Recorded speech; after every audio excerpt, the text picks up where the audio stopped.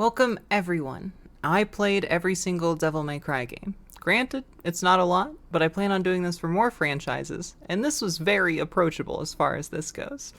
A little bit of housekeeping up the start here. There are two notable exceptions that we won't be playing. Devil May Cry Deadshot and the old Devil May Cry mobile game from 2007/2008. One, these games look pretty bad, so I don't want to play them.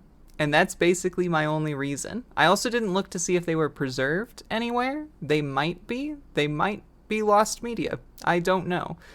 Another thing is, as far as different editions go, we will be playing one edition of each game. Whether that be the best one or the most accessible one that I have, that may be the case. For the most part, it will be HD Collection for the first three, Definitive Edition for the reboot, Special Edition for 4, and 5's Default Edition, I think is what I have. So, that is what we will be playing. And with that, do enjoy. See, right off rip. Damn, Dante gets penetrated so much in this franchise and never in the way I would like.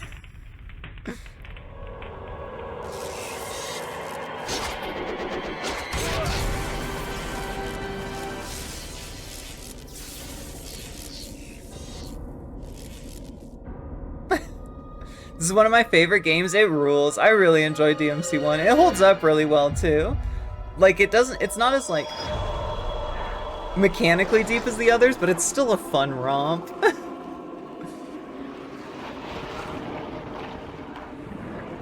God, he's so cool.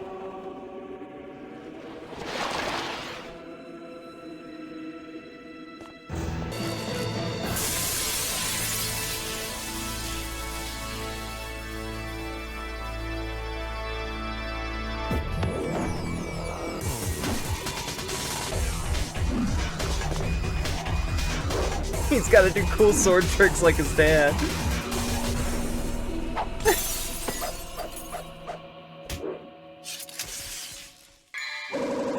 This is like 5 minutes into the game and he's got so much swag.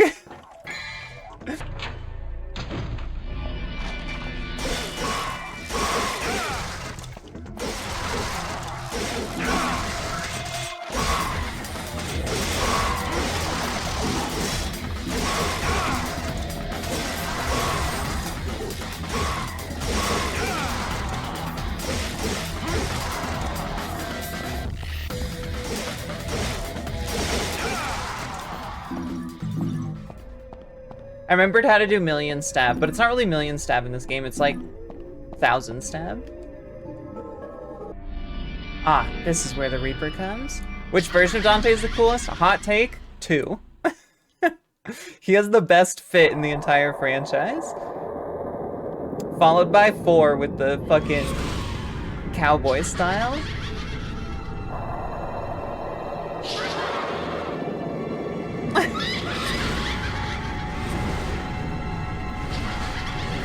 Two is the one with the black vest.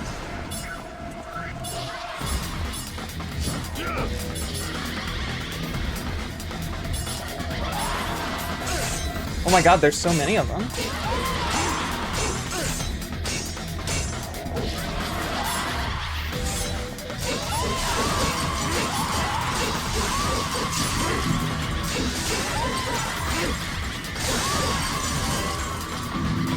Thanks, Devil Trigger.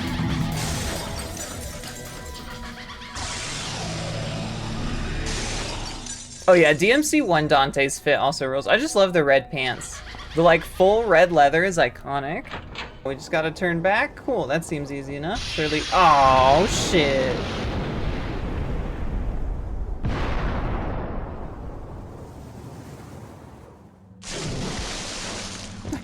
Let's go.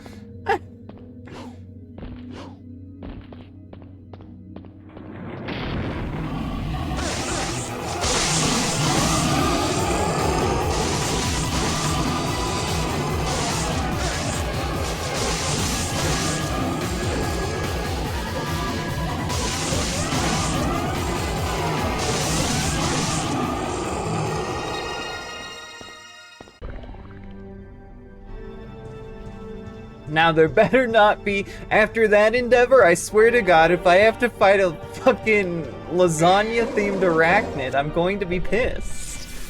I'm gonna be fucking furious.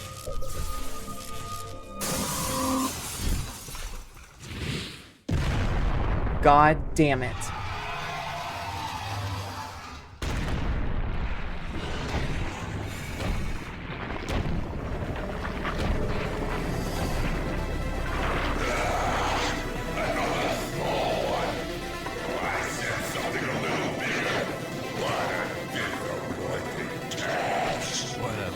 Surprise. I hope for your sake you got something inside that big body of yours.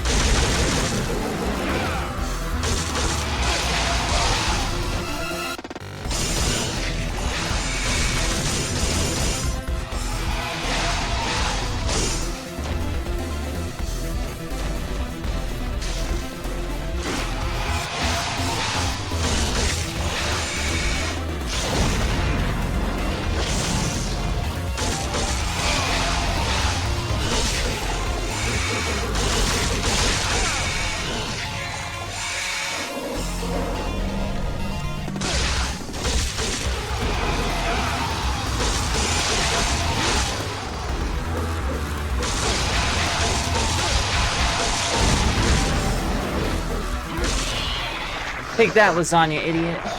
Hi, hi.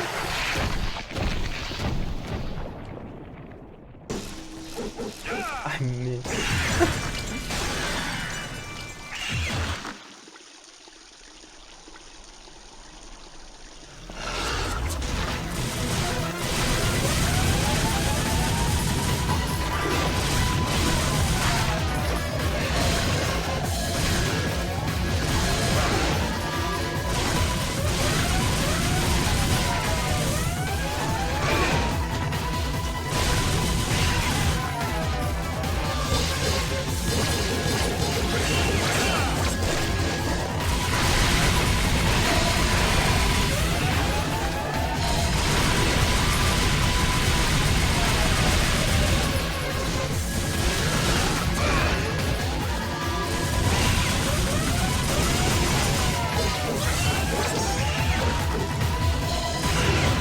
No, put me down, dog.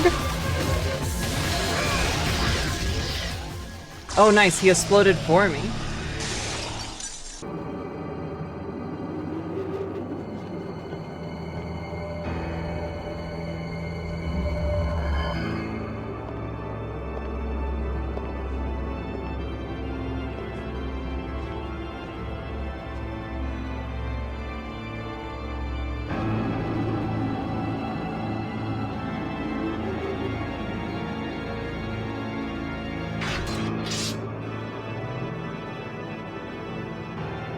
This stinking hole was the last place I thought I'd find anyone with some guts.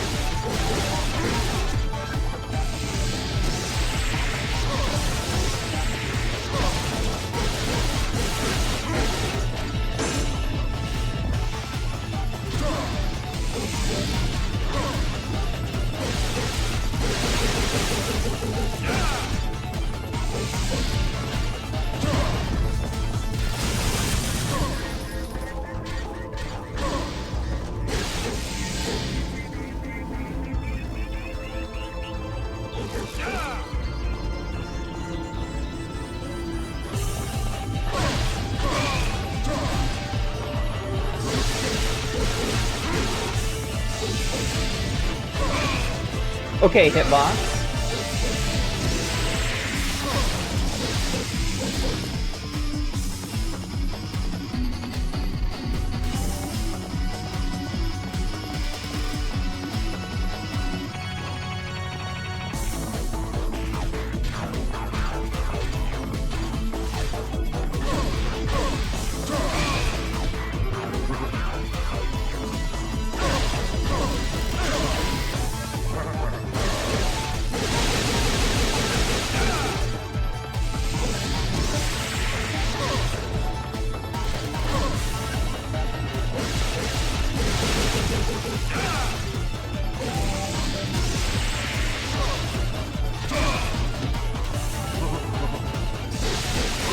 Got him! First try.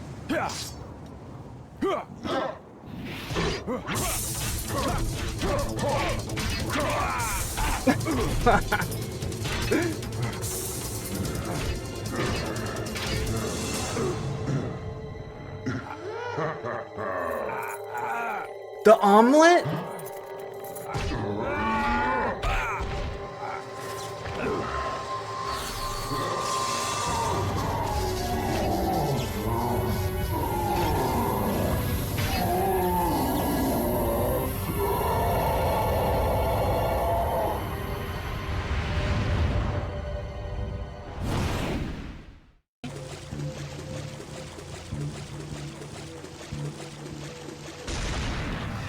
Not the lasagna spider.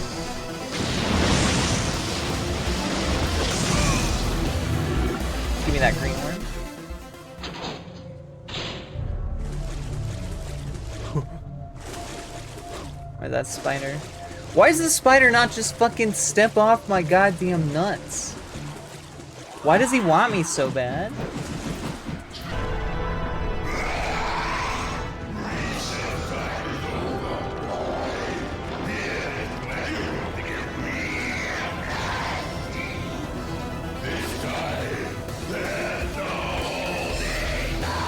I hate you, lasagna spider. You're my least favorite guy.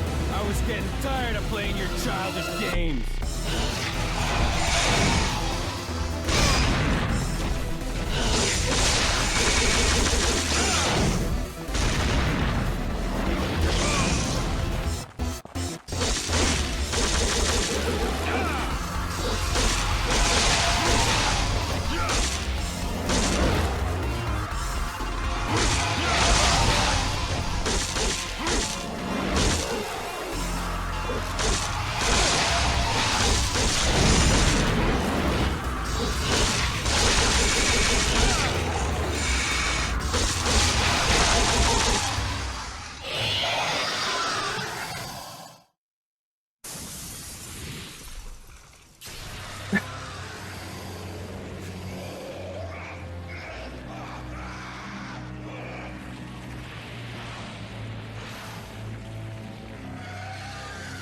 There's a lot of non-erotic penetration in this game. Well, I guess that's up to your interpretation. You're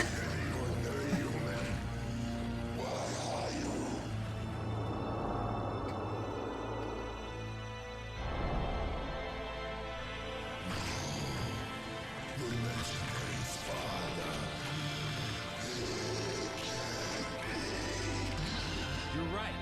I'm his son, Dante. Sweet dreams. Oh, not these idiots. The fucking lizards. Why are there even lizards? Who made these? Was this your doing, Mundus?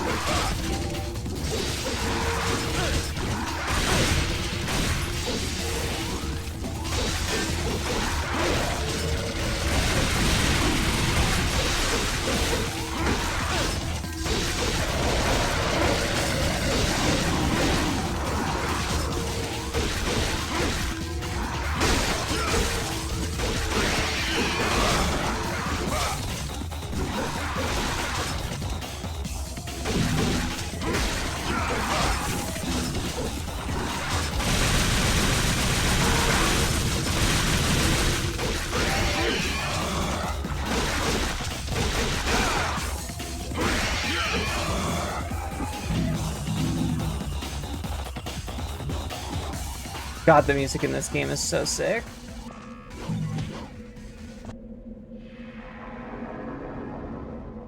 I'm the devil that's going to cry.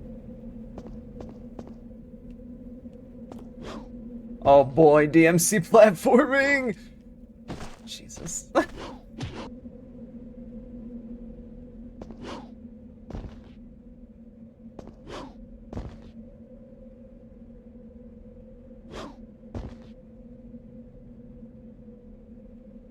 We gotta have some fixed camera angles, true. Finally! Ifrit!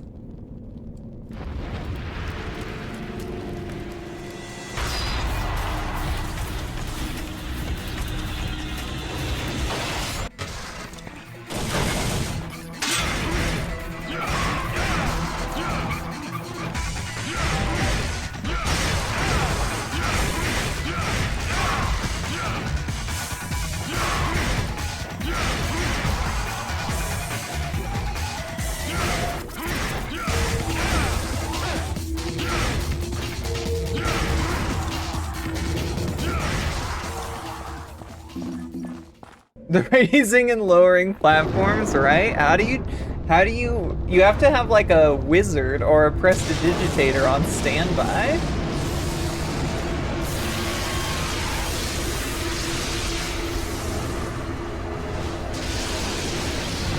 It's that bird that I hate.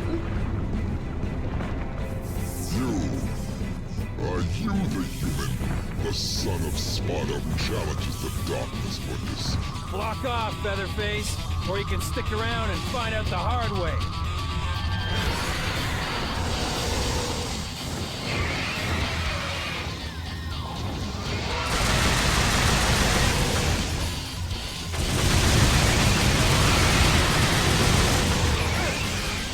Block off, Featherface.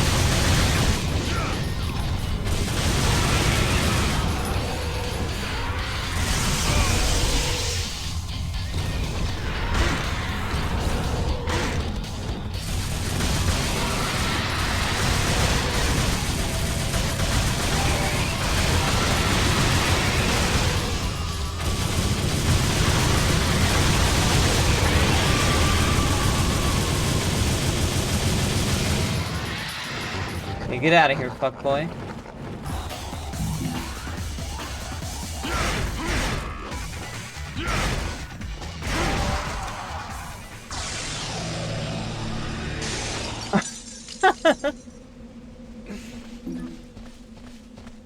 One thing that I think should be added to more games is the trees that moan from Dark Souls 2. They were cooking with those. I don't know what they were cooking. It was some shit, but... Sure you can...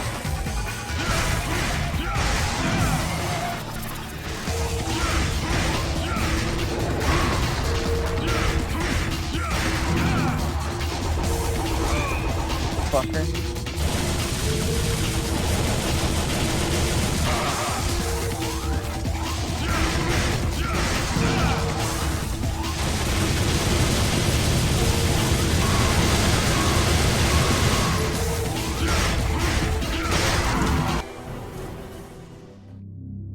Cannon of Mist. Canyon of Mist. God, yeah, that kick barrage is awesome.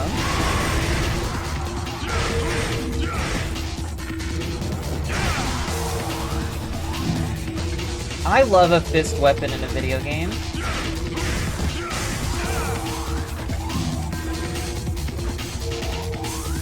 This part looks like Dark Souls. It does. DMC1 is like such a different vibe, it feels like.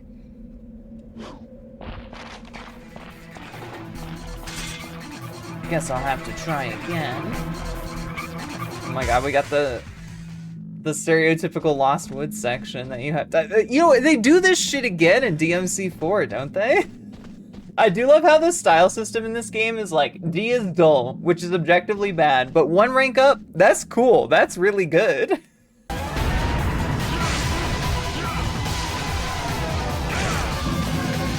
Oh my god, we killed him so fast.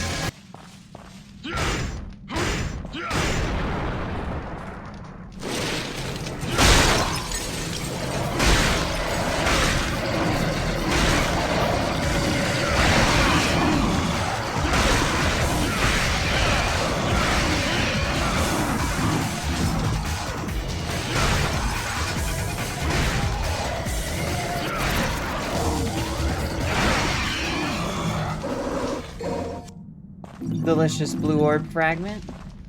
Yummy. Sign of chastity. Is that a brain? High intelligence is a sign of chastity.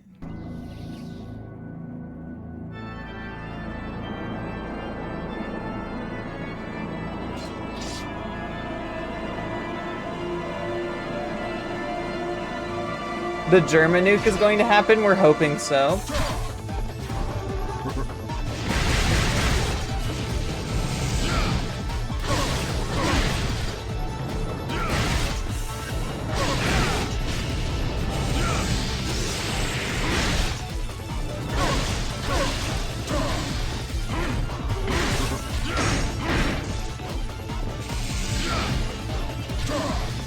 I'm up here now, idiot! I'm down here now, idiot!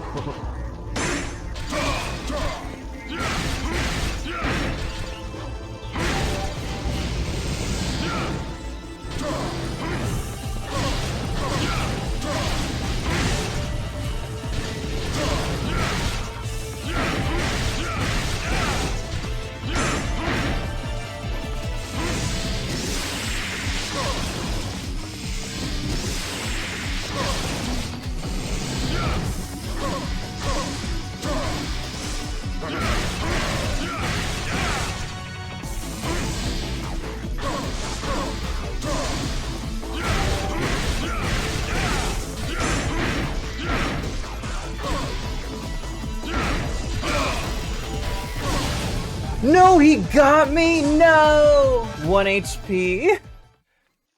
A DMC game tier list? Sort of, but most of them are in the same tier.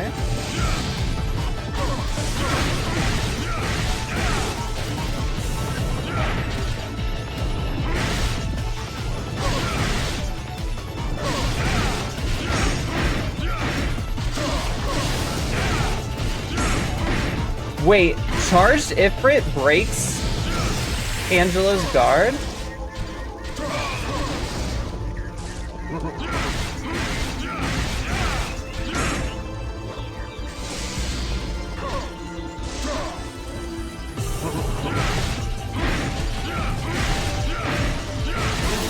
Got him! No. No, no, no, it's no, no, no, no, no. I hate this mission. Not like this. Why even is there a ghost ship? Who put this shit here? The devil?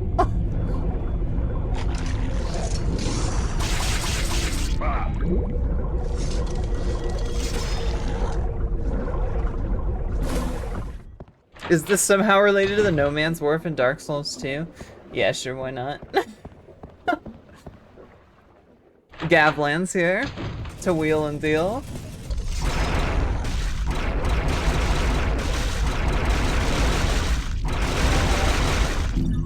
Damn, I'm good. Damn, I'm good. I am the ship that carries the wandering souls on the brink of the protect the ship, and you'll be given the fire of St. Elmo. Protect it from this guy?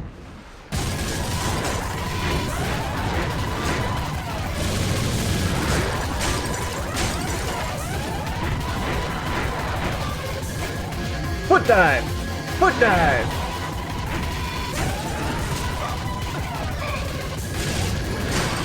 Oh my god, is he dead? Thank the Lord. That truly was the devil.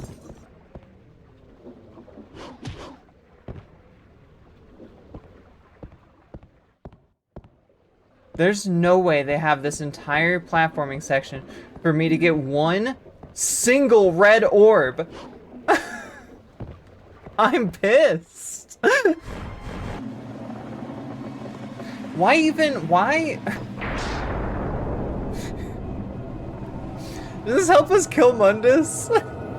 Surely there's a more efficient way than commandeering the ghost boat. The Straits?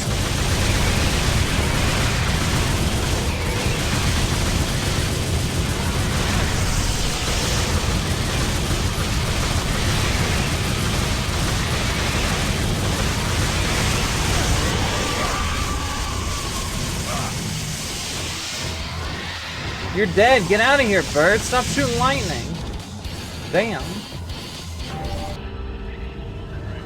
God, that truly is the fucking mission of all time, isn't it, chat room?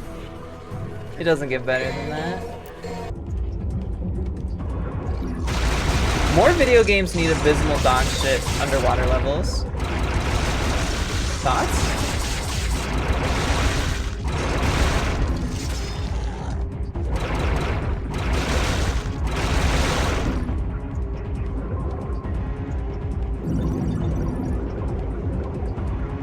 It would have improved Rule of Rose.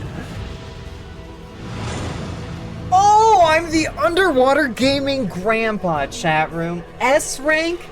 S rank at the underwater section? I'm just fucking built different.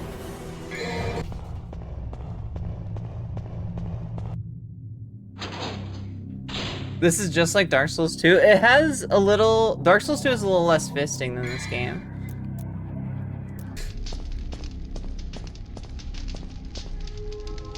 Wait, this is just like Dark Souls 2 when you fight the skeleton guy on the cart.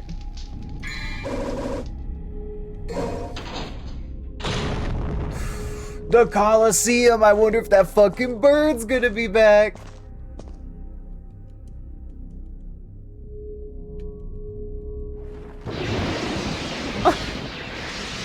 Son of a bitch.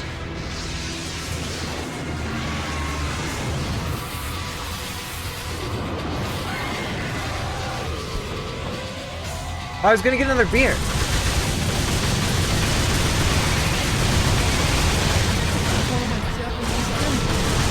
Josh Arena! The devils haven't cried yet, but soon. Soon, I'm sure.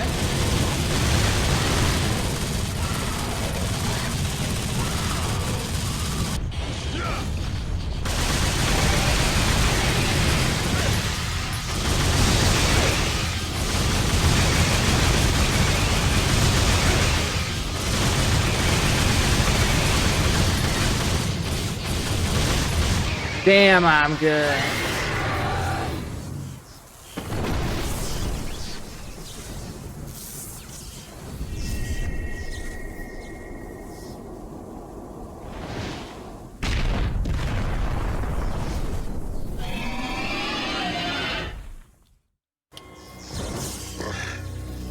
Yours are definitely the powers of Sparta.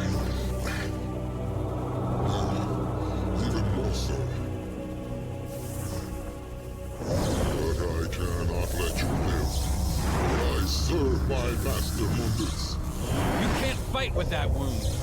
Mighty is the power of Mundus. Master, grant me one last surge of power. The power to finish him.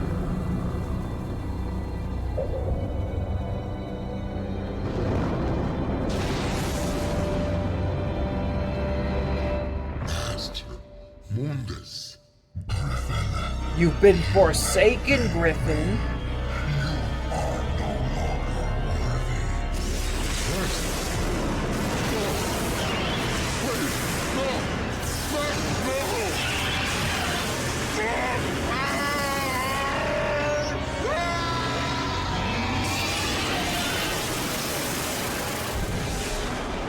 Damn, shout out to the Birds VA. That made me feel kind of bad.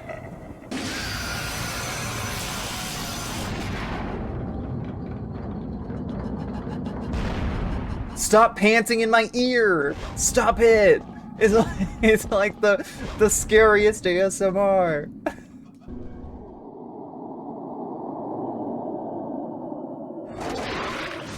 It's the Phalanx from Demon Souls.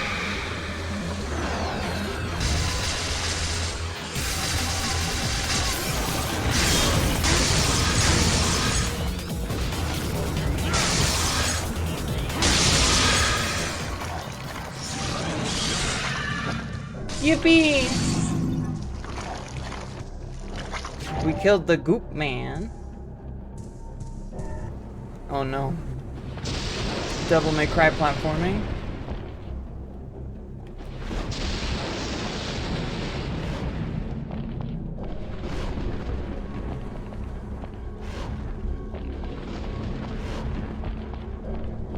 I brought the Staff of Hermes.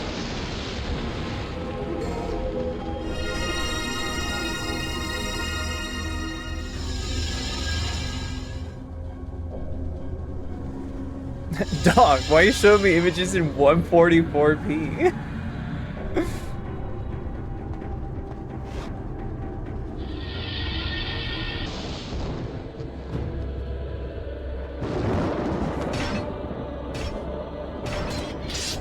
Nello Angelo. A man with guts and honor. I like that. But it's a shame you serve Mundus.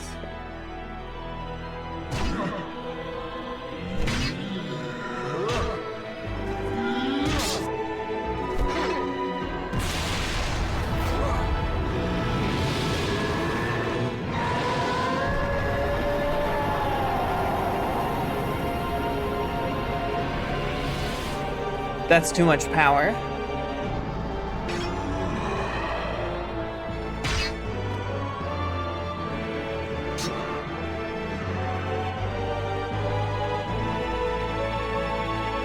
The slicked back white hair? Who could that be? Blue Dante. Water Dante.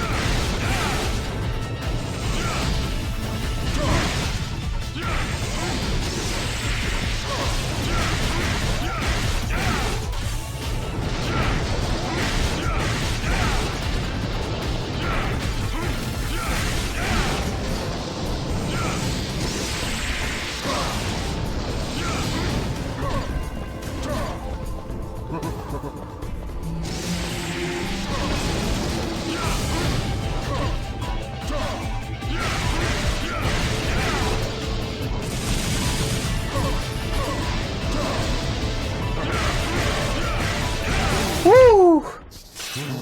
The back turn combos?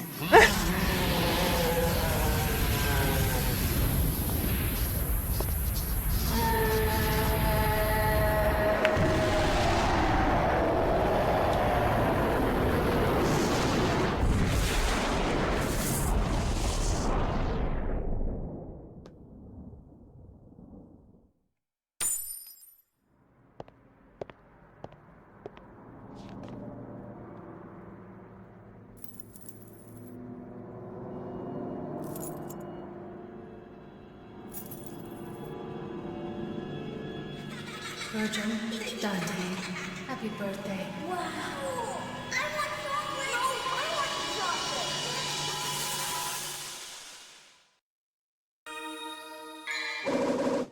chocolate! That's such a sick animation!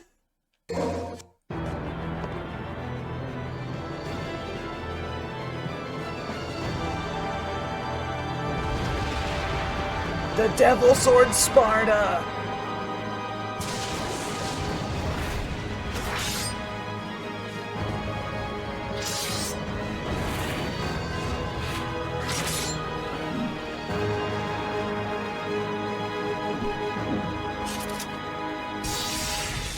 It's so sick. It's so sick. Oh, this is one of my favorite sections in the game, though. It's so gooshy. I love the way that they designed the underworld.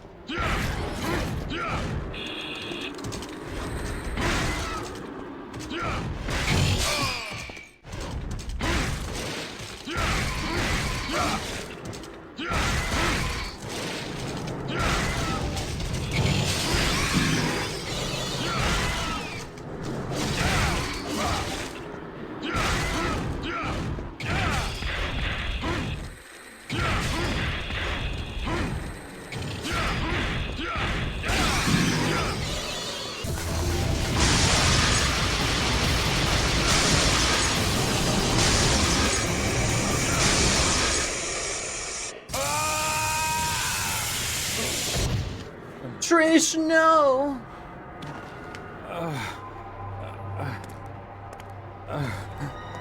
You fiends. You fool! You're so easy. Trish, you? The best line in the game is coming up, chat room. You should know better than to trust a stranger. Your presence has become a hindrance to my master's bloody scheme. Now die!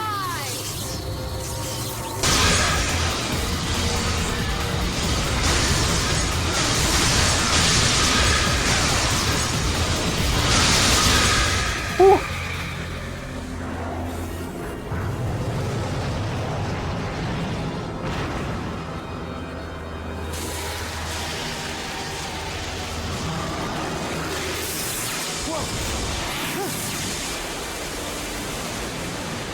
The goop is finally defeated, chat room. We've done it.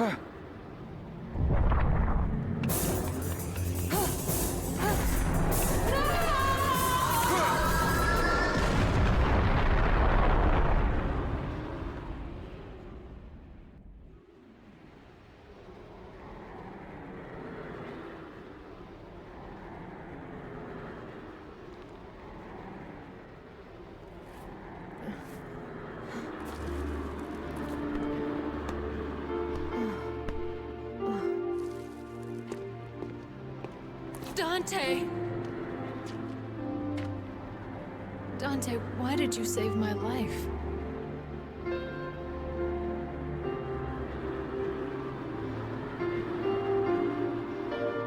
Because you look like my mother. Irony has favored you this time. Look, there.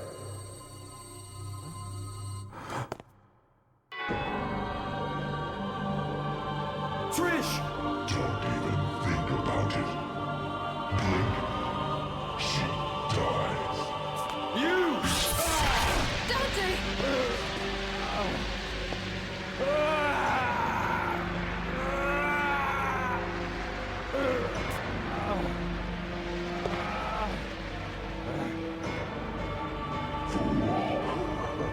So sad that humans will always be humans. No more. Has the spot of blood been spoiled over the ages? Now, die!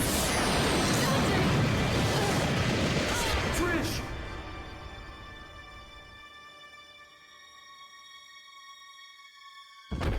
Trish! No! Useless scum. Failure is one thing, but taking an odd behavior like that. What is the matter? It is time to end your pitiful life.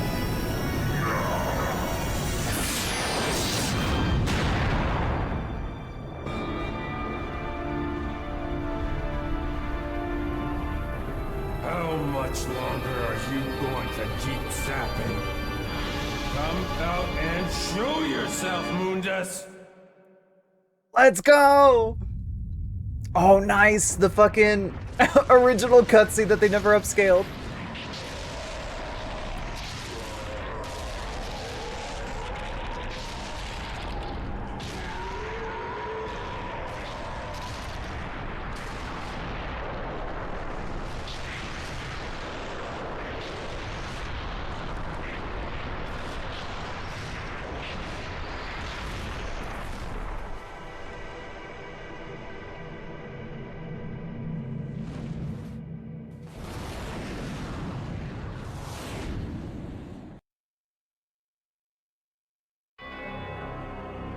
those eyes.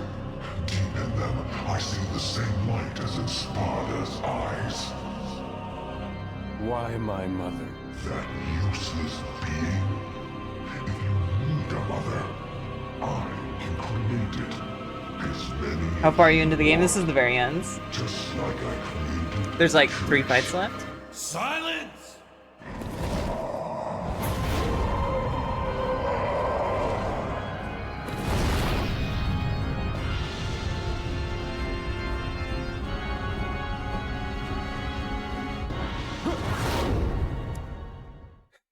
Did he have to do the badass spin? Yeah! Sparta mode!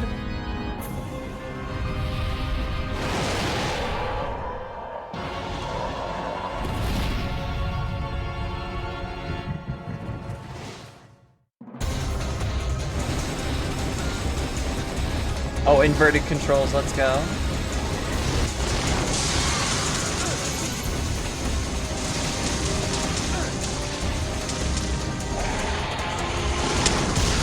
I forgot about the dragon!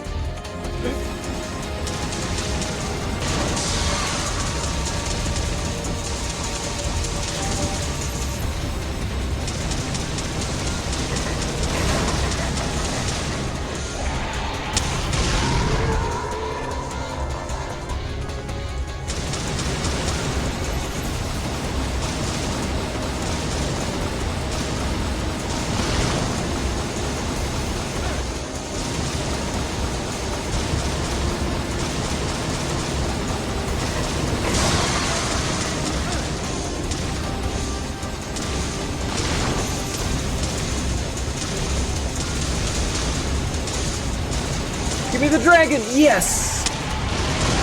1 HP in a dream.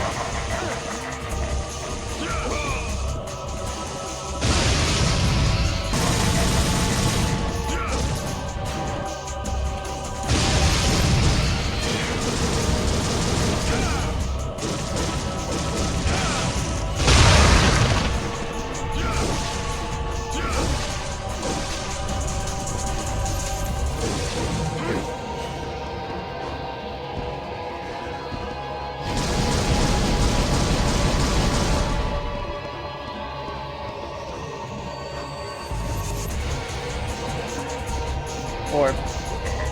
Orb, come here.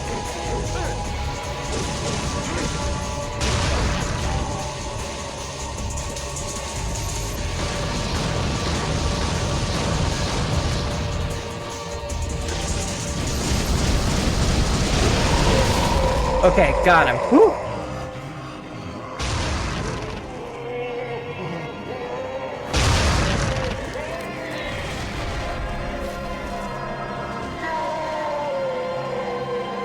I just had to play the fight legitimately.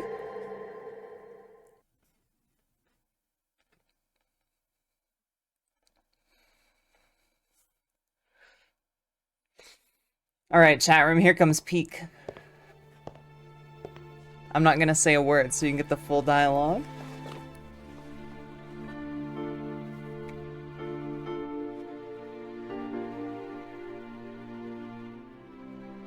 My mother risked her life for me, and now you too.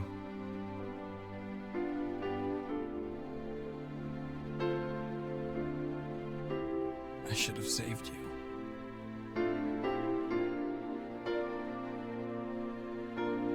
I should have been the one to fill your dark soul with light!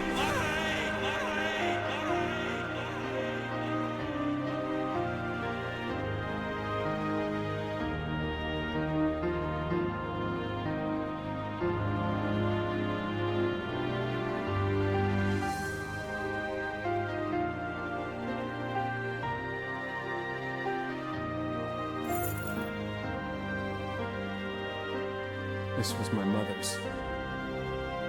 Now I'm giving it to you.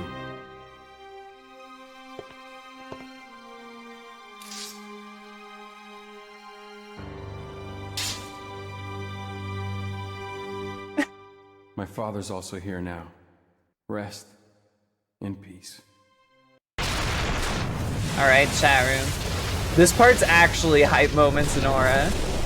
And the, technically it's in the opening cutscene, but this is where, Dante's catchphrase comes from.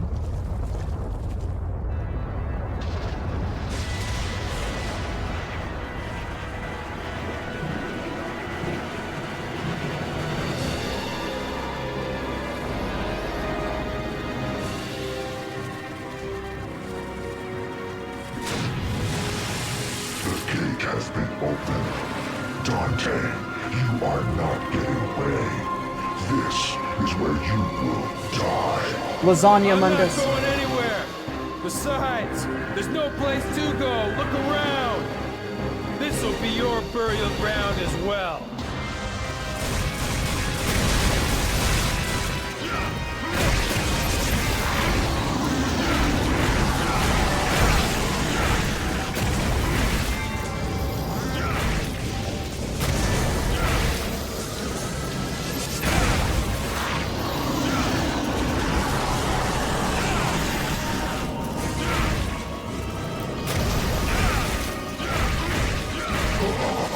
What is the matter?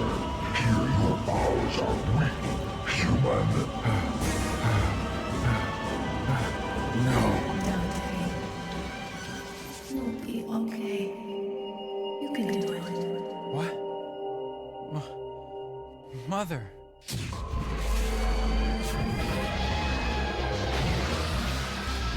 Dante, use my power!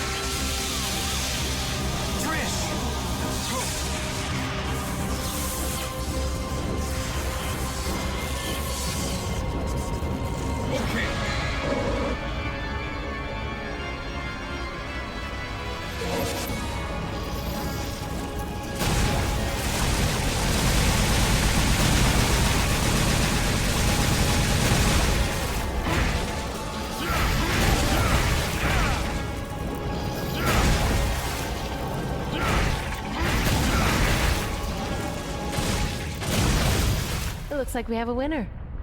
Jackpot.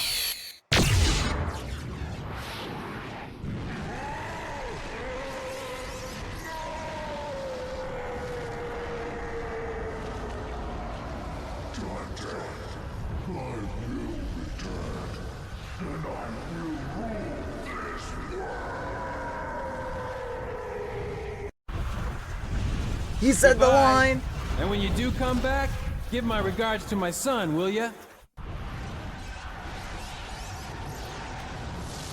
I do. I've got the ivory, but the ebony's in my bedroom right now. Trish! Dante. I also have... Oh. My Dante. Red Queen! For all my Nero fans out there. Devils never cry. These tears... Tears are a gift only humans have. We're too late.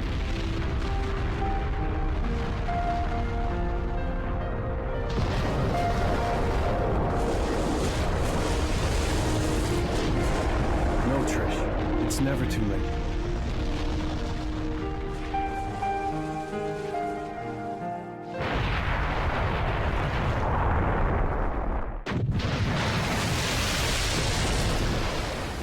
And we humans never give up. Are you ready? I also have the Rebellion, but it's in my bedroom too.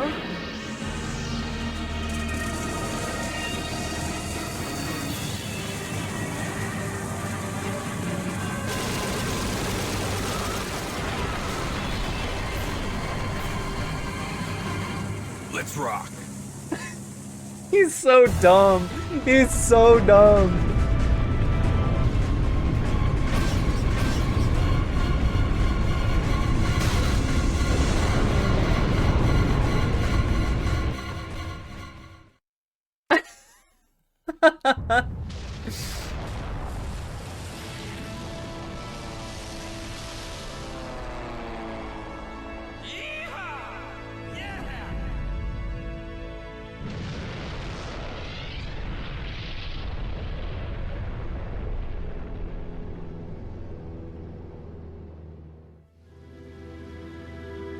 The sky.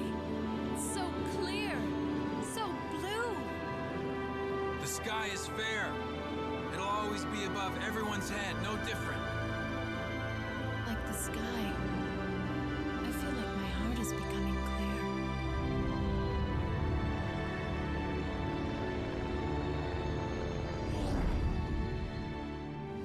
Let's not forget, though, the Underworld's evil is still alive. They will someday return. There's no need to worry, right? Because the world has the legendary Dark Knight Dante and his sidekick.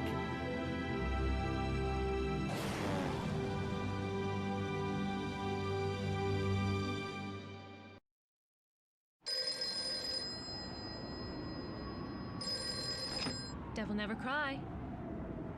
Yes? Okay, great. Where's the place? We'll be right there. This one has the password. Sounds heavy. Okay, let's get it over with in 10 minutes. Can't let a single one of those suckers live. 5 minutes. More than enough. It's peak, chat room. It's peak. 3 hours, 15 minutes, not bad. The stream's been longer because I accidentally didn't save and we we died to Nello Angelo.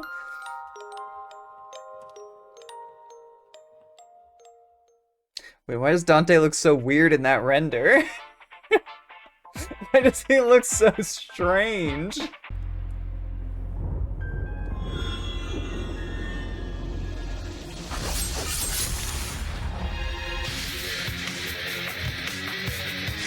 Should we watch the cool intro?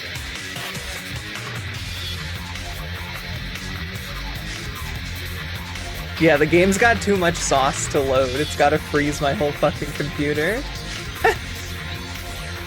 Whoa!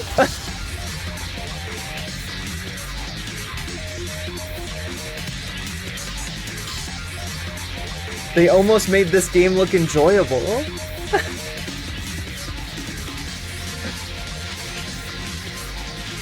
Oh, I will say the parkour rules. The parkour's actually sick. Chat room, we're gonna try not to use the guns for the entire run. I was gonna do a no gun challenge run, but I really don't want to do infested chopper without guns.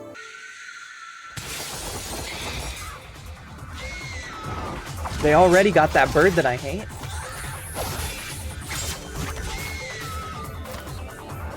And now, the legend of Sparta has been inherited by his son, the demon slayer, Dante.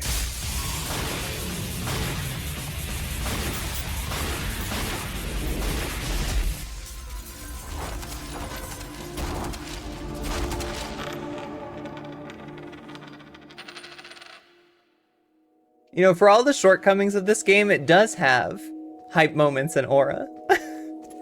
Yeah, this is my favorite Dante outfit as well. Oh yeah, parkour! Wait, how do you do the run on walls parkour? Yeah, there we go. Woohoo! This game's actually peak.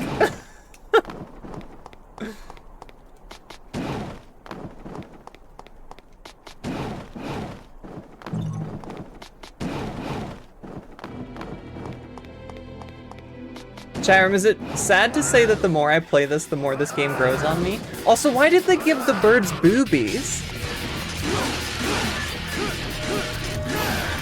Bingo! That's a bingo.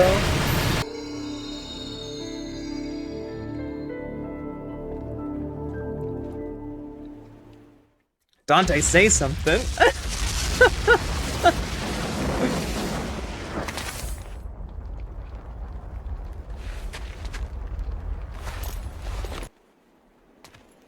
It sure took him a while to find this place. It was the first mission. What do you You mean? have arrived. I got an S rank clear Sunset time. Fuck you, old lady. Paradise. His name is Arias. And although he is the president of an international public corporation, This sounds like the plot of the he uses reboot. the demon power.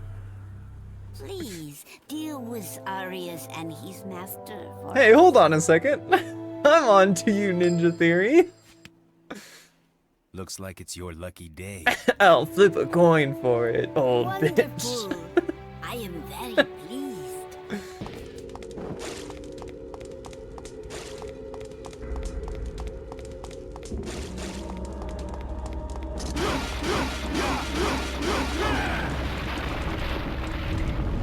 Also, I love that these break the walls are levers.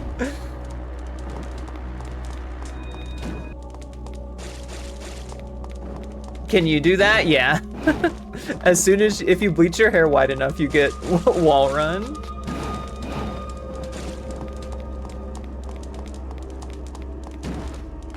Fuck. No. I'm actually so good. Thanks though. Thanks though, video game. How many times do you wall run in a week? It's good to get around like shopping malls.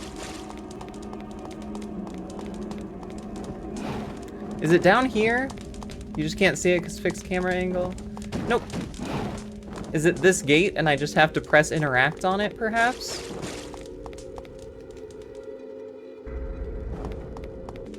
A blue orb?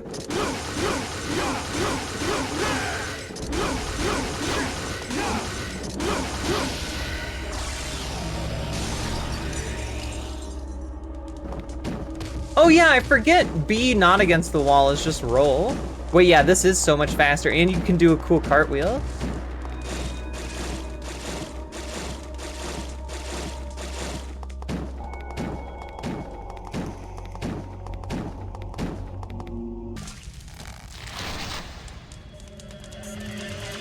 Goat. They're JoJo posing at us.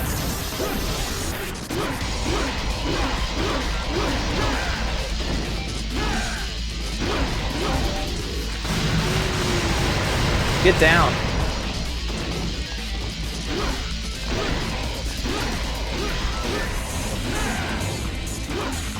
Okay, sword combat's actually kind of fun when you're not just using the gun. Right, yeah, at what point does Dante... Because in Nocturne, is it Dante from Devil May Cry 3? Or 2? It's 2 Dante, right?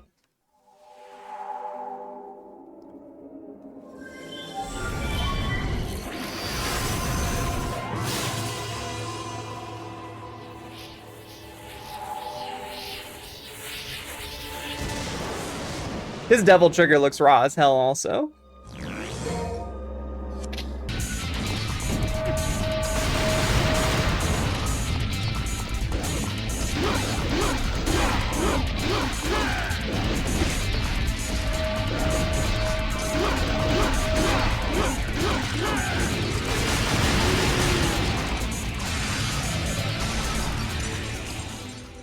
The goat. That is simply a goatling. Not quite the goat. Like Brawny.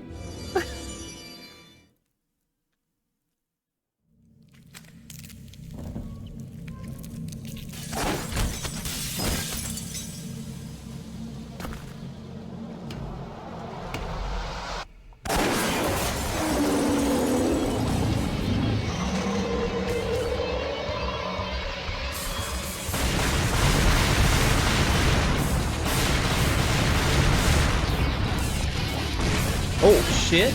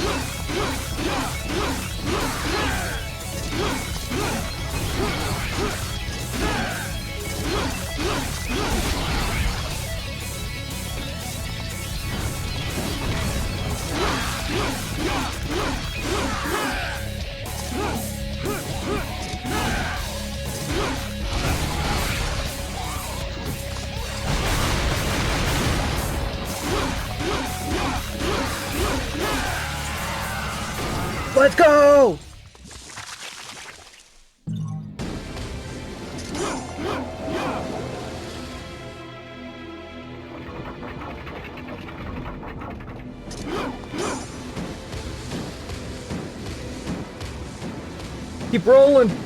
Keep rolling, Dante!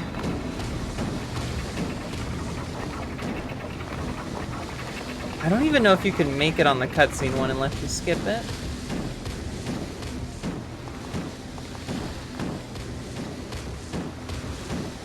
Yeah, there's no indication of where any of that stuff is.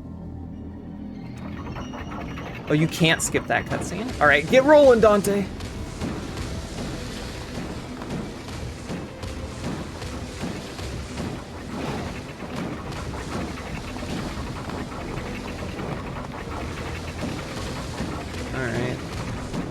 Alright, run it again. I think the implication is it wants us to use Devil Trigger Flight here.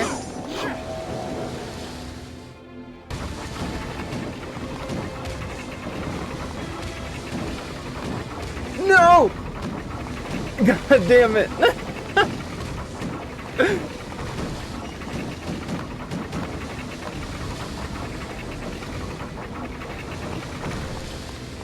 Please don't make me use it.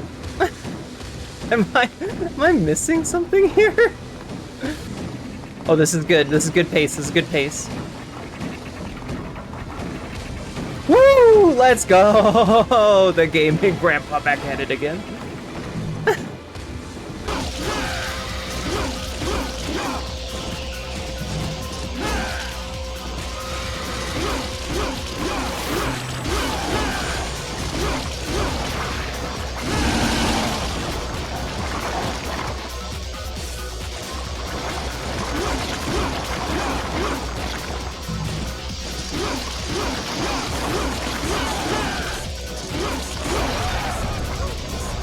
Let's go. Oh my god, it's just like Resident Evil 9 chat room. It's time for hype moments in Aura.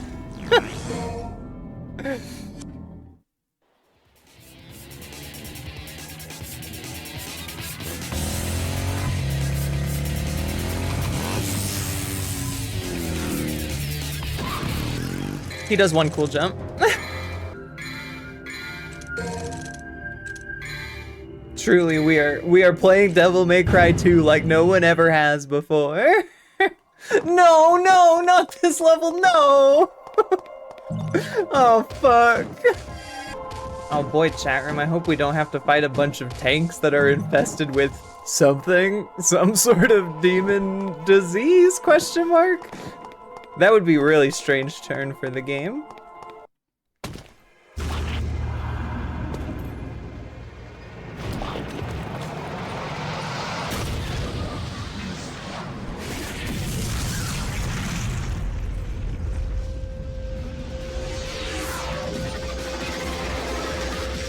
Ah, yes, a tank.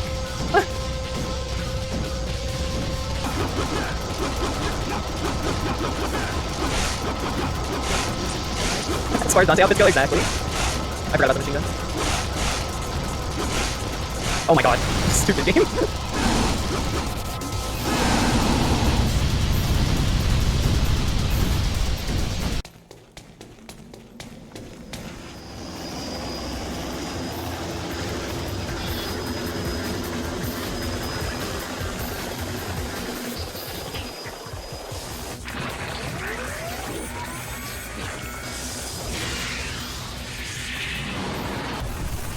Sick!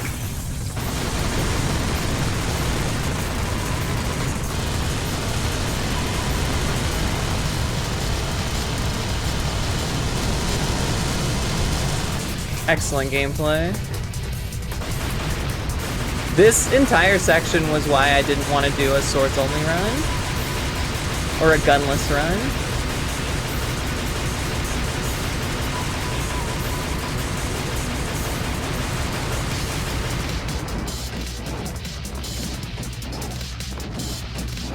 Because waiting for the infested chopper to come back down during this boss arena is the devil. And not in the kind that may cry.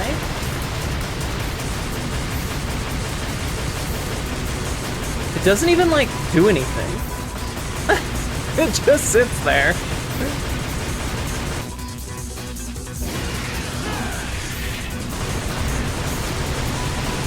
Sick, did you see me almost hit the boss?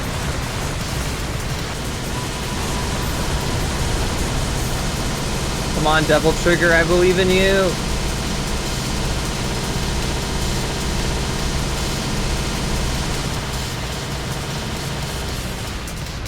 Let's go! Yeah, I am curious what the dev vision for that fight is.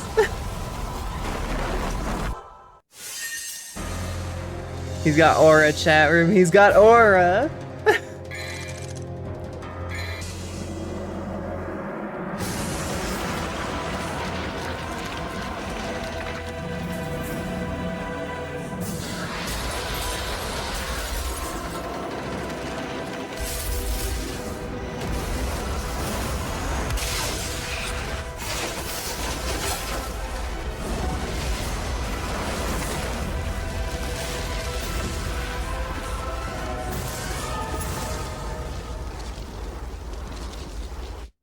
He just does not give a fuck about anything.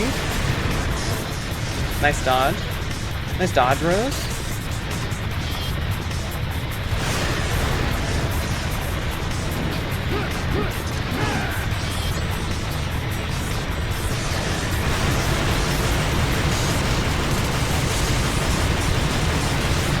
Please give me something I can melee.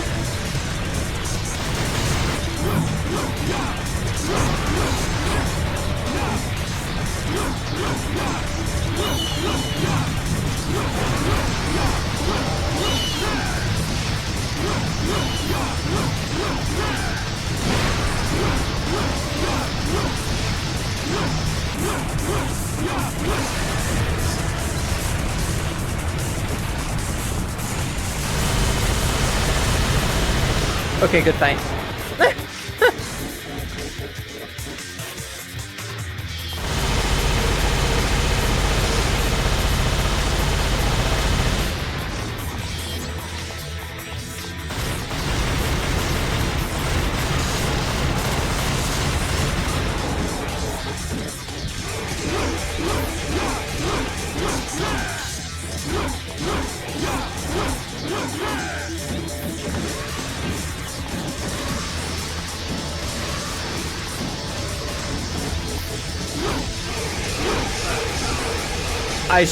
I shotgunned myself. Oh, we're back! I forgot yellow orb. Probably didn't want to use it on this fight, but alas.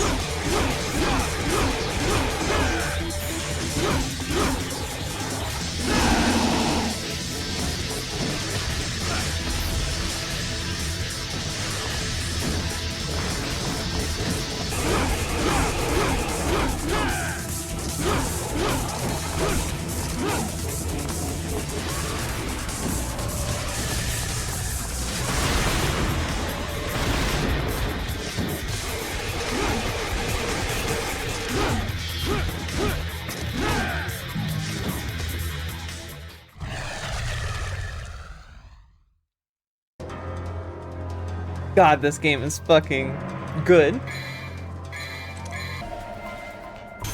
I forgot about the oil rig level. I am a gorbless streamer. I have no gorb. Wahoo! Wahoo!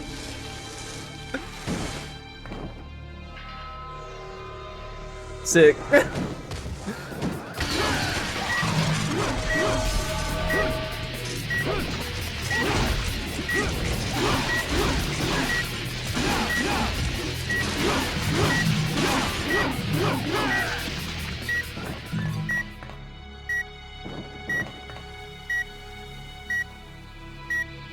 Is there a plot for this game? We're helping Lucia, and also we're following in our dad's footsteps of killing demons.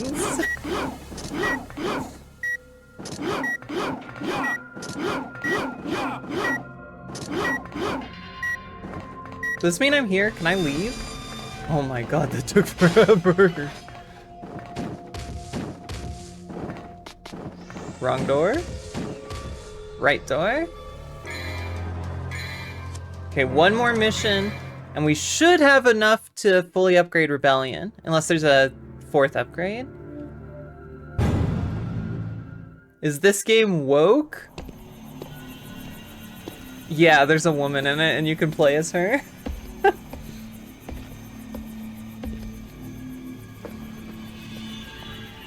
Well, what have we here? Do you have to ask? Maybe another time.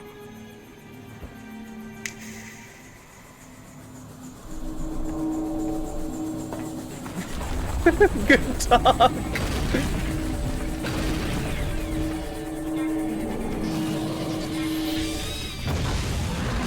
He does look like a Tekken character.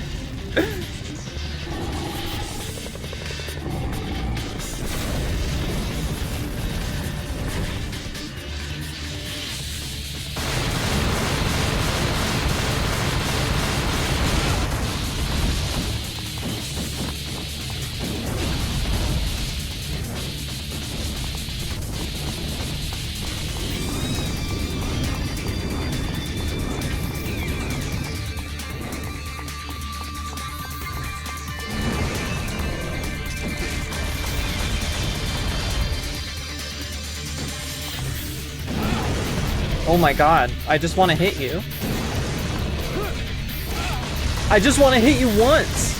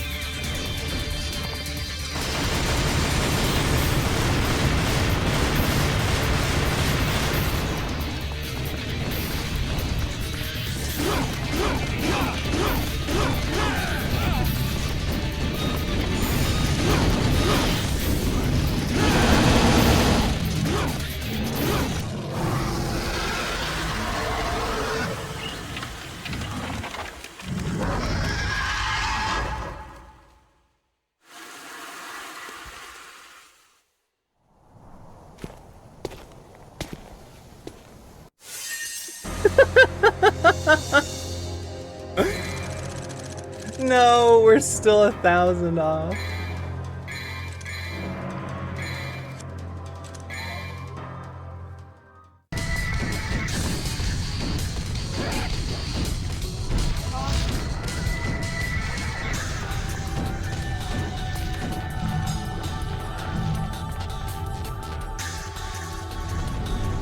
Excellent work, Dante. Why did we chase that guy to the oil rig?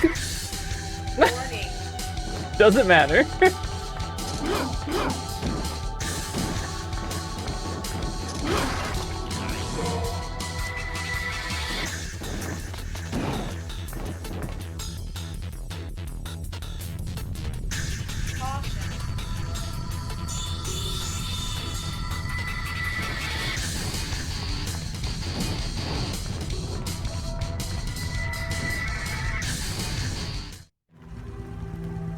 Truly a game of all time.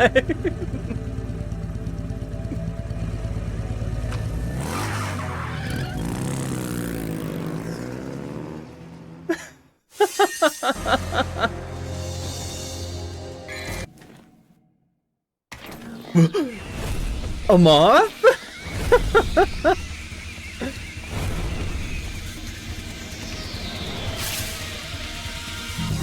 Aura.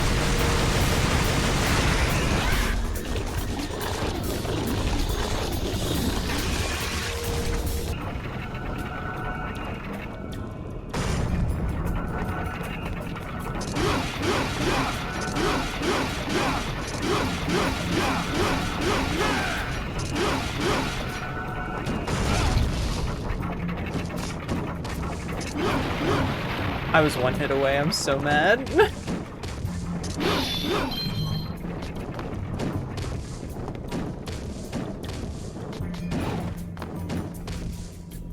No, no, no, no, no! Not the fucking platforming puzz. God damn it.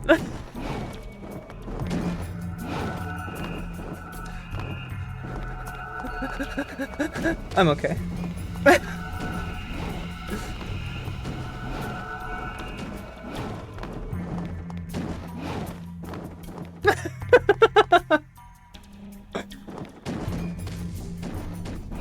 Chat room, I hate this room. I've always hated this room. I will always hate this fucking room.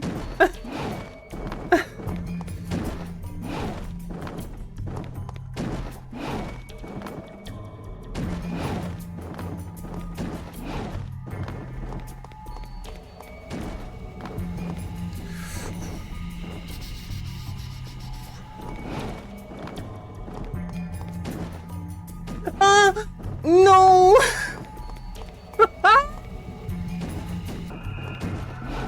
Now the question is, do we go for whatever is over here?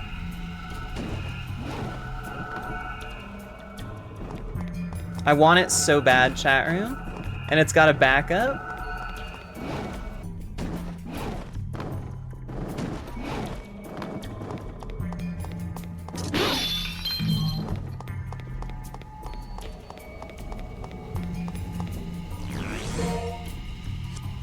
Waste of my fucking time. Worthless. Actually, fuck it. We haven't upgraded a weapon yet. It's submachine gun time. Alright. Fuck this. Whatever that devil trigger upgrade is, I don't even care about it. I don't even give a fuck.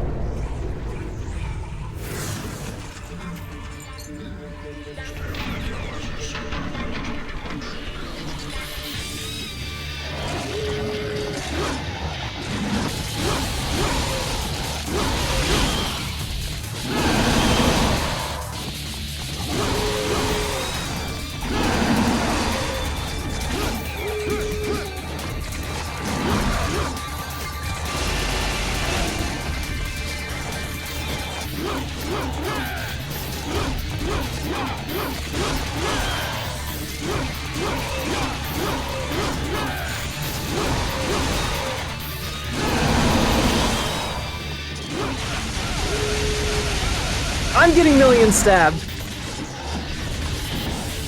Give me that.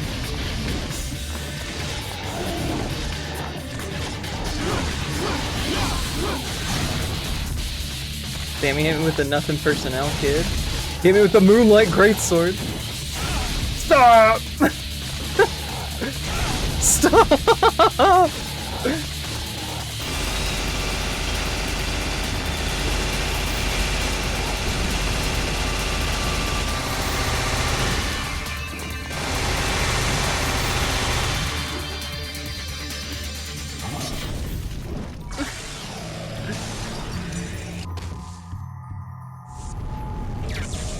Oh, why do I dread every boss in this fucking game?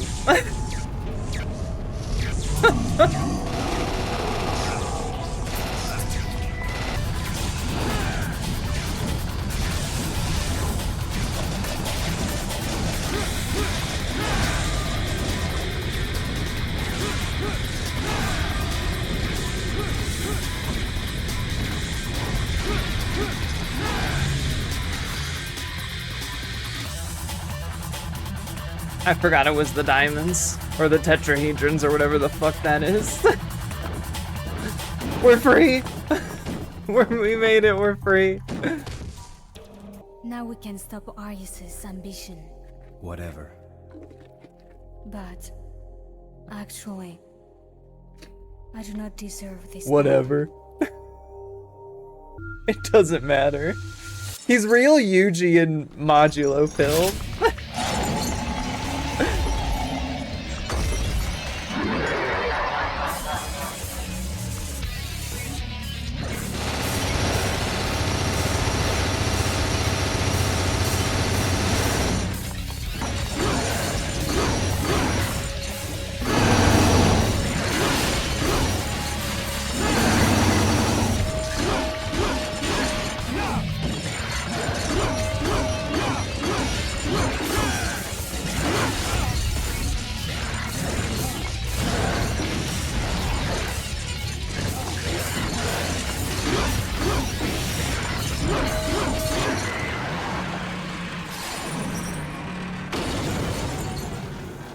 I don't think it ever returned.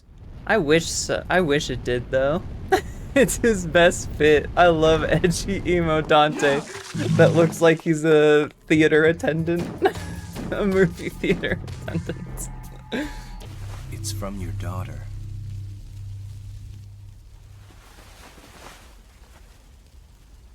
What are you doing, Granny?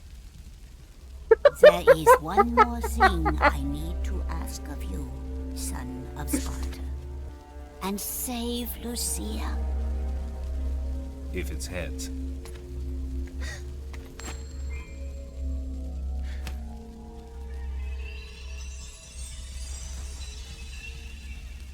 Your lucky streak continues, Granny. The whole coin thing is so when they reveal it's something else, chat room. It truly is something else.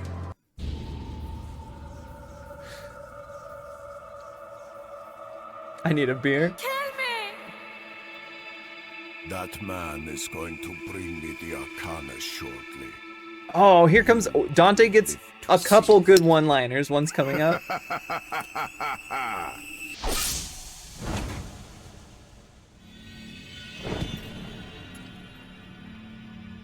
That's just a piece of crap. That one's not bad. It's not good. Arcana. Here's another 3 for you. No!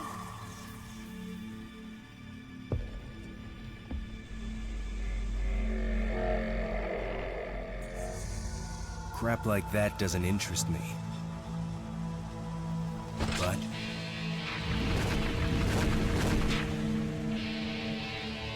your swan song will. Let's go!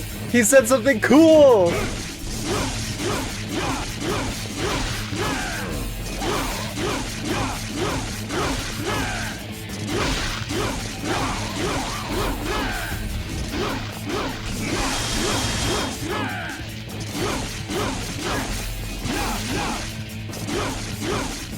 Hey, fixed camera angle, can we?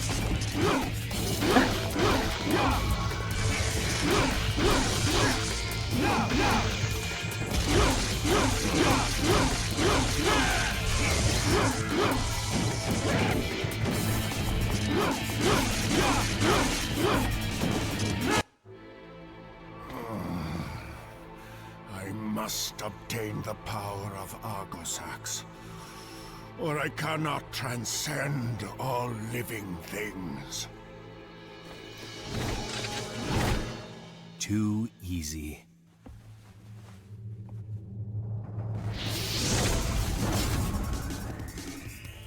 You cannot win.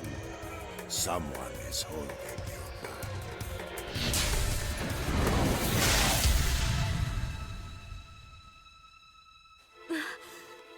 Forget about me. Kill Arius. Don't worry. I've got you.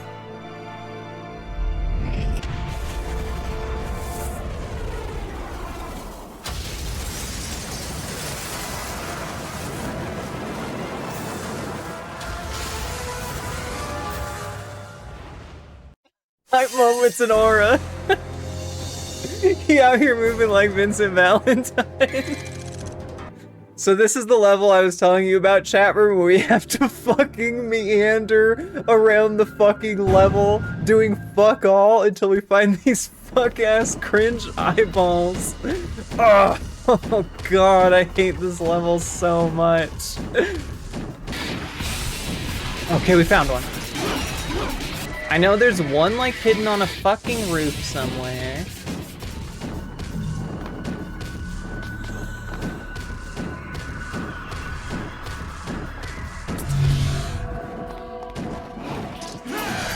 How the fuck do I get that one?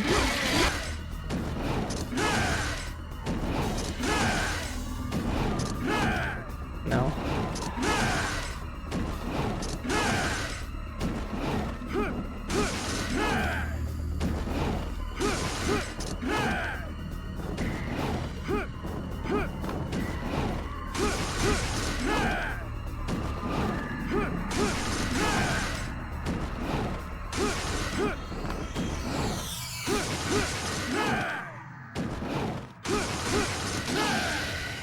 Let's go! Oh, I spotted one, I spotted one. Ooh.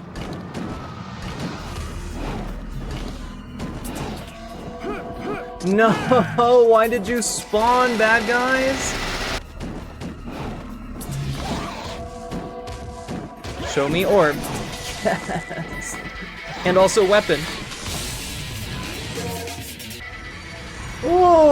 Okay, now we just kill the eyeballs.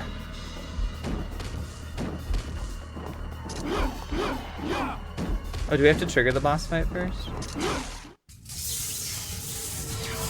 Oh, is there not a boss fight? Oh, lasagna spider's back!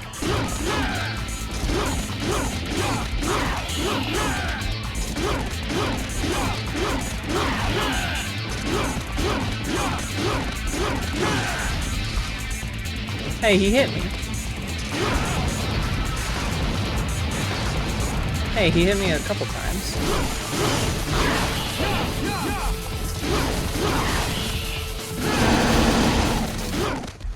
See you, lasagna spider.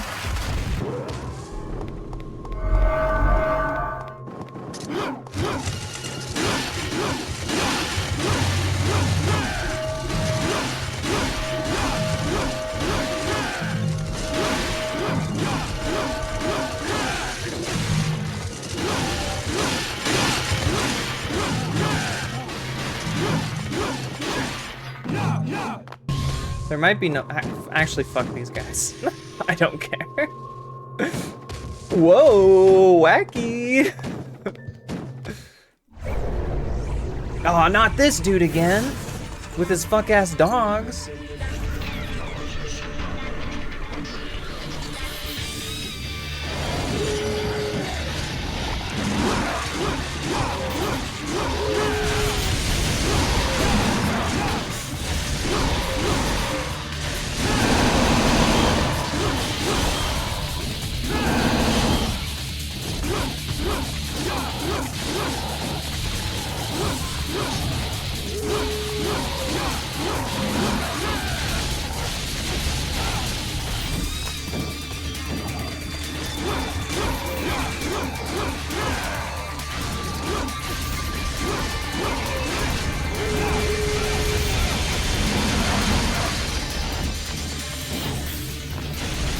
Ow.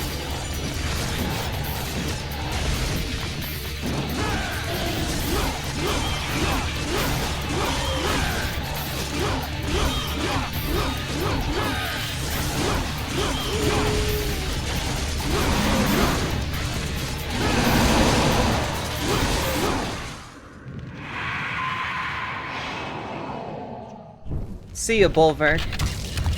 You were cool. I don't think you have any lore, though. But I like your dogs.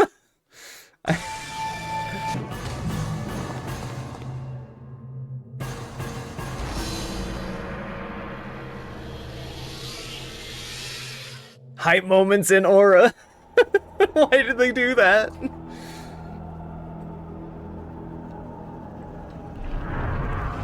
No!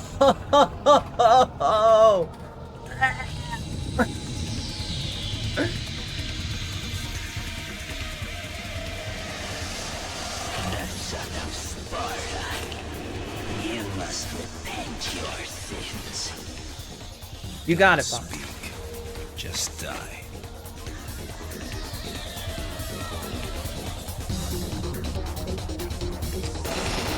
Ah, Trismagia. My behated.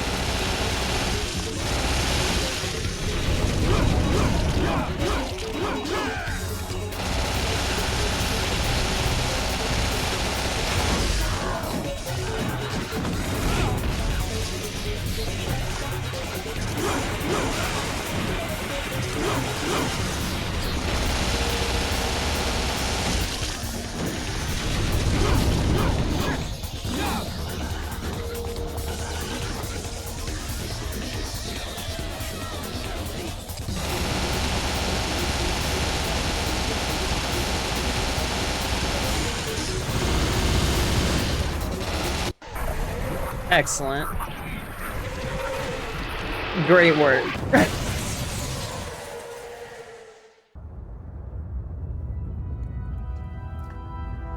Alright, now Dante gets some good lines.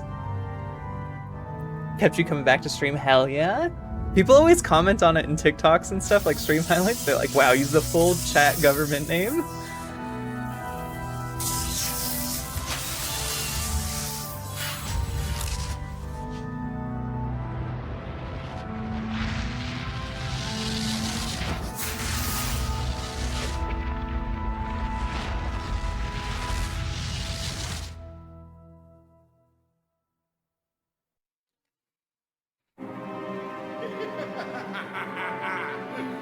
Now, I'll absorb his power.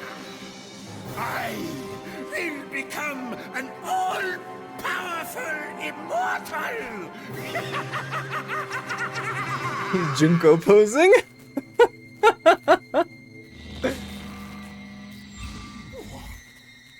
What? What's going on? Is there a problem? You! Is that the medallion? You switched it? A false coin for a false god.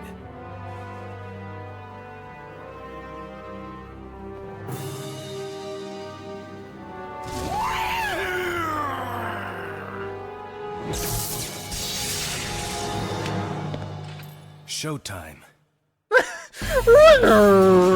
He just fucking rees at you.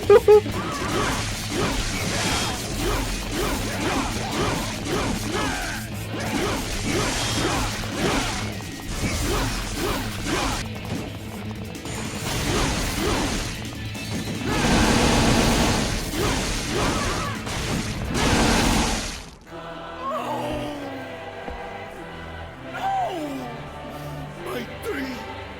My love! I was going to be the king of this world! King? Yeah. Here's your crown. That line does go hard. That's actually sick as fuck, Dante. That's badass. I could become a monster and attack the humans at any time! Now, kill me. It's your job to hunt devils.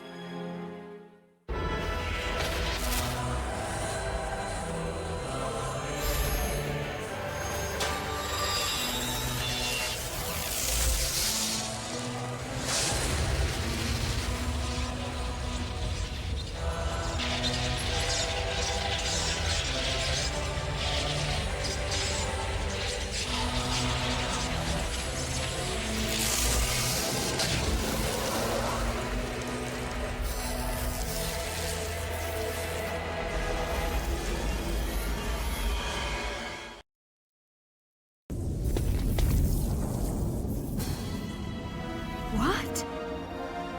The ritual was incomplete. But the door to the demon world is... Wait. What are you doing? My job is hunting devils. Once you enter the demon world, you may never be able to return. I'll go. I'm expendable. You don't need to worry about me. Just never cry. I'm happy if I can die like a human. No. Devils never cry. But... Let's leave it to fate. Heads, I go. Tails, you go.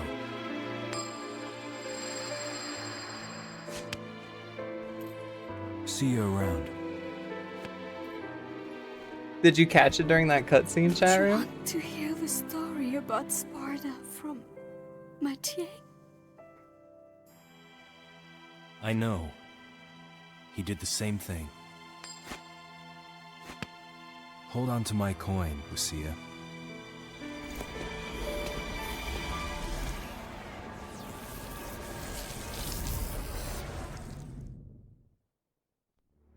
You can see it during that cutscene, but the coin is the same on both sides. He just got this coin thing to, I don't know, be cool. It's his new thing. What if I was the coin flipping guy? Alright, so this fight I will probably have to restart a few times. Especially since I'm not using guns.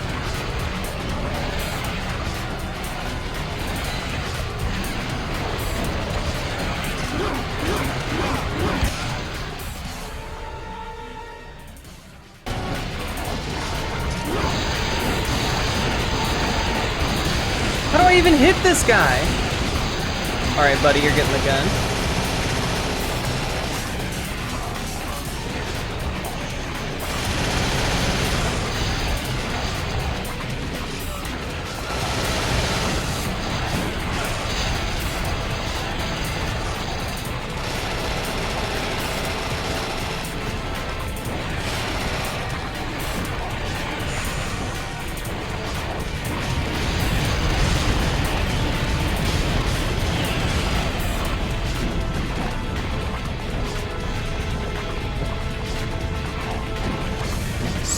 Stupid fight. Stupid fight.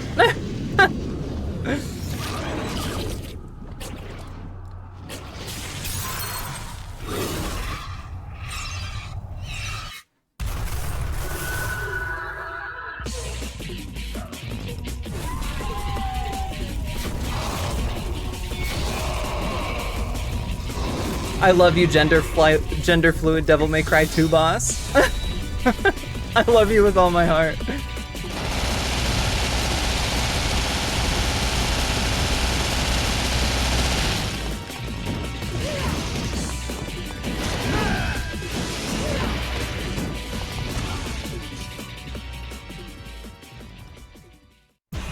I don't have to restart at...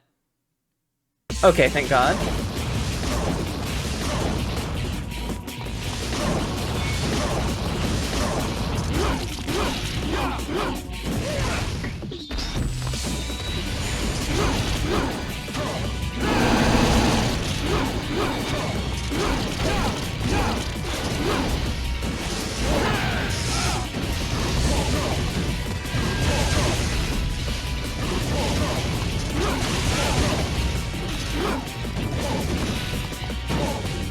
Radagon ass fight.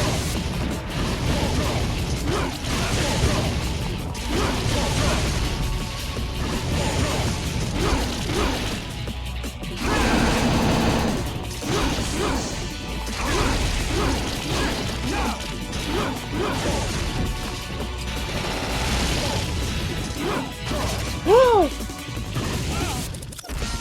Impaled.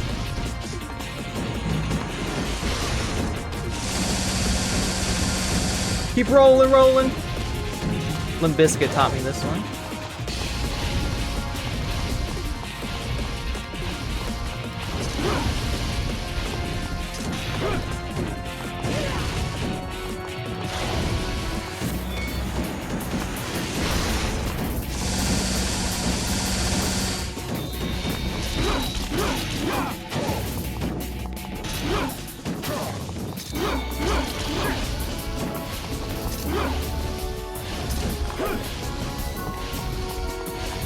Stop!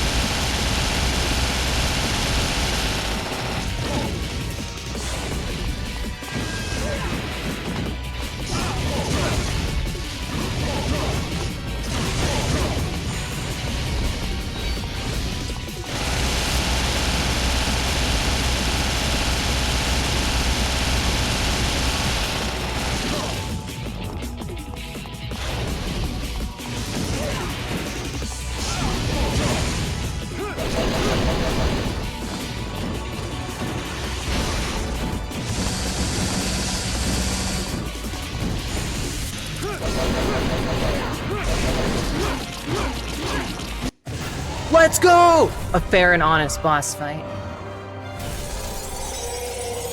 I do adore that boss fight.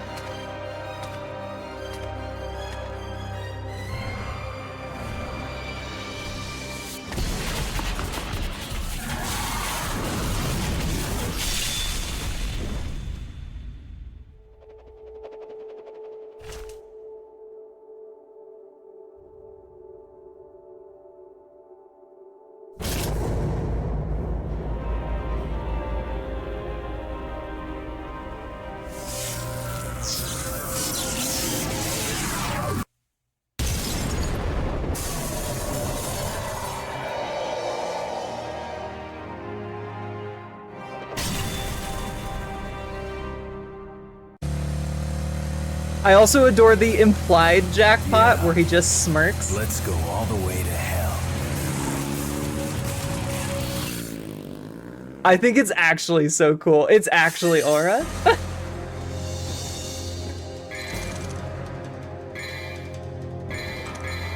It's a shame you have to fight the fucking Argosax before you can fight Despair. But I do really enjoy the like very final boss fight. Oh, the diesel costumes! I fucking forgot. We have to look at these first. Yeah! Look how cool Dante looks! I forgot about the diesel costumes. He's so cool. Alright, chat room. We managed to beat Devil May Cry 2. And we did it in 3 hours with cutscenes, which is probably my best time, I think. We did really well. So yeah, Devil May Cry 2, not my favorite, but it does have some very cool moments. Mostly towards the end, and mostly the final boss fight, I think, redeems a lot of the game.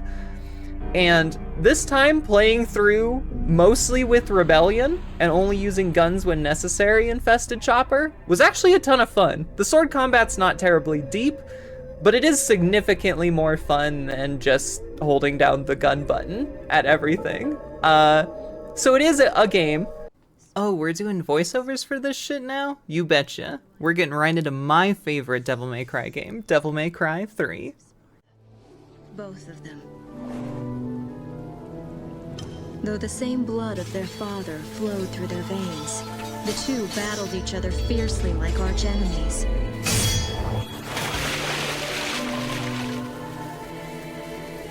It seemed as if they derived some sort of twisted pleasure from this brotherly fighting.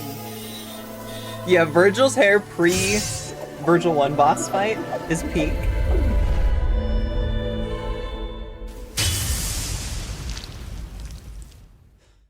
Coming off of DMC2, this game had a lot of expectations to be at least slightly better, and frankly, it blew them out of the park, and it did it right from the get-go with an absolutely incredible opening.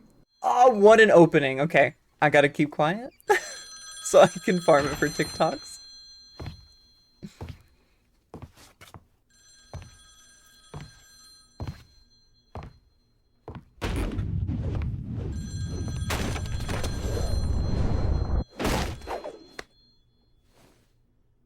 Sorry, not open for business yet. I haven't even picked a name for this joint, and I'm already getting calls.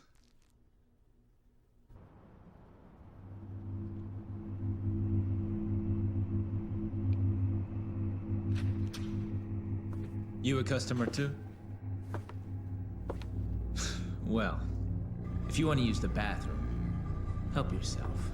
The toilet's in the back. Is your name Dante, son of Sparta? Where did you hear that? From your brother.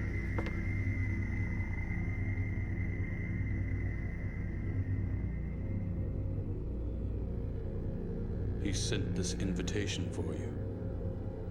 Please, accept it.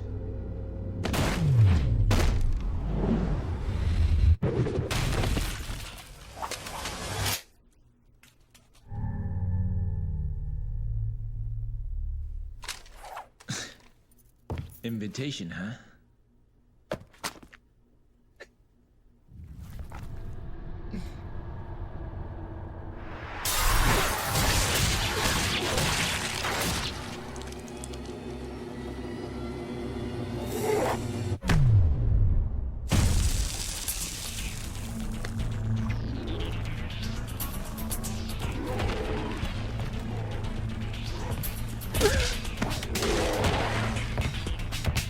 There's so much sauce. I love this game.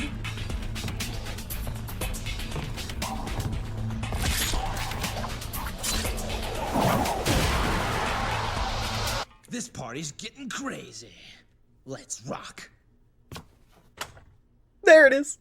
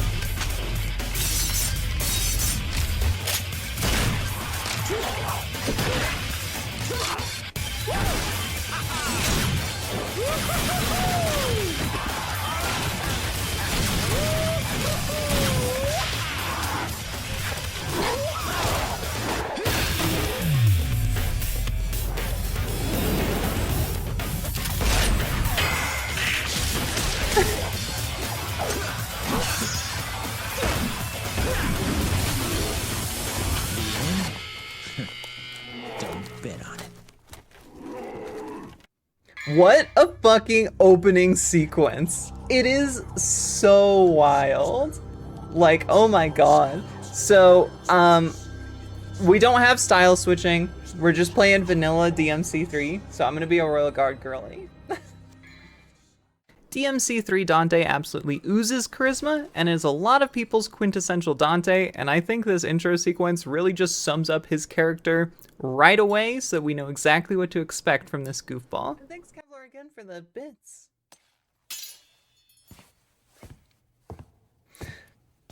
God, I still can't believe they went from DMC2 to this.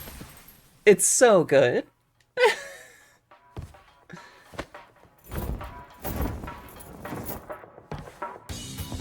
Also, I do love his fit, which is why I cosplay it, I guess. I can already tell. Looks like this is gonna be one hell of a party!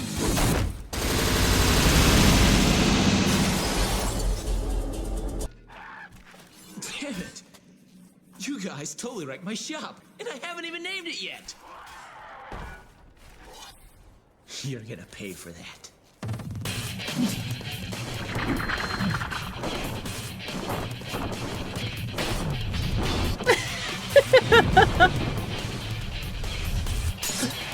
He's so cool! DMC3 is where, in my opinion, the series really gets its footing as far as what it wants its gameplay to be like. The one downside for DMC3 is no style switching. We are playing vanilla, well, vanilla special edition DMC3, so no style switching mods or anything, and the Switch version has style switching, but that's not what we're playing. But nonetheless, you just pick the style you want to do, level it up throughout the game, and the gameplay is absolutely stellar. It's got everything you want. It's got style ranks going all the way up to triple S. It's got really cool combos. It's got enemy variety. It's got a ton of depth to it. It's just really perfect encapsulation of what this like early era DMC gameplay should feel like, and it's what they iterate upon for 4 and 5. There we go. There's the Royal Guard I was looking for.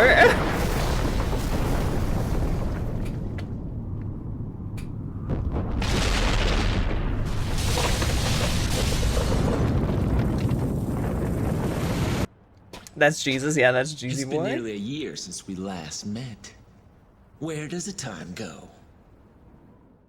This game is also Virgil's first real appearance in the franchise. He wasn't in 2 and he was in 1, but as Nello Angelo and didn't really get to be a character, and this game is really great at characterizing Virgil and how cool he is and how Dante and Virgil's relationship as brothers is. It's awesome.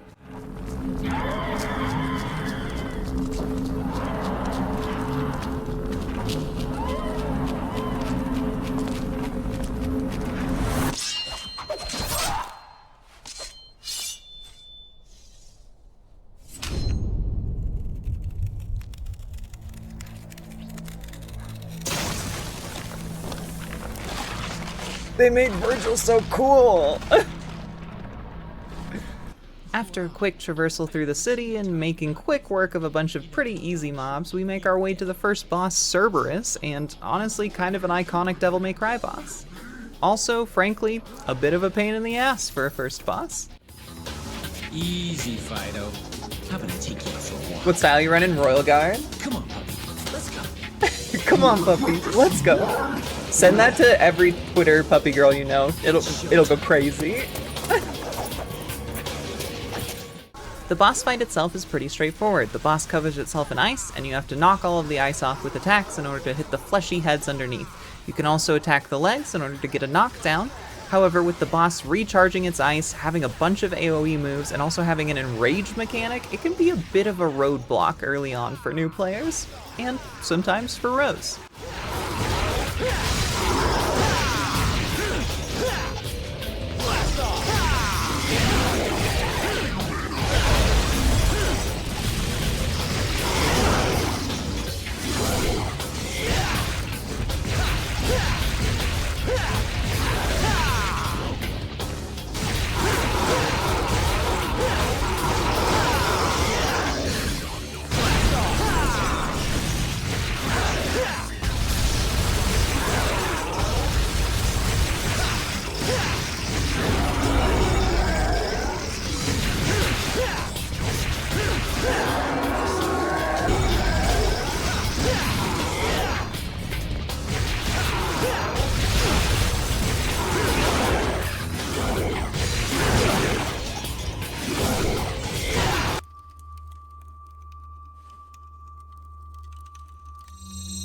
Thanks for this 10 stream streak, Reza Sutra.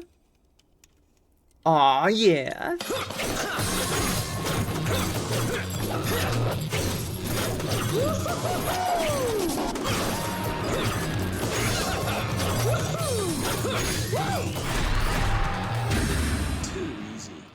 After Dante shows off his cool nunchuck moves, we get introduced to the second protagonist of the game, and probably one of the coolest women in all of video games, Lady.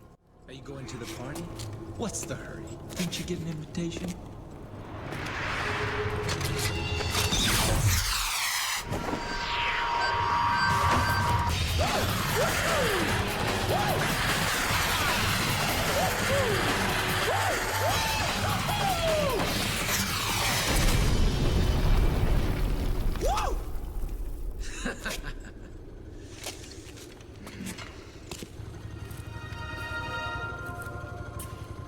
She has heterophobia.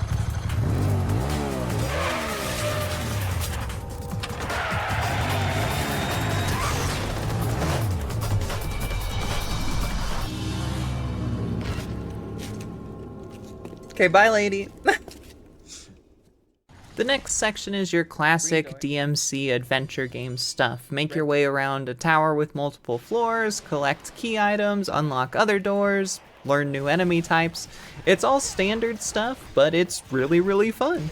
Also, be sure to get a good mental map of how this tower functions and the way to get in and out of different places. You will be backtracking a lot.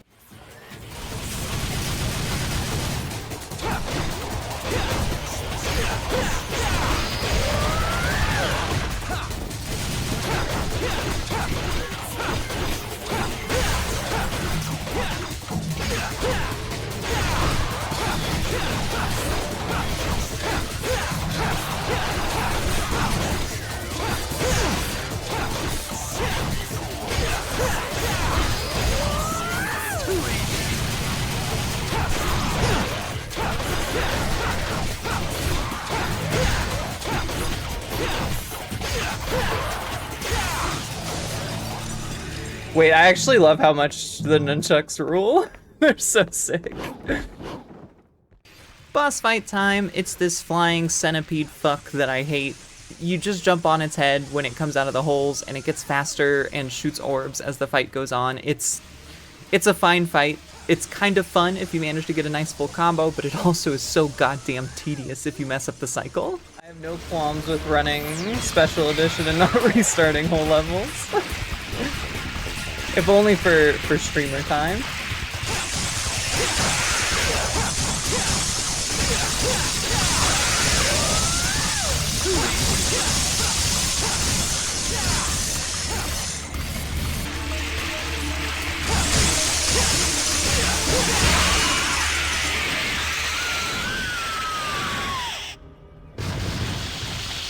Next we meet the weirdest fellow, Jester, and I'll just let his first cutscene speak for itself. Because all the games I want to speedrun, I don't want to skip cutscenes on. It's him! There's no need to use violence, devil boy. Oh, wait. Better listen to what I say, lad. No good! Zip it, or I'll pierce that big nose. That could be a problem. Just hear me out. You've got nothing to lose, right? My name is Jester, and I know a thing or two about this place. Do you know what that is, kid? Or is that too difficult for you? Get to the point, or do you want to keep on dancing?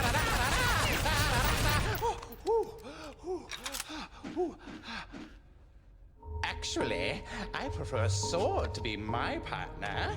May I have this dance, my lady?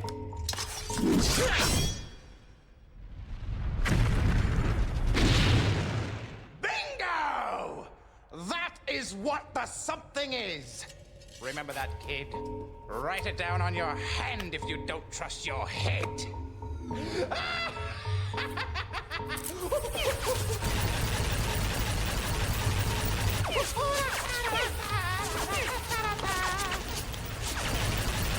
I see. Thanks. You still piss me off, though. Next up is some more exploring before the next boss fight, and I hate to skip over it, but this video would be like 3 hours if I kept in every exploration section, but needless to say, the DMC3 exploration is quite good. And our next boss fight is Agni and Rudra, an absolutely goated boss fight. We must entertain our guest. You're right. We have to be gracious hosts. What should we do? How do I know? We need to come up with something.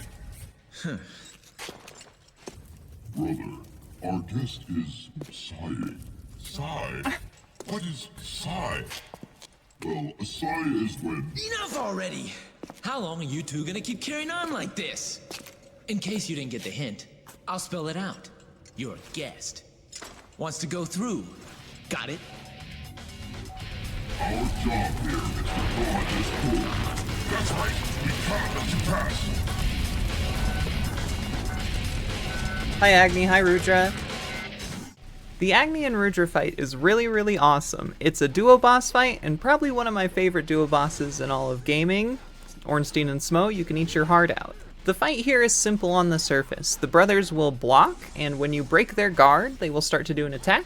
While they're attacking, you can hit them enough to knock their sword out of their hand, or royal guard their attack and get a bunch of hits in while they're not guarding, while the other brother will try to hit you at the same time. They have a bunch of elemental things they will do as they get lower on health. Rudra will charge up on wind, and Agni will charge up on fire, and they have duo-based, like, jumping attacks as well. It's a super duper fun fight to do well.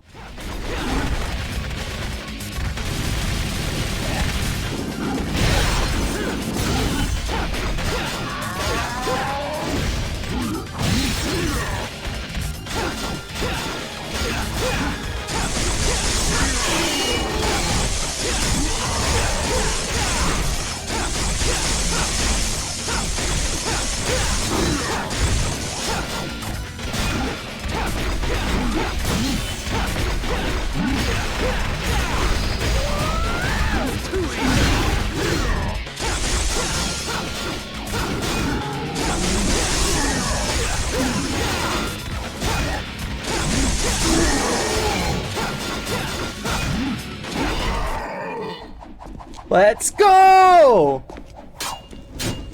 Wait! Good fucking Yes, fight. wait! We have been waiting for a long time! Yes, a very long time. For someone stronger than us. Someone who can control us. My name is Agni. And my name is Rudra. You shall take us with you. We can be a great help to you. Okay, but on one condition. What is it? Name No it. talking. No talking. Fair enough. As you wish.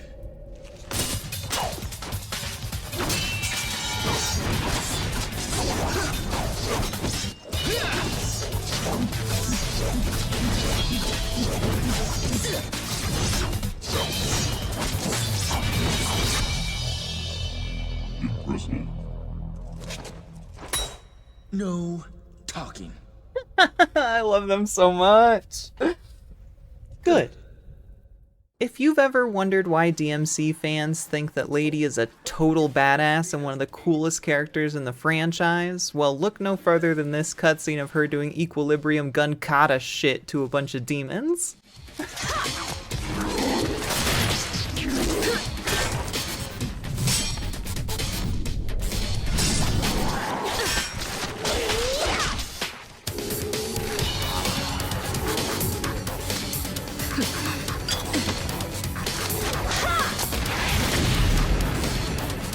I love you, Lady. You're so cool.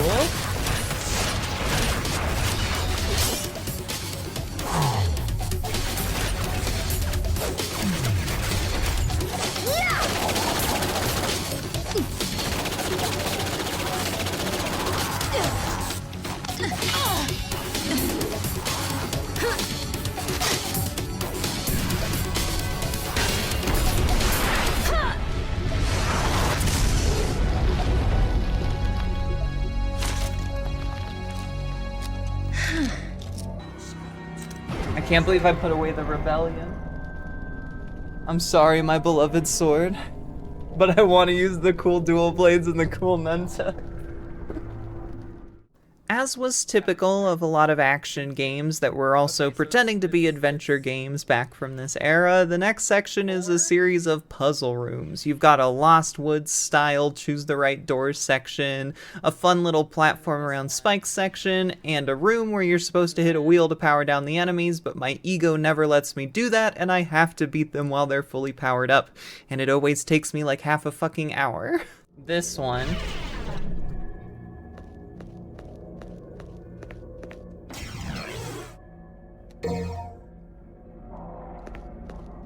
and then back this way. Boom!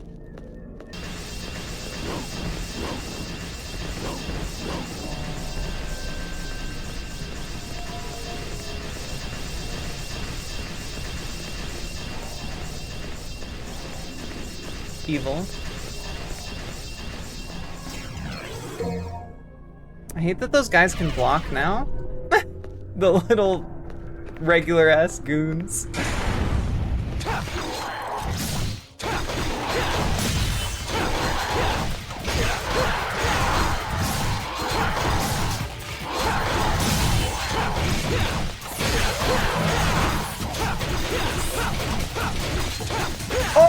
Oh, stylish! Thanks, Rogard, you're the best. Lady. One of the best Oki options in Marvel. I'm so excited for us to get fucking the guitar. Go to hell. You point a gun at What weapons do you have so far? Agni and Rudra, Cerberus, Artemis, Shotgun, Ebony and Ivory. The only family I ever had was my mother. And she's dead! You break my heart. After all, it was I who gave you your name. My darling daughter. Oh!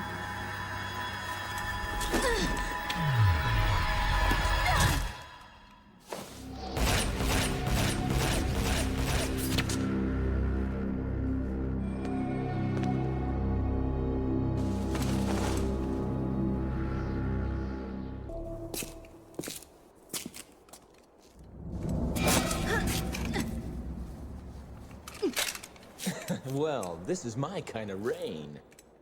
No wonder the sky looks so funny today. Yeah, I think our final Let build me will be go. Beowulf and Let you Nevan. go? And But it then would be Ebony a and waste if Ivory you ended up and... as just a pretty stain.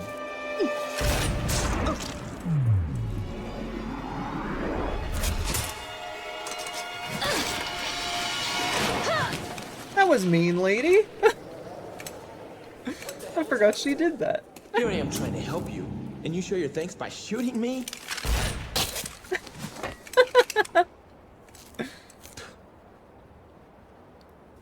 Whatever. Do as you please.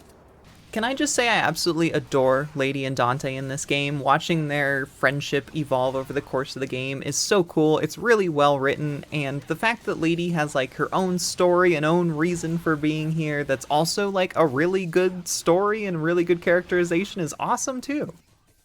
I now introduce you to Mission 7. I have a love-hate relationship with this mission. I love the end. I love the boss fight. It's one of the best boss fights ever, but I absolutely hate everything leading up to that boss fight. This mission takes you backtracking all the way around the tower. You eventually go back to this random fucking room at the bottom of it, and you go into this hell room with a bunch of coffin guys that if you don't kill them fast enough spawn more dudes. Gets out of control so fast and it's an absolute bastard, and then you forget about all of it every time you play because you're like, oh, this is the mission with the Virgil boss fight.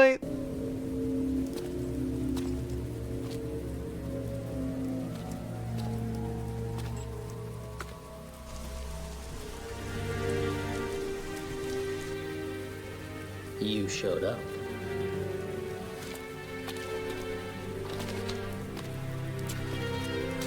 You sure know how to throw a party. No food, no drinks, and the only babe just left. My sincerest apology, brother.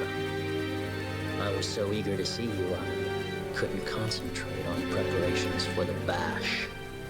Whatever. At any rate, it's been a whole year since we last met. How about a kiss from your little brother? Or better yet, how about a kiss from this?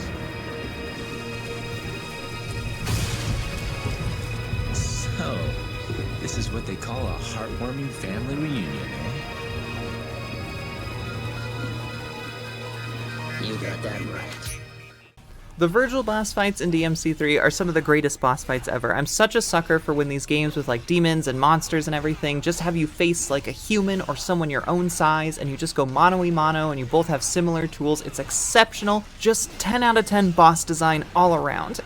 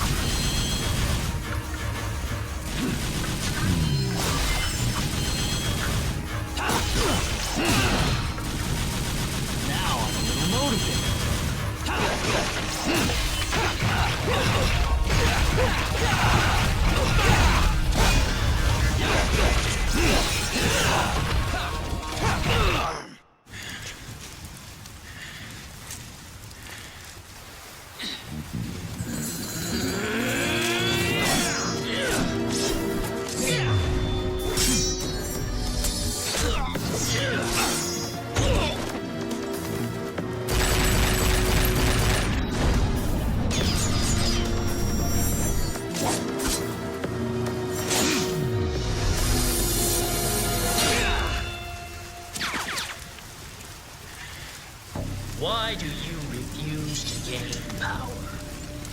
The power of our father, Sparta. Father? I don't have a father. I just don't like you, that's all.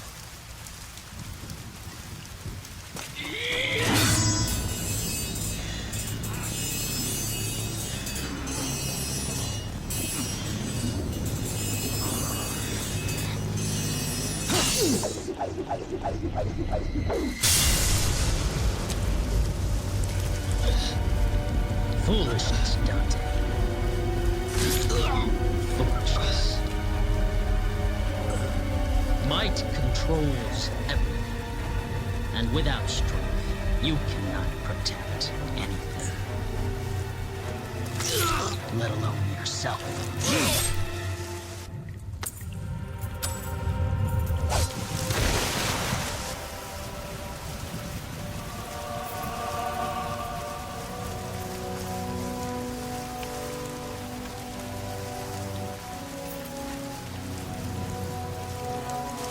His cool hair's back.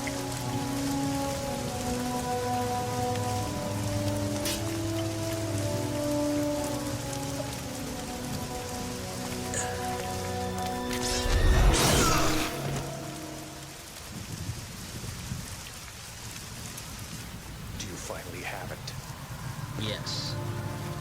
Now the spell Sparta cast will be broken.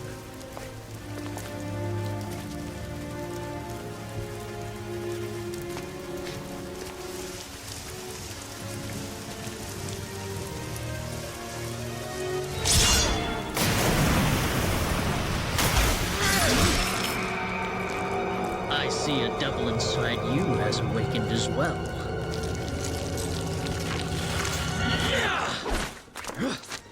Wait. We should leave. For the moment, we have all that we need.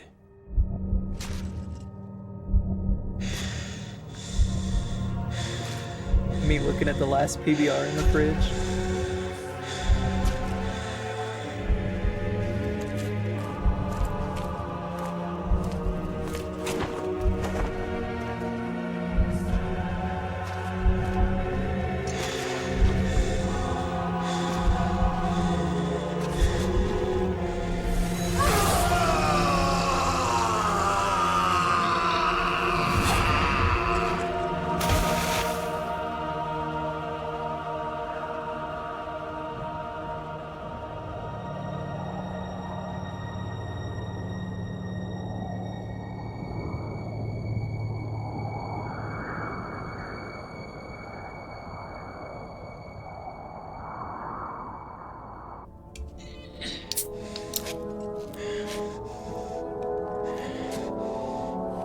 I just love Marathon. I love killing and I love looting. I don't even loot boxes anymore, I just loot people.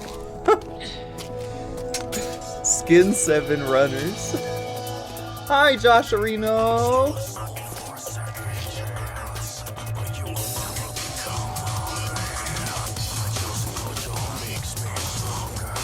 I forgot the title theme playing.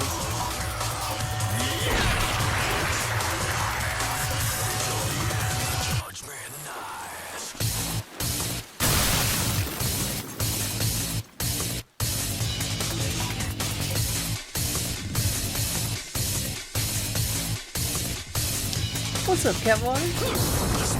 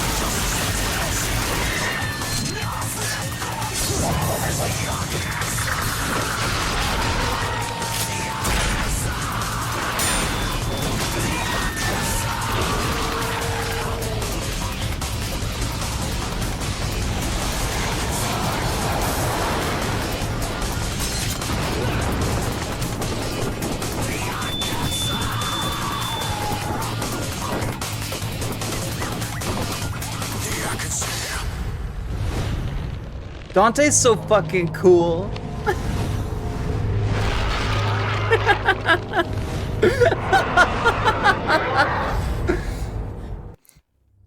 Man, fuck me up. Whale Vor section. What else is there to say?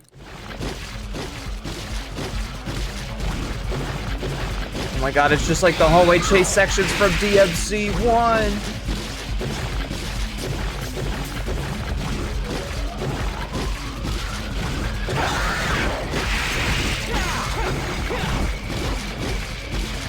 Lasagna.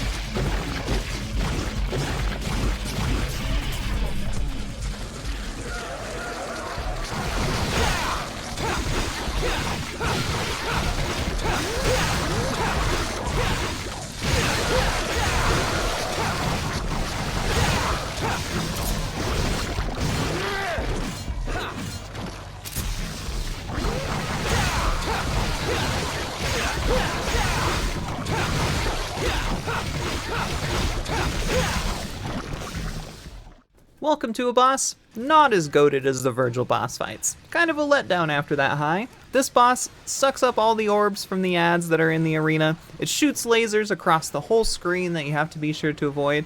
The only way to damage the boss is to hit its two little bulbous things on the side, and then it'll open up its core for just a little bit, so make sure you have good damage.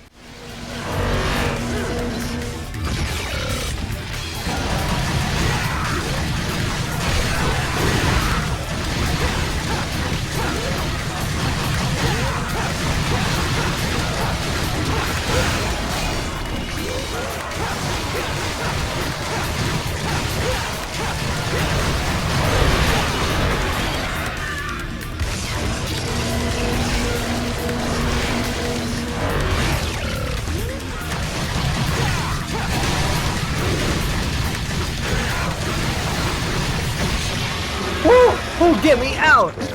Fear in this tower.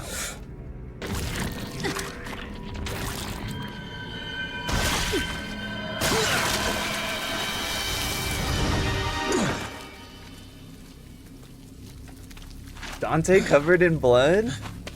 Xbox, screenshot that. Xbox, play that in my mind when I go to sleep. Besides, I really don't care for guys who stink like blood. More for me then, lady. You're right. So,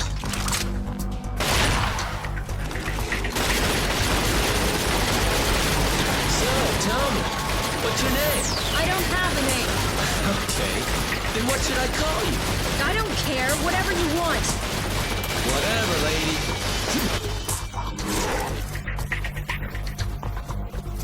I'll leave this to you, because I don't want to miss the party.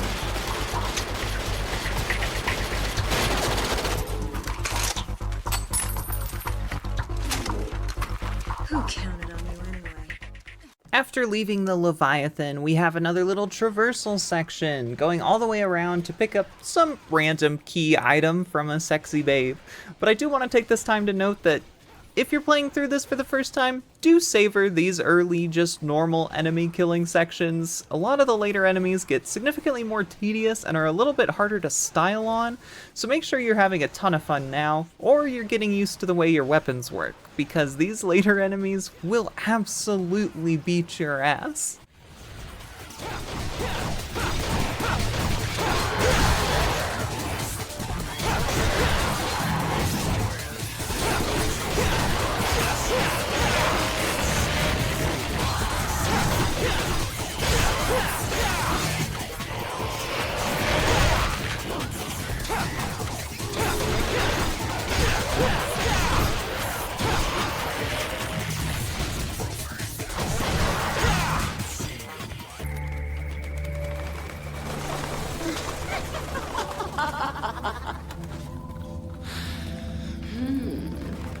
Welcome, sir. Is this your first time here? Yeah, it is. You'll be nice to me, won't you? Of course I will.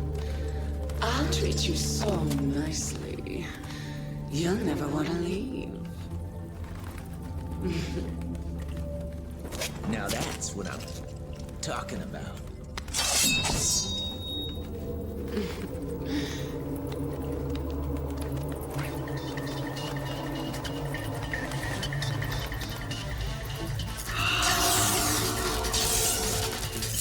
Then, come on, Nevan stands out to me as one of the better bosses in this game, filled with a lot of really good bosses. She's super fun to Royal Guard, and her gimmick is like not that tedious. She has a bunch of bats that fly around her that she can shoot at you, and they kind of act like a shield that you have to wear down before you can actually damage her. And she has a bunch of really cool phases as you bring down her health. She can do like room-wide lightning that's really fun to Royal Guard, and she eventually has like this cool little command grab attack that's a lot of fun to evade or hit your Royal Guard release on. It also helps that she's an absolute smoke show.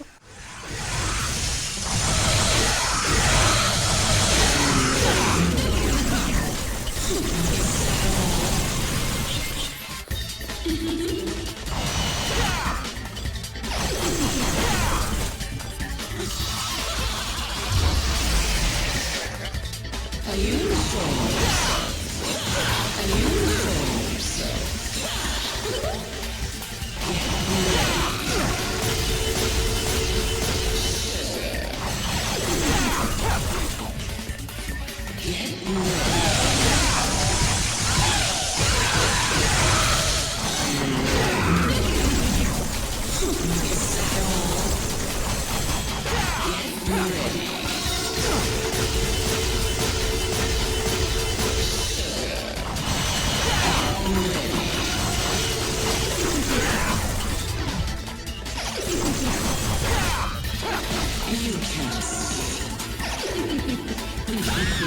Oh, the Royal Guard release! My, you're sweet.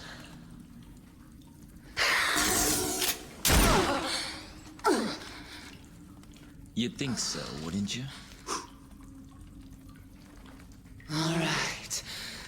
I'll help you. Your father was a handsome devil. But you're no slouch yourself.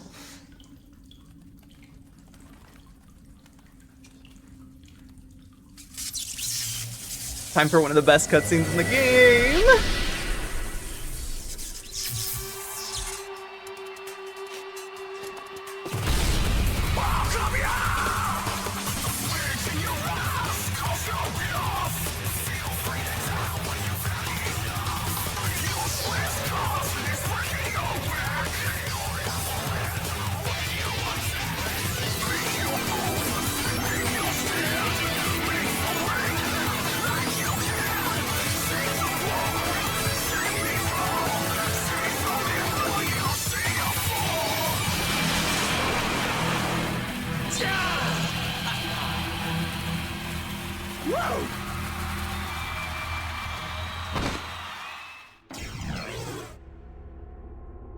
I can't wait till we unlock Jam Session. The most fucked up Marvel vs. Capcom 3 assist. Well, not the most fucked up. Definitely one of them. Does that woman really bother you? What are you talking about? Why didn't you kill her? Perhaps because she's your daughter? Did some pesky fatherly love get in your way? That's none of your...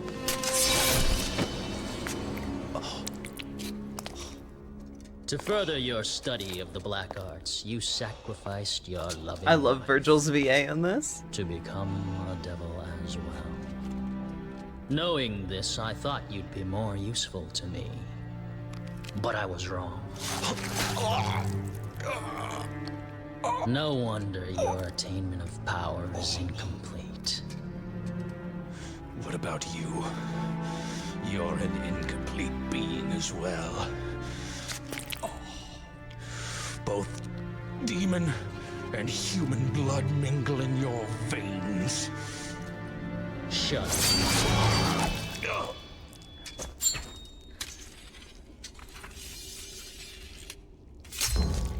We've now unlocked one of the coolest Devil May Cry weapons ever, Nevan, the guitar. For those of you who are Marvel vs. Capcom 3 players, you know just how fucked up the Jam Session assist is, and in this game, Jam Session is basically free triple S rank plus crowd control. It's really, really good. The weapon itself is neat in that it actually uses directional inputs kind of like DMC2's combat system, and so that makes it feel a little clunky sometimes, but still a super cool weapon.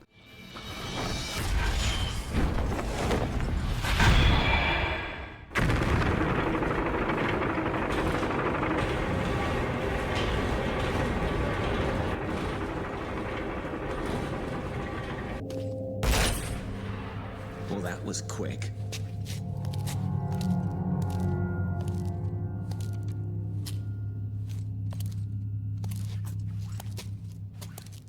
That man. Did you kill him? So what if I did? Woo!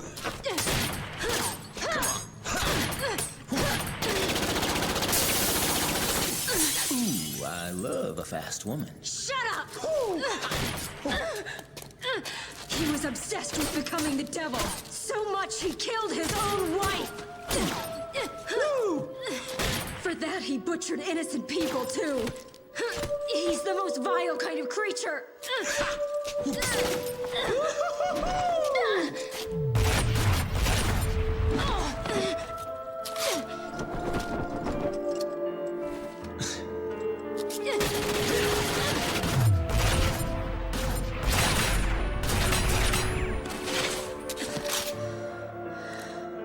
To top it off, that filthy scum is my father. Well, we have something in common. I have a dysfunctional family, too. And what would you know about family? You're a demon. This is my father. My family. This was all supposed to end by my hand.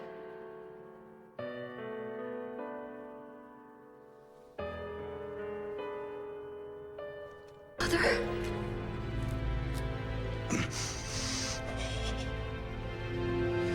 Yes, I was manipulated. Manipulated by a devil named Virgil. Virgil? He's attempting to bring Wow, the she just world back to the buys Spartan this day. shit frame A one. world that Sparta once My saved. father that I've been longing to kill. Sparta? He must I be thought he was telling a the truth. If the demons return, this world will be thrown into chaos. Stop him.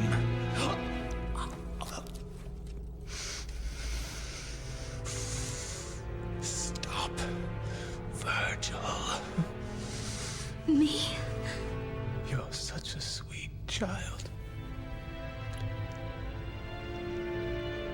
Just like your mother. I mean, he is pulling out all the manipulation tricks. This scene is fucking hilarious in retrospect. Father. Father! Once again, I have to gush over Lady's conflict and story in this game. I think it's really, really good. And that scene where she confronts Dante over her dead father while the instrumental reprise of Devils Never Cry plays in the background. Oh, it's beautiful. Anyway, welcome to the tram section, which is basically a great way to test out your new guitar's jam session as you just auto-scroller fight mobs until you reach the end. It's pretty dope.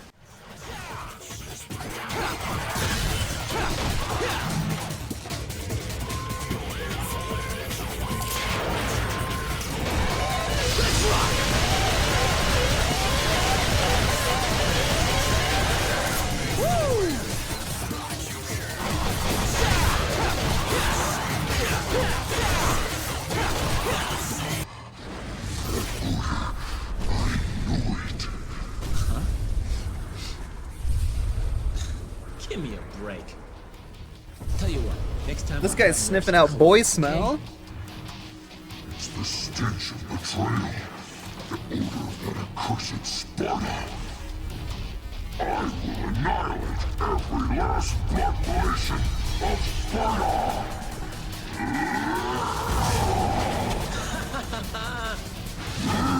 A son cleaning up his dad's mess, huh? Where have I heard this story before? Beowulf is quite an interesting boss. He's got a really fun gimmick where if you jump up and hit him in the eye, he kind of staggers, and this forces him to do a set animation so that you can always get a distinct punish if you have the positioning right, or Royal Guard the hits just right. It's kind of a cool little gimmick, and then eventually he gets angel wings and gets all powered up. Very fun boss. I think aesthetically he looks a little funny, but his boss fight makes up for it for sure.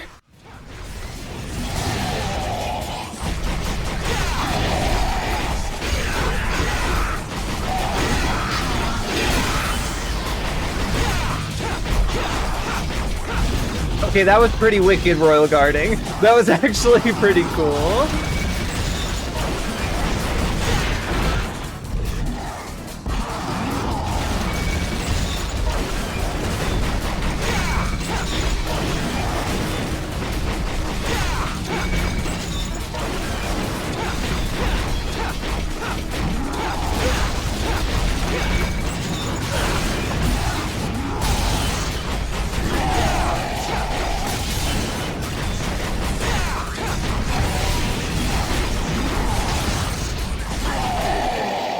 Let's go!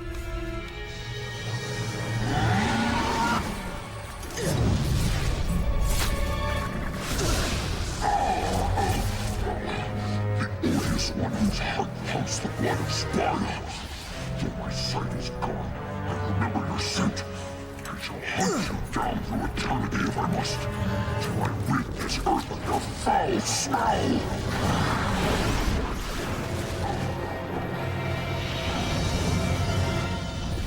Why do I have to take the heat for my father? I sure hope that guy won't snip out the wrong fella. That would be embarrassing.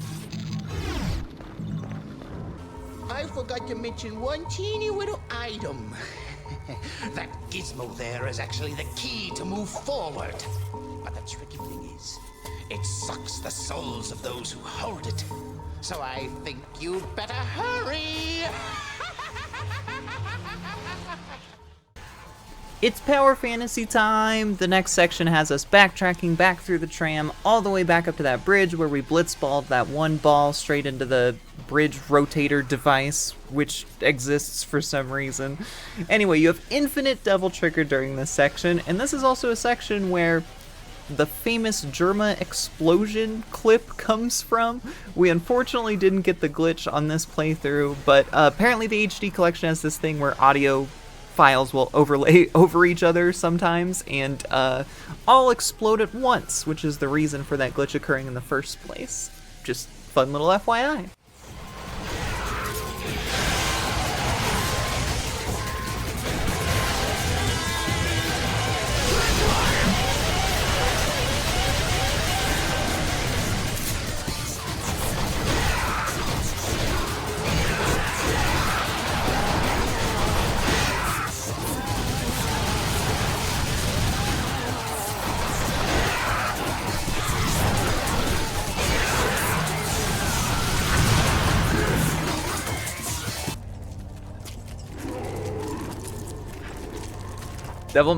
Dark Souls 2 stole this, by the way. This whole boss. They invented a chariot.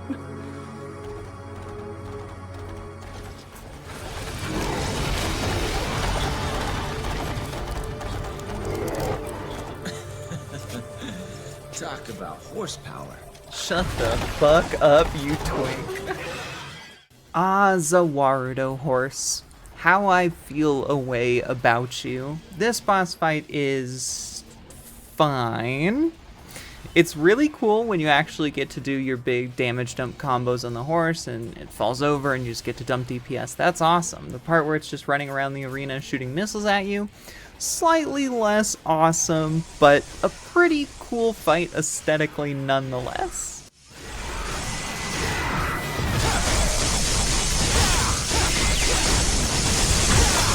No! Oh, we barely got the hit after Zawarudo. Okay, we're balling.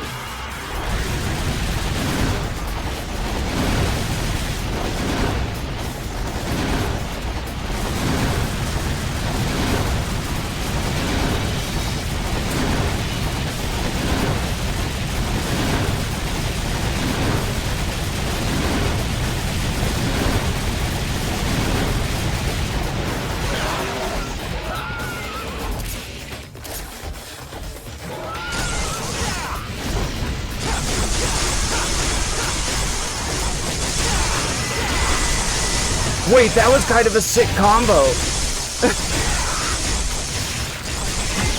That was fucking cool.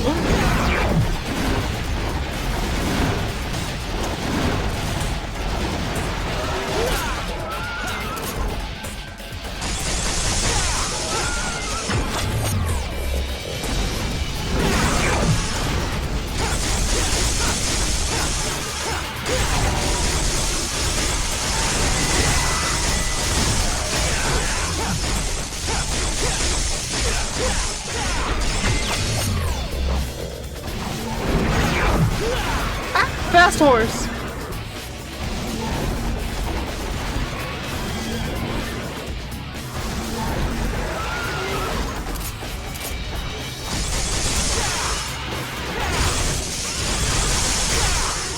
Whew.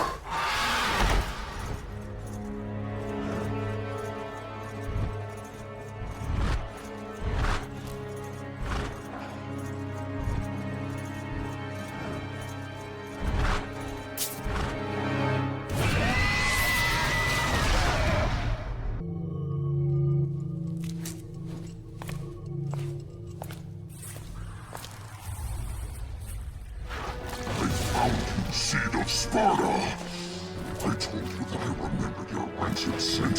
No matter where you run to, you can never hide from me.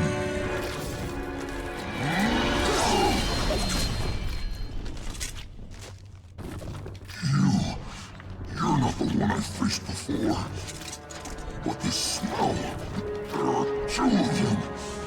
That excellent Sparta had two sons.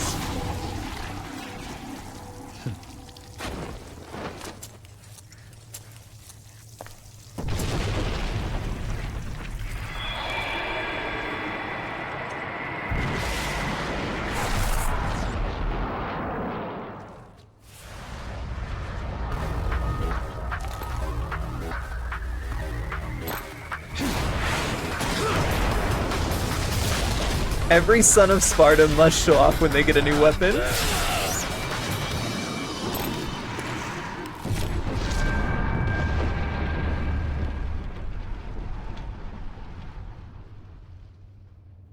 Anyway, this is me when I engagement bait goth girls on Twitter. Why isn't this working? Is there something missing? Must more blood be shed? You seem to be in a bad mood. Dante. So, my mother's amulet is the key that unlocks the door to the demon world. Good plan, Pop. Just the opposite, actually. Originally, it was the key to the demon world, but was given to humans as a gift.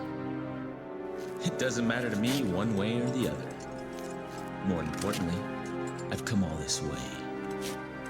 I cannot. I'm sure you have time for one more game, right? Is there a like carving for every mission? After all, we share in the same game. blood. I'll just use more of yours to undo Daddy's little spell. So, you want a piece of me, literally? Okay, bro. Also, the Virgil 2 fight rocks. If you can. Welcome everyone to Virgil 2, another exceptional boss fight and a really nice evolution from the Virgil 1 boss fight. He obviously has new weapons with Beowulf, the cool gauntlets and greaves, I guess, that I absolutely adore. Any sort of punch or kick weapon is fucking awesome in video games, and to have to fight Virgil when he has them is super cool. This boss fight rules. He's got a powered up devil trigger, and when he gets low enough, he even switches to his Yamato, knowing that his new weapon is not quite strong enough to take you out. It's a really, really cool boss fight, and it just builds upon everything you learned from Virgil 1. It's great.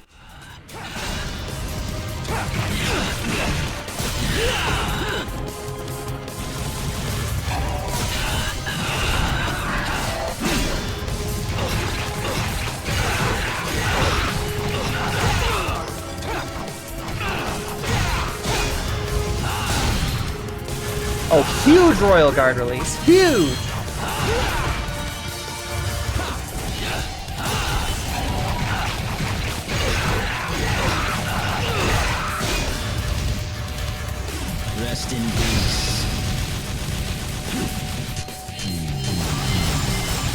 Let's go! I'm the gaming grandpa!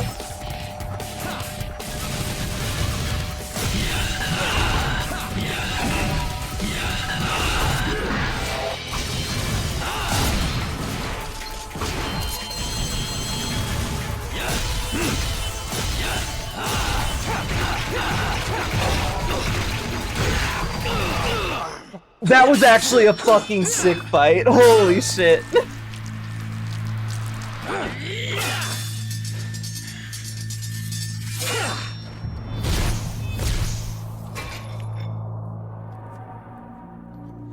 Sorry, but this is no place for a little girl. So beat it. Shut up!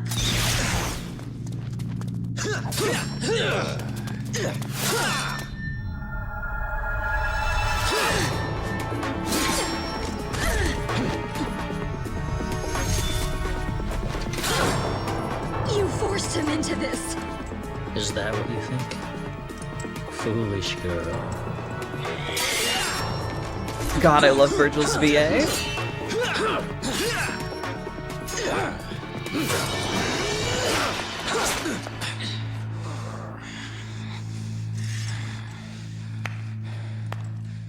Bravo! Bravo! I never dreamed that things would go so smoothly. Well done, everyone. Well done. You. Don't be a bad girl, Mary.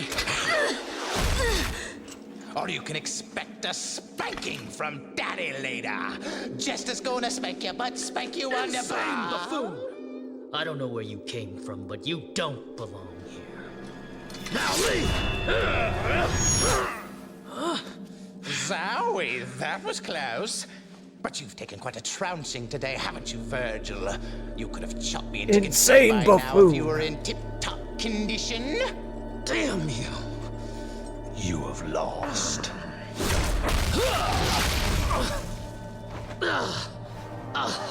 Because you underestimated humans. Jester was Arkham the whole time! Good girl. Pure and innocent. Just like your mother. You bastard! It's time for your spanking, my dear. I needed you. In whose body flows the same blood as the sacrificed woman. His spell cannot be undone without your blood. It's time for bed, Mary. You can visit your dear mother.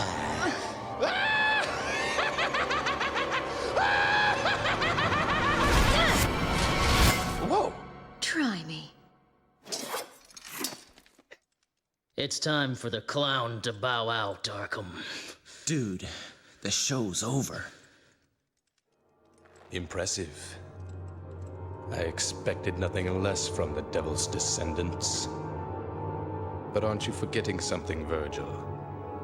The spell is broken. What do you think will happen next? Let's welcome chaos.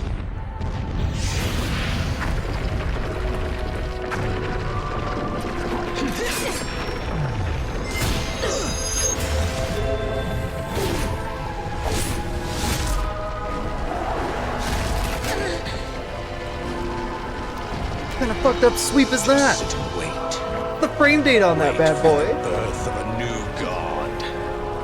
I shall take over the power of Sparta!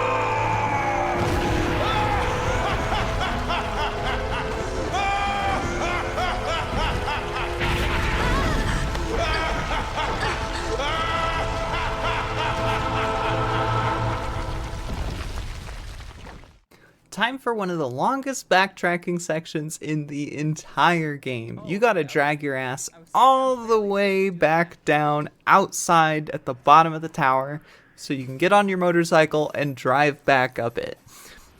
The logic is a little all over the place, but it's a cool as fuck scene, so it's awesome.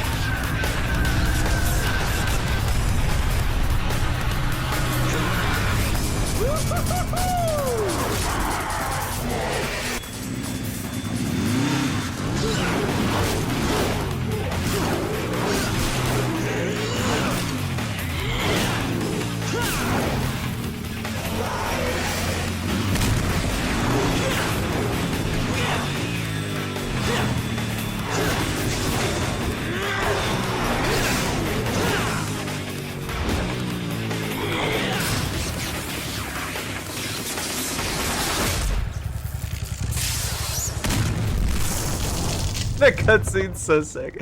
Does every DMC game have a motorcycle in it? I can't remember if 4 does, but 5 does, and not only that, you get to use it like a weapon. Like, I think a lot of its moveset is ripped from that cutscene. It's pretty wicked. Time to introduce you to my most hated enemies in the entire game. These are little angel guys with big swords that sweep a huge area around them, making it really difficult to get hit. The problem is, to actually do damage to them, you kind of have to knock off their little mask things. And the easiest way to do that is if you're running Swordmaster and giving your weapons bonus aerial combos. If you're not running Swordmaster, these guys are an absolute pain, and I hate them.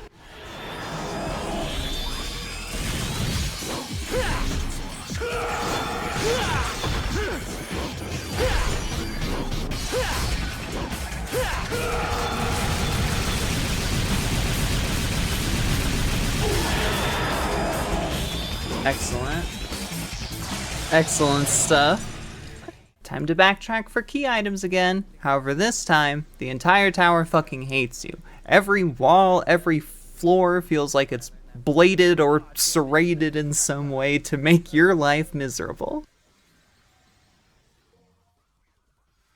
We had the whole Orichalcos like a second ago. What happened to it?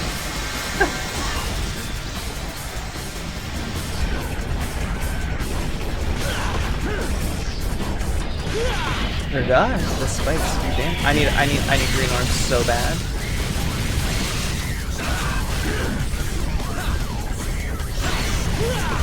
Not a single one.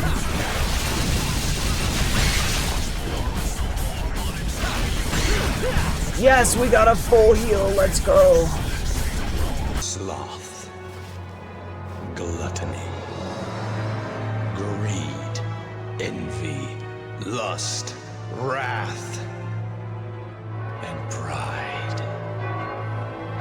A bell of chaos that tolls human desires. After 2,000 long years, the once sealed gate to the demonic world will open. Destruction! Carnage and despair! He turned Amestris into an alchemical circle!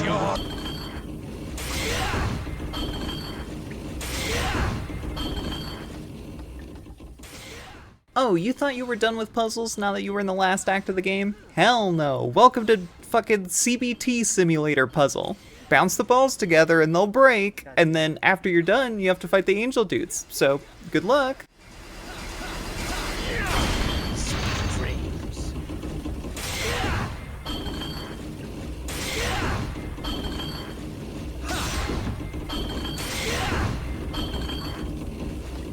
Is this not the one where I have to smack them together? It is, okay. Stupid puzzle. I hate you, Devil May Cry 3. You're my favorite game. I told you, you can't do it. Don't you get it? This is not a human's job. You're the one who doesn't get it. It's not something you can reason with. It has nothing to do with me being a human and you being a demon. I'm driven by the inability to forgive him. My soul is screaming, demanding me to kill him. That's enough motivation to keep me going. Besides, this is my family matter. You should stay out of it. Okay, lady. I get the picture now, but I can't just sit back and watch either. I'm pretty pissed at him too, you know. Now, get out of my way, or there'll be some consequences. Fair enough. I wasn't planning on letting any demons live anyway. Not even one.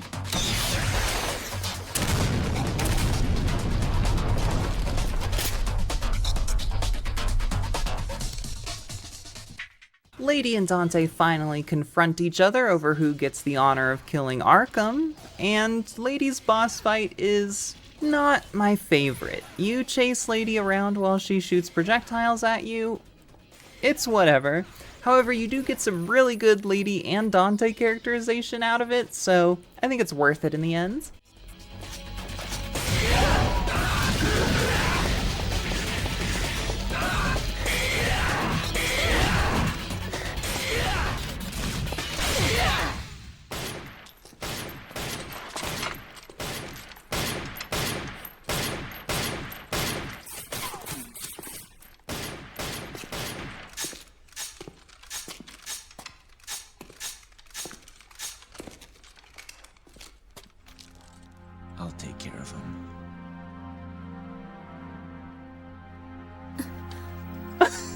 Why do you care so much? This whole business started with my father sealing the entrance between the two worlds. And now, my brother's trying to break that spell and turn everything into Demonville. This is my family matter, too. Quite frankly, at first, I didn't give a damn. But because of you, I know what's important now. I know what I need to do.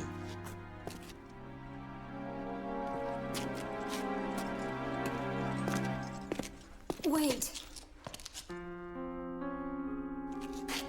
Trust me, I'll make things right for you. That's what my soul is telling me to do. Use this. How much is it gonna cost me?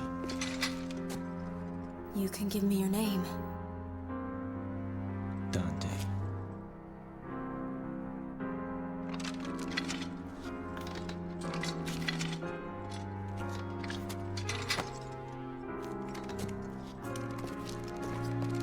Dante.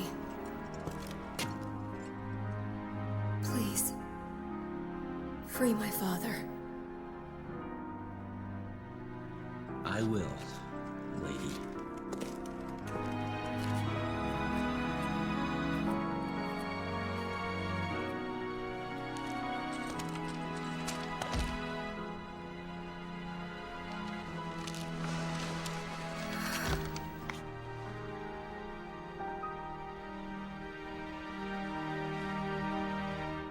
You do feel for Lady in this game.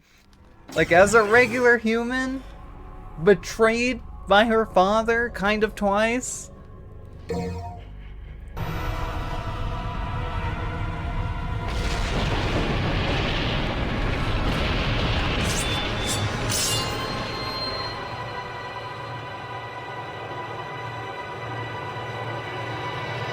You can tell Arkham's not worthy because he didn't start immediately doing cool sword tricks with it.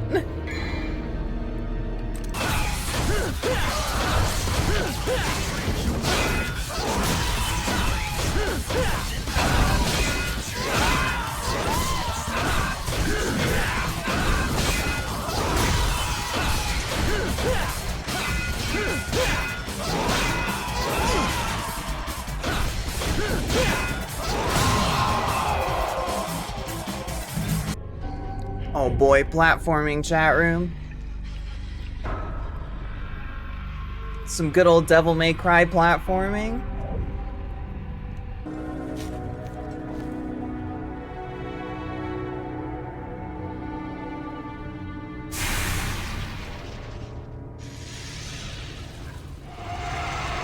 Yes! You gotta fight yourself.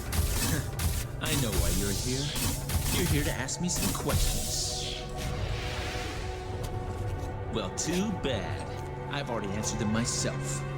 I don't need you anymore.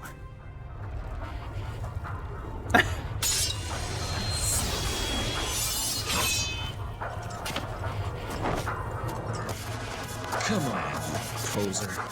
After an honestly pretty fun little gauntlet on your way through the tower, and a dreaded Devil May Cry platforming section, you find yourself at another boss fight with Shadow You? Clone You?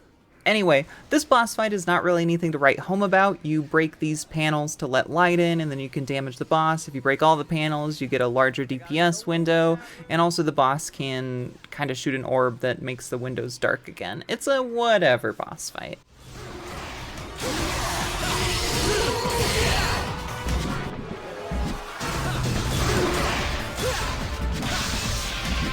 Come and get me.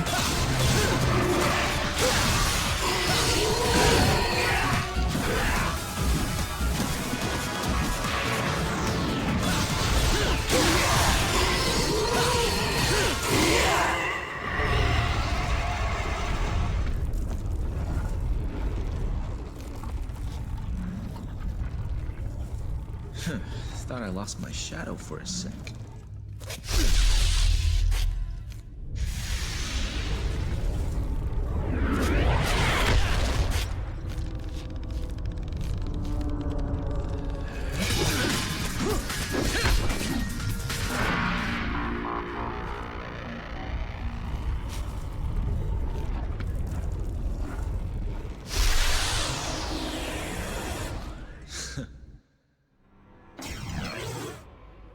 Remember all those random chess pieces you were fighting earlier in the game and wondering why the hell they were there? Well, here's what they were culminating in. A biblically accurate fight against Magnus Carlsen, I'm assuming.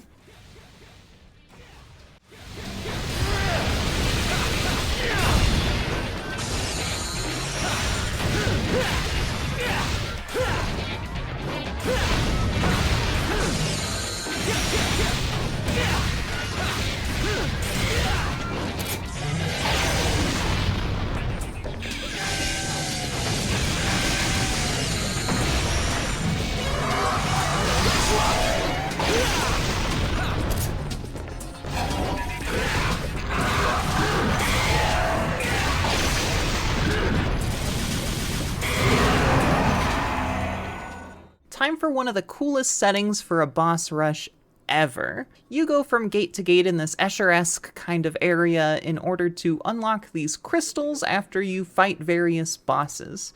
The downside of this is you find out that not all of the bosses are really super S tier. There's no Virgil fights in this, for example. And I do believe you don't actually have to do every single boss fight in this area. However, I don't know which ones you do actually have to do, so I always just do them randomly until the gate unlocks. In any case, aesthetically, this area is incredible.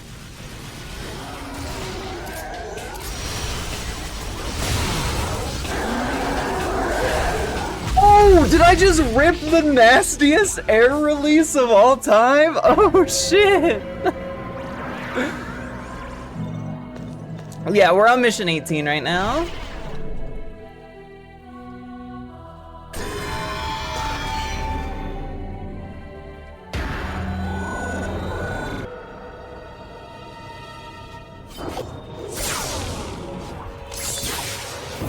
Wait, Arkham is worthy. He's doing cool sword tricks.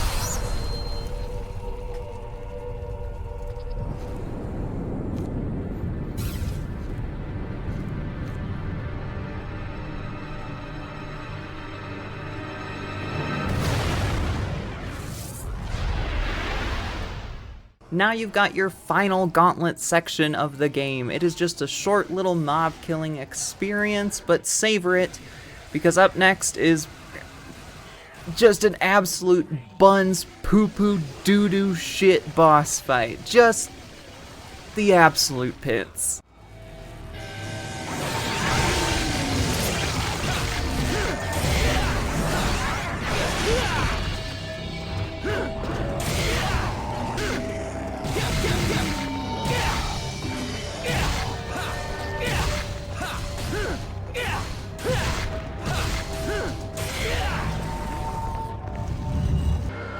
This boss is fine, but the final cutscene rules.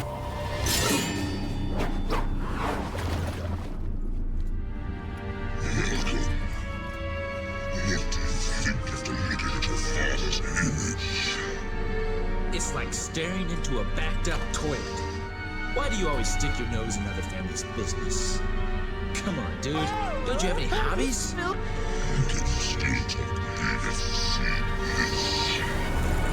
You're just a big bug. That's about to be big goop.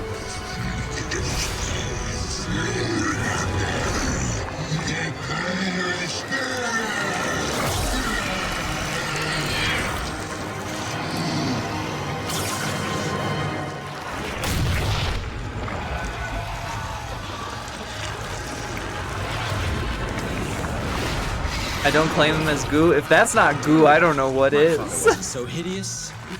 Can't you tell by looking at me? Anyway, that shape suits you better. Let's begin the main event.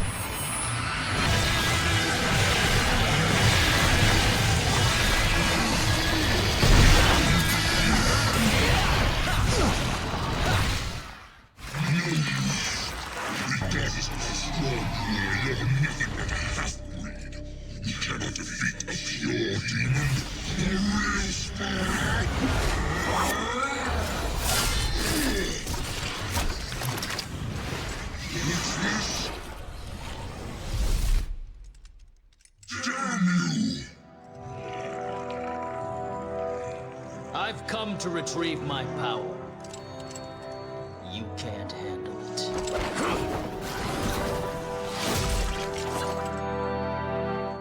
Look at you. Making My a big power is for dramatic the entrance and strongest stealing warriors, my and you are of the weakest. What? You don't possibly believe that he deserves to be our main event now, do you? Now that you mention it, you're right.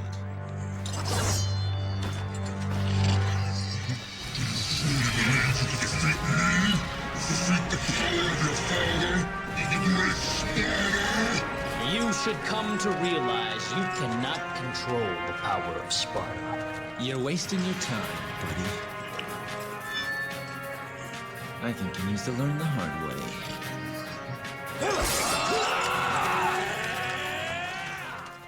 Okay, so I skipped talking about Phase 1 because Phase 2 is basically just Phase 1, but even more bullshit. So the boss is basically just Arkham. He's this big blob man and he has like 2 attacks. He hits you with a big sweep, or he shoots these little blood tendril things that do actually 1 billion damage. And after enough time has passed, he flies up in the air, becomes invulnerable, and summons a bunch of little spermies that are the absolute worst fucks in the world.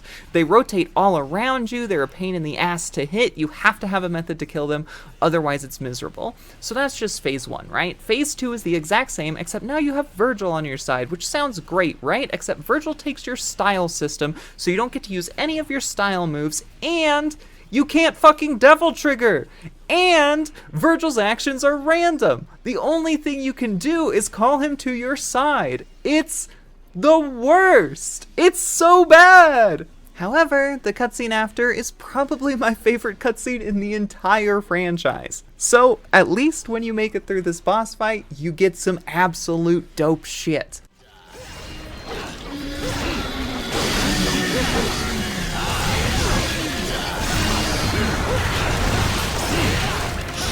Virgil!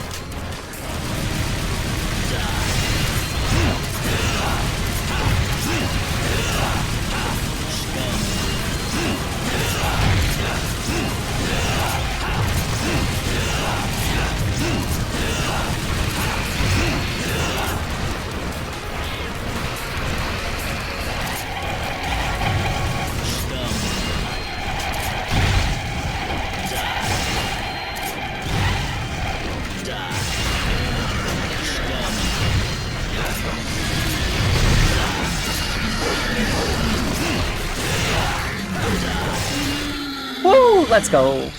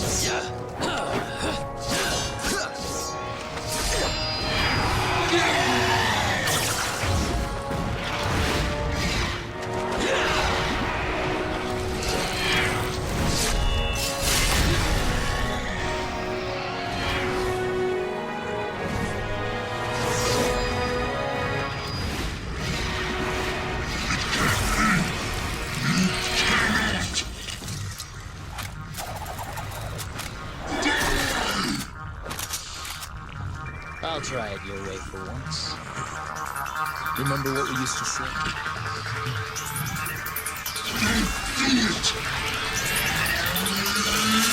Jackpot.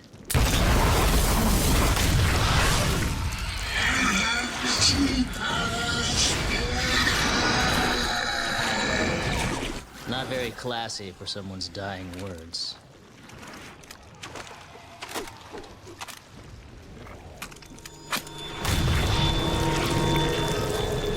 That might be my favorite cutscene in the franchise. Just above the DMC4 theater scene.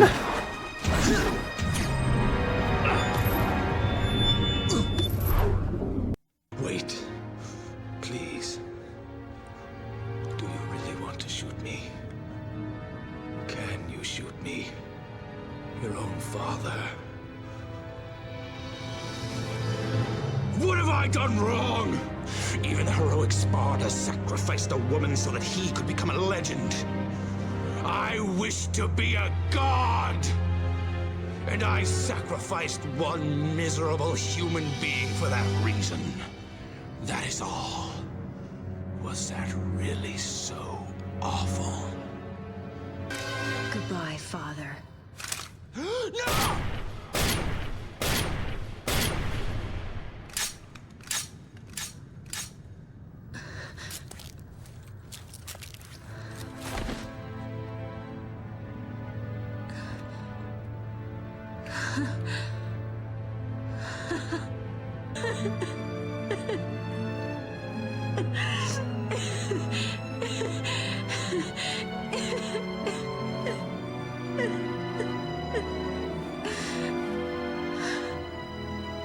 There, I thought I wasn't gonna cry.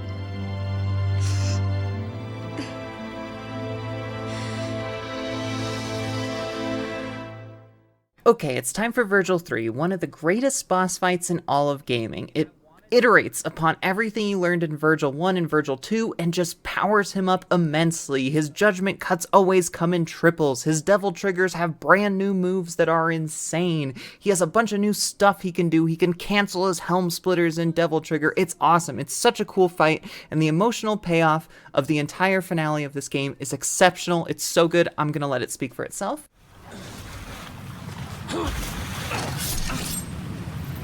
I also think this entire mission is one of the more emotional ones in Devil May Cry. It's so cool. No way. You got your own. Well, I want yours too.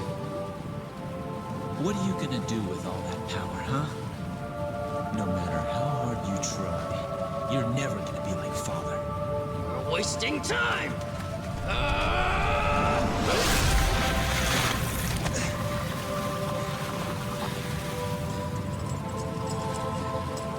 We are the sons of Sparta.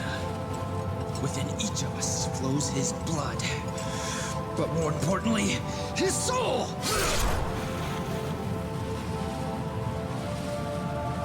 And now, my soul is saying it wants to stop you! Unfortunately, our souls are at odds, brother. I need more power. And we're supposed to be twins. Twins. Right.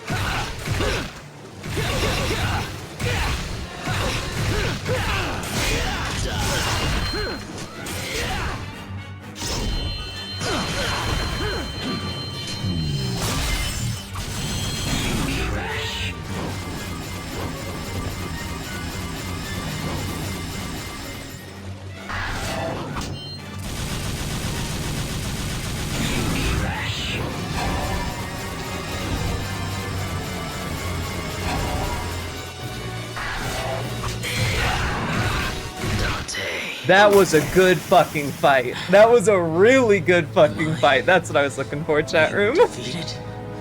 What's wrong? Is that all you got? Come on, get up. You can do better than that.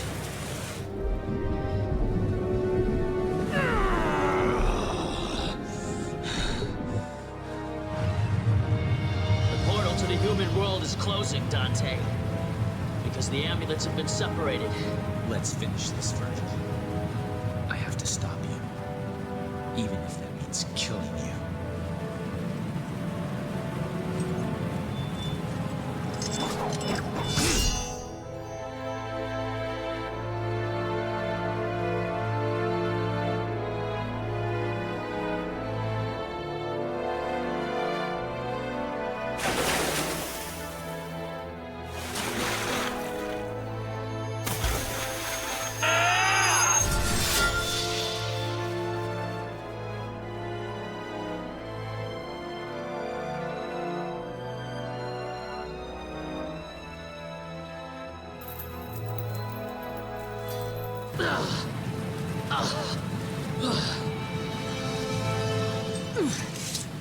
No one can have this, Dante.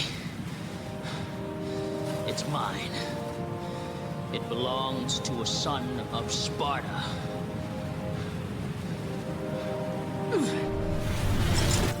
Leave me and go, if you don't want to be trapped in the demon world. I'm staying. This place was our father's home.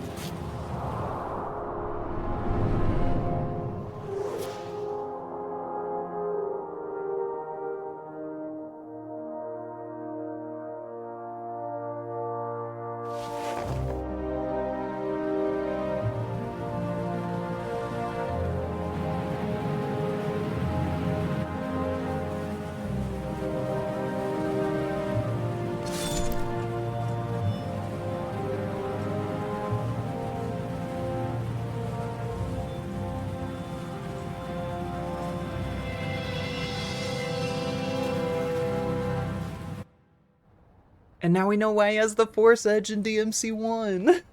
Not that anyone was super wondering at this point, but...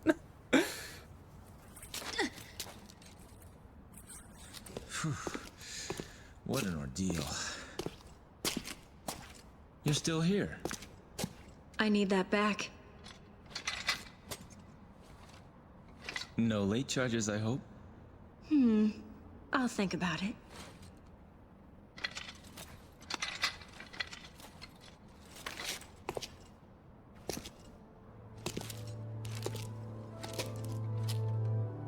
We should be fine for now.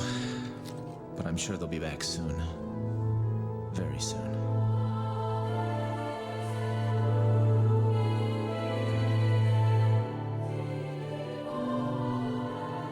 Are you crying? It's only the rain. The rain already stopped. Devils never cry. I see. Maybe somewhere out there, even a devil may cry when he loses a loved one. Don't you think? Maybe. By the way...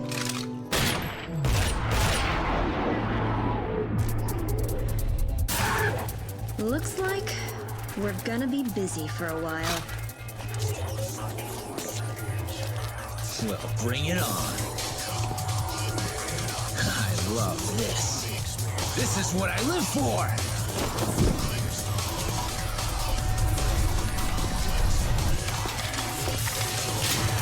I'm absolutely crazy about it! And that is Devil May Cry 3. Thank you for joining me through my favorite entry in the Devil May Cry franchise. I think this game absolutely rules. If you've been following along with our playing nearly every Devil May Cry game, then next up is DMC4. And in the meantime, if you want to catch me doing this stuff live, we're currently playing through Ninja Gaiden on my stream, and I would love to see you there. Have a wonderful evening, or morning, day or night, whatever it may be. That was it. I still have a job to do that's far from DMC1 done, outfit! which is to eliminate every last demon. I need to Deadlock. ensure that monsters Ooh, like I my hope the father stream went never super come well. about I hope you got some big And he plays. promised to help me hunt down the demons, even though he's part one himself. But now I realize that there are humans as evil as any devil, as well as kind and compassionate demons in this universe. At least I've found one so-called devil who is able to shed tears for those he cares about. That's enough for me to believe in him.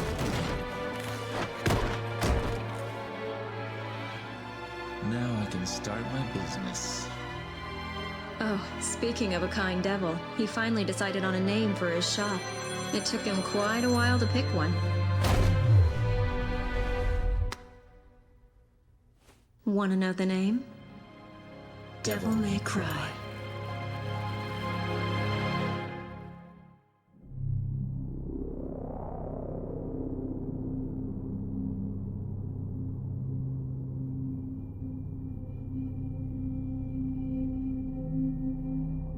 Wait, I forget, is there a cutscene that's only if you get 100 kills in the credits, or am I going insane?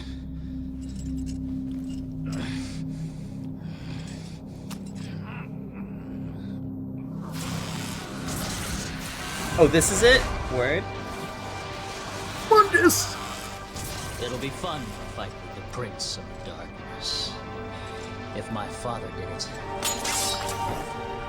I should be able to do it too.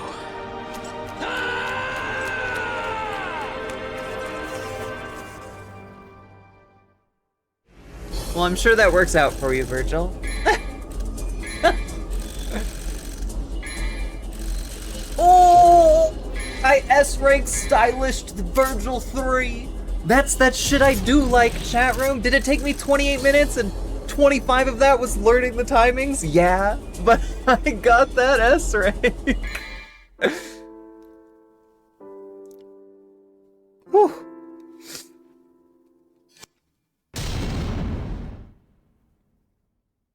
I do hate being considered normal.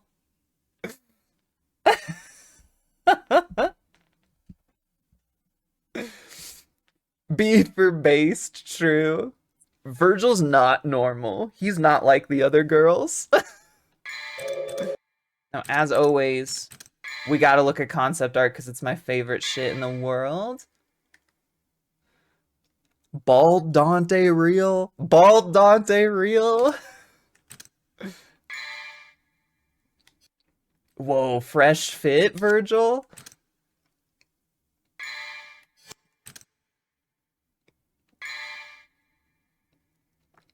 He's so pretty.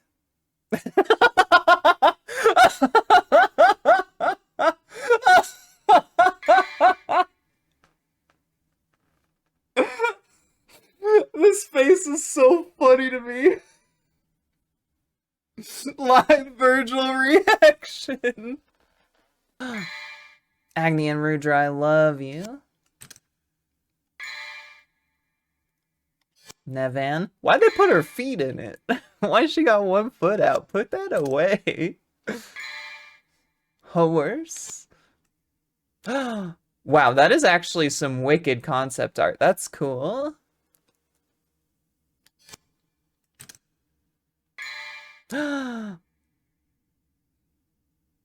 What's he doing with the Moonlight Greatsword? Right? E3 promotional video? Shit, remember E3 chat room?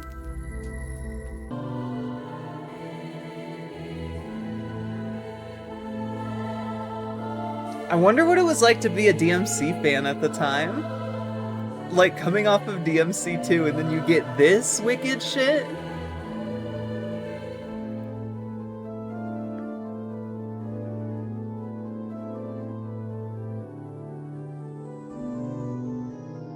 I used to watch Game Trailers TV back in the day around E3. I remember being home from school and just fucking... I guess it would have been over the summer. Just watching E3, the G4 coverage with Adam Sessler and Morgan Webb.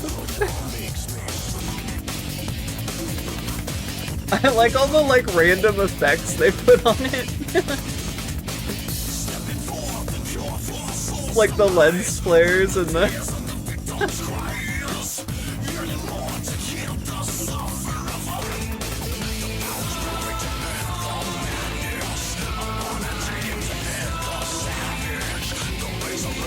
This shit would actually get me so hyped.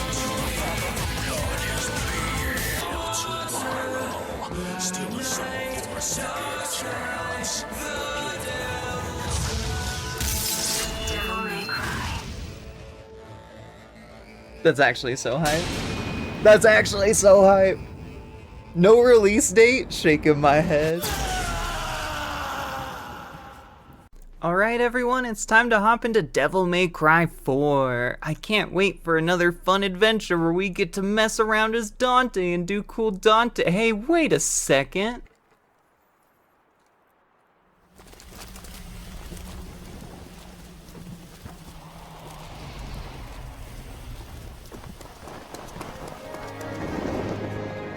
Oh god, I forgot how wild the opening to this game is.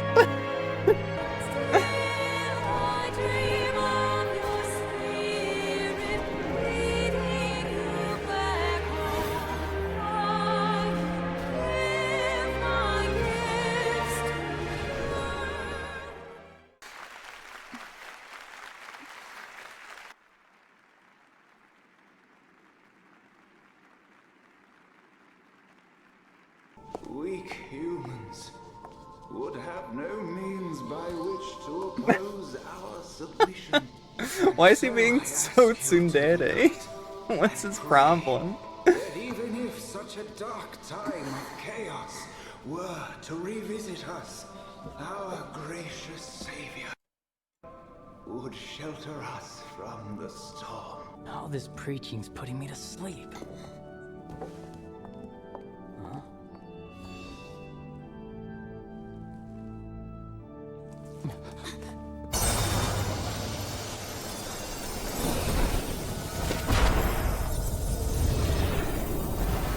Dante, Devil May Cry!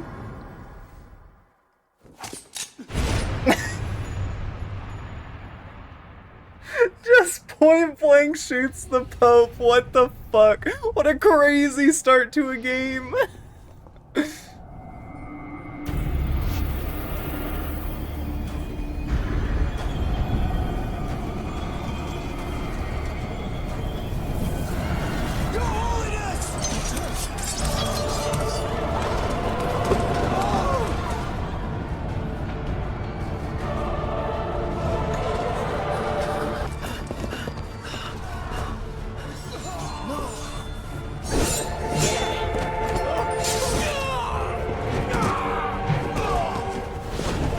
Christ, Dante!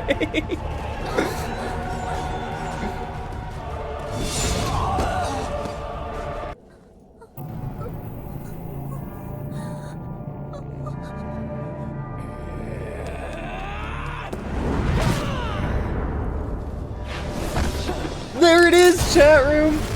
My favorite of Nero's moves.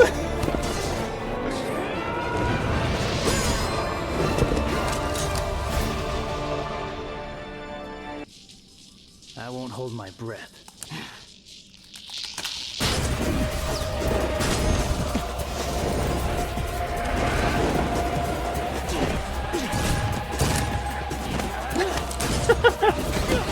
Nero's first move is, I gotta scissor this dude.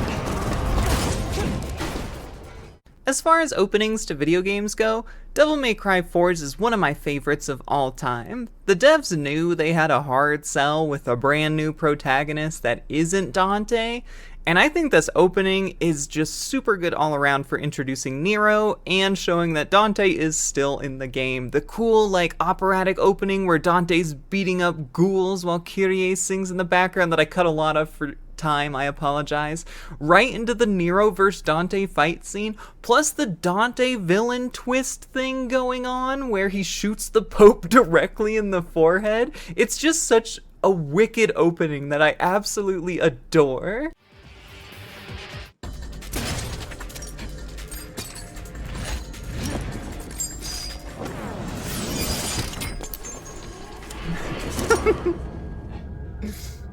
Nero, you're so extra. I guess this doesn't quite cut it.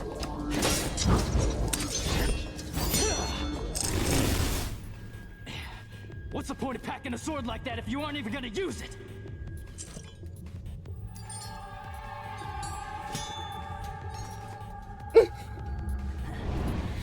Just immediately makes fun of him. I do love Dante in this.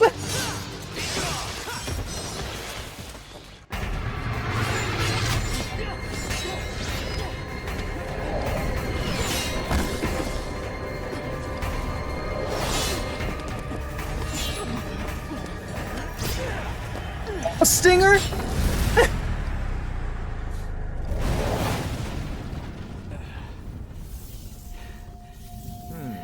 You got a trick up your sleeve. Yeah, the sword revs, it's the exceed system, and if you unlock max act, if you time your revs with the end of your sword attacks, you get to rev for free, basically. Looks like you two are...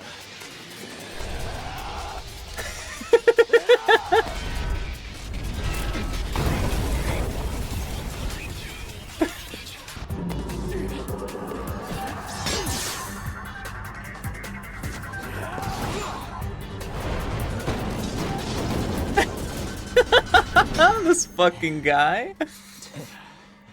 Well,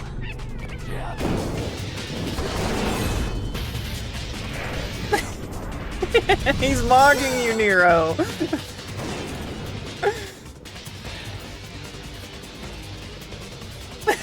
think I'll have to take you down. No, Nero's mocking him. Whatever you say, kid.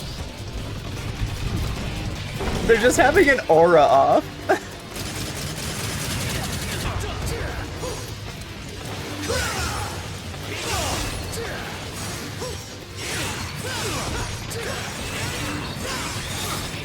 Oh, I got the perfect max act there for a second. Welcome, welcome, Raiders. Hello, hello.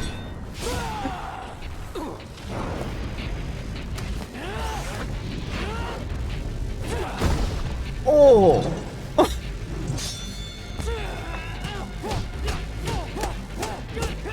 I forgot Nero just kind of beats the shit out of Dante here.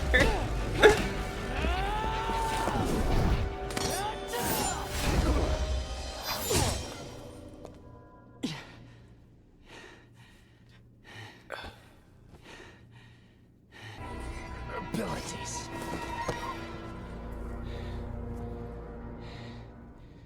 You aren't human, are you? We're the same. You and...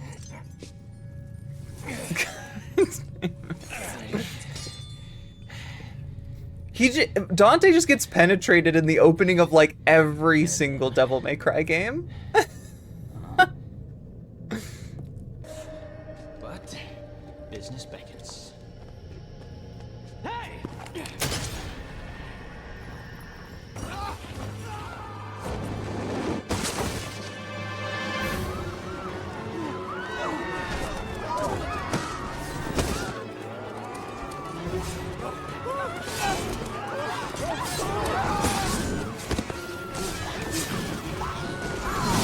I got this. Freedom. Take care of Kyrie.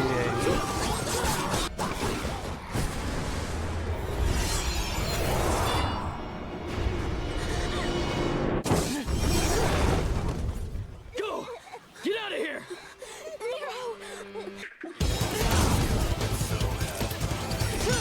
The time has come, and so have I.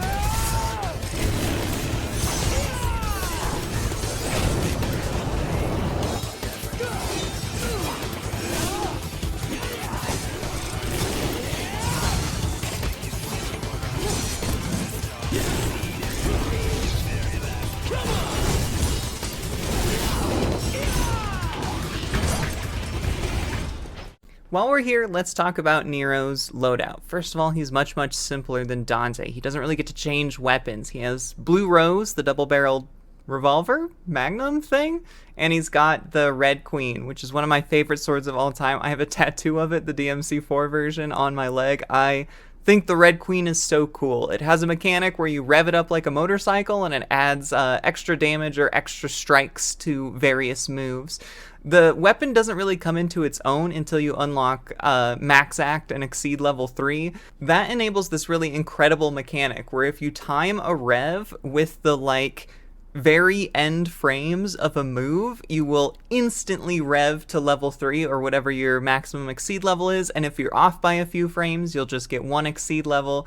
And anyway, it adds this really cool rhythm game to Nero's gameplay style that I think really adds a ton to his gameplay loop. And then Blue Rose is also completely chargeable, and you can charge it while you're doing other stuff, so it helps a ton if you have done Claw before, in order to make sure you're charging Blue Rose while you're doing your normal attacks. But all this to say that I really enjoy playing as Nero, both in DMC4 and DMC5. I love the Red Queen's gameplay loop. I think it rules, and they did a great job making him stand out from Dante. Alright, we've played about 3 DMC games at this point. I don't need to show y'all just regular combat unless it's really, really crazy. It's just your regular stuff. You get to show off early game doing combos and whatnot. We're just going to skip straight ahead to the first boss and get familiar with these bosses, because one of the shortcomings of this game is a little bit of backtracking back to these bad boys, but we'll get to that when we get to that. The first boss here is basically just for you to test your ability to not get hit and stay in the air while you do cool combos. Use the Buster to grapple back up to the big giant's head and just wail on him and then do max damage combos. Not a terribly difficult boss, but he is a lot of fun to fight.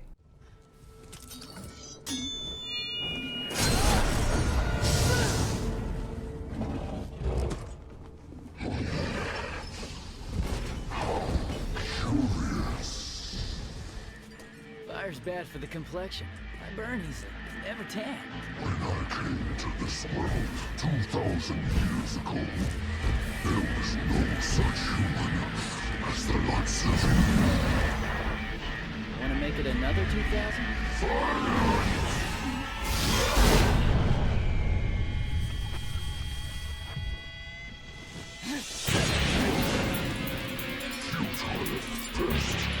You will suffer the wrath of burial. I, the conqueror of the fire,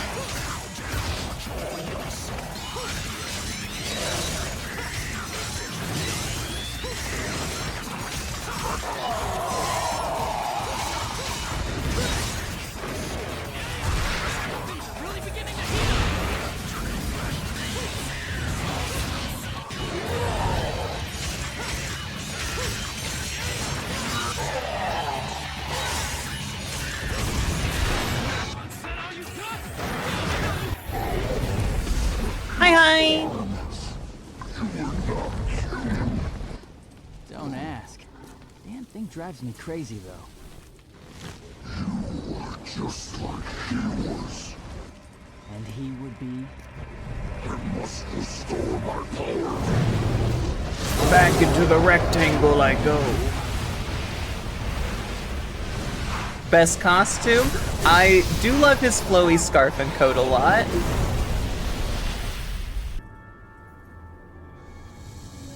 There they are, the babes.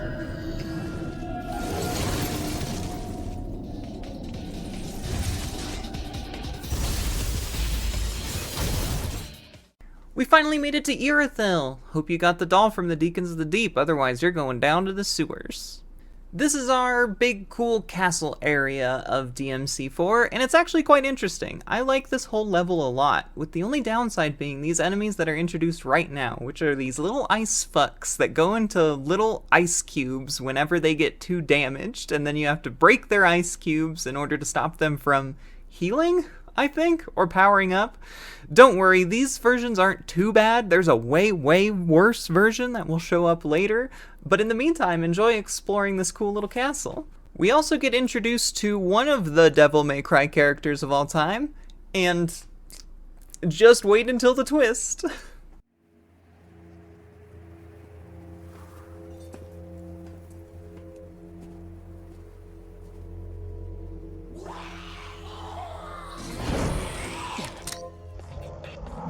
Now there's a babe.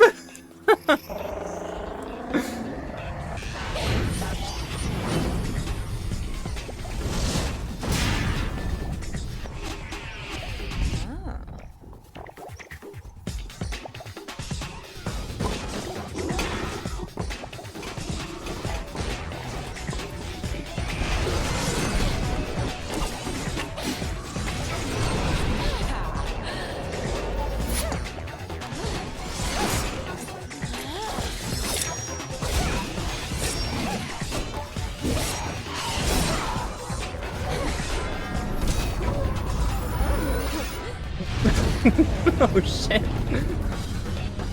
I forgot how ridiculous this cutscene was.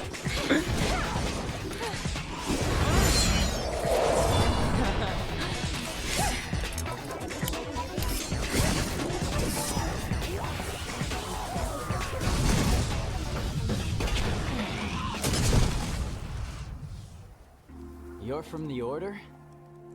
I've never seen you before. I'm new. Gloria.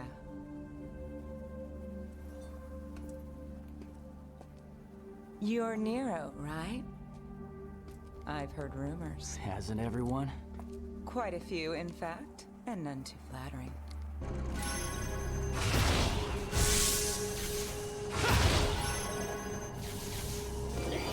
Oh, right, you can't fall there?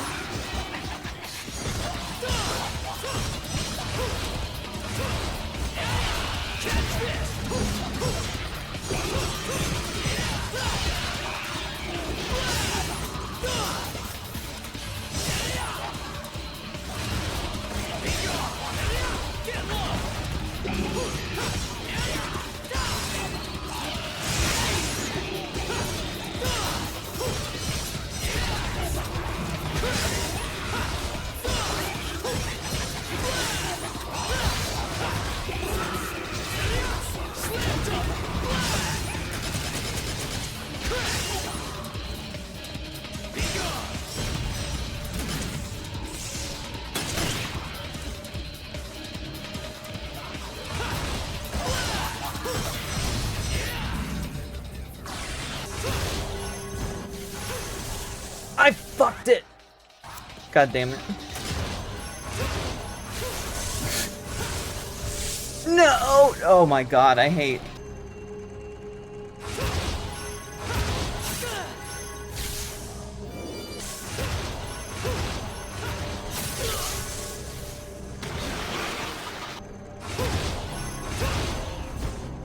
I fucked it again! I'm so stupid!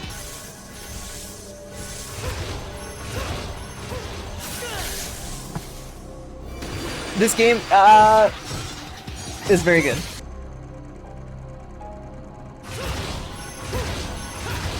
Thank fuck.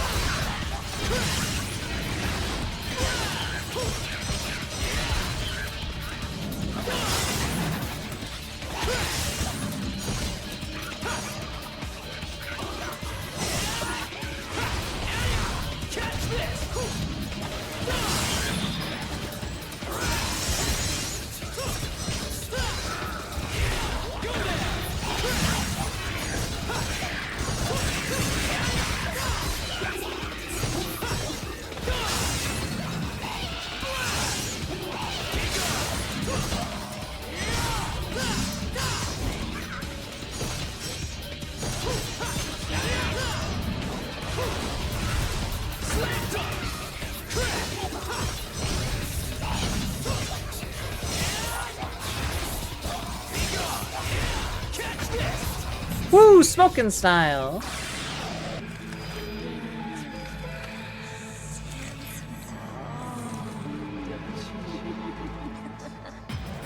I sure hope those aren't the feelers of a big frog.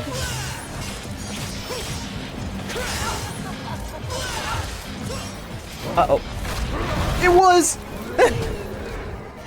So this is what you really look like.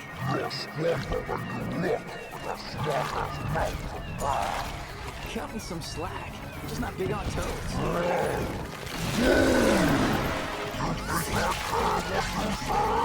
I'll finish this quickly. It's gonna scar me for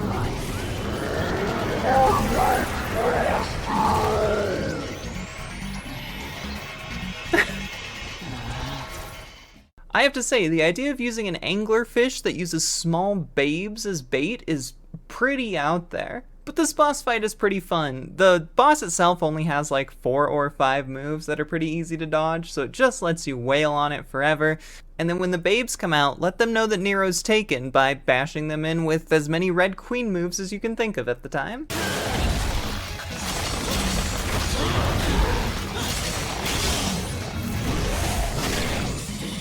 Shit.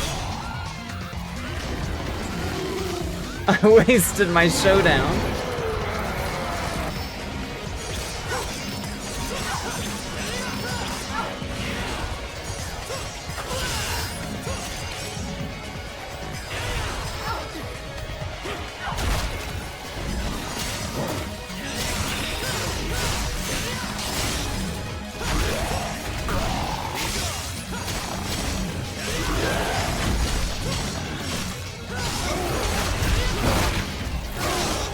Give me your tongue. Oh, we're just in there.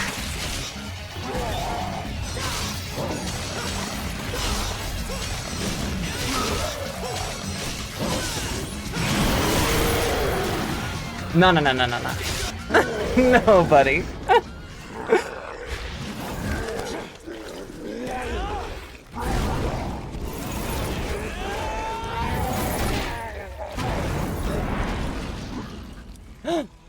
We caught one of his ladies. You think you've beaten me? Never! You beast! That's exactly what I think. My brothers will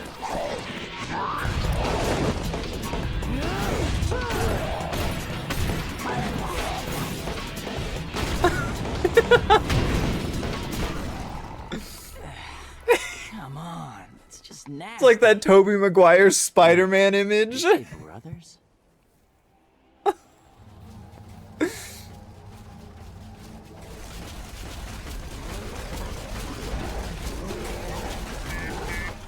Oh, that's fair.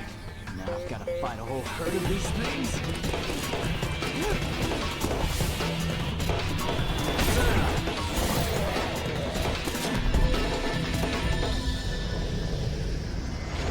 Sorry, pal. We're closed. Okay, gonna be skipping ahead a bit through the next couple sections just because the intro sequence took up so much of the runtime of this video, and I didn't want to cut out any of the cool Nero and Dante fight. So, we're on the way to the Order's secret lab to figure out what kind of science shit they've been up to, and for some reason they put this dice minigame as their final, like, blockade before you make it into the lab. It's really, really weird. The secret to it is just hit it when the number that you want is on the top. Nice and simple, it's got a pattern it always goes in. And once you beat this, you get a pretty cool little boss fight that utilizes the Buster in a really interesting way, and a really sick cutscene after. The Yamato! So, you've come. Well, the time has come and so have I. I'd expected. Just as Who the hell I've are you? expected. I am Agnus. Oh, Agnes? Yeah, this guy Working in rules. secrecy. Very few are privy to my existence. Funny. To figure an Order official out for a stroll in a hellhole kind of place like this. Hellhole? Watch your words!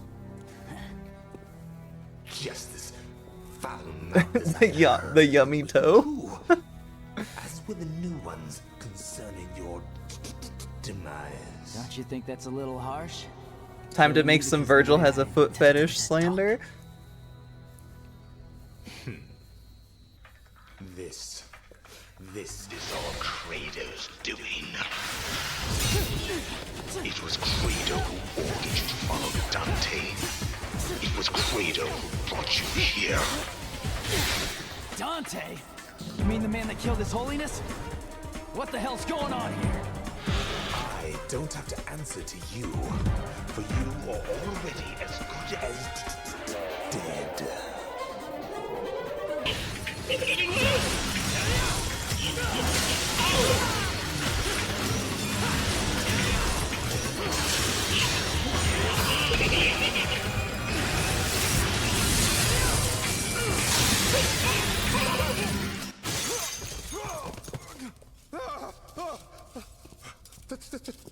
That's the much power. How can it be? Look who's talking, jackass. Answer my question. What the hell's going on here? How profound. It's magnificent. Okay, did you even hear me? Oh, Agnes, I hope you have a smoking hot daughter. That would be pretty cool. But His Holiness has been reborn as an angel. An angel. And soon, so shall I.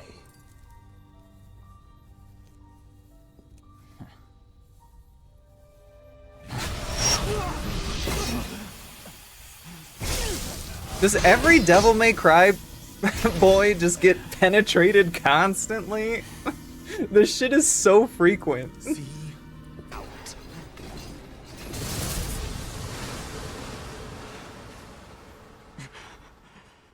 He dyes his eyebrows type shit, I fear.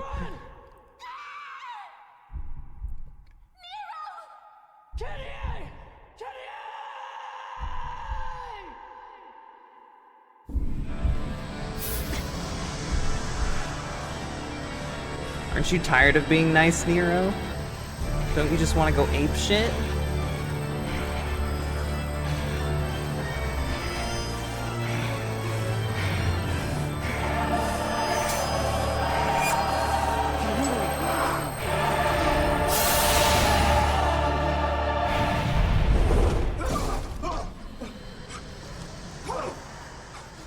I love your angel form, Agnes.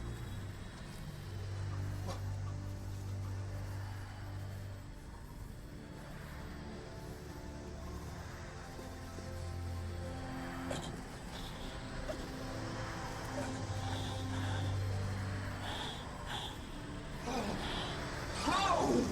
Not even I could succeed in restoring it! From that day forth, my heart changed. Voice echoed. Power. Give me more. Power. What? And if I become a demon, so be it.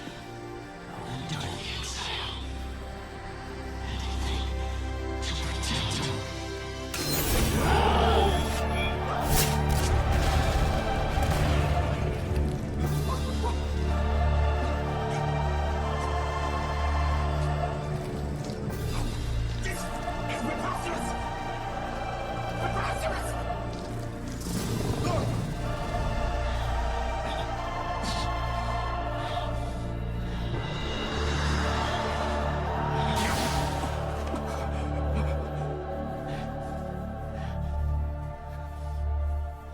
What the hell is this?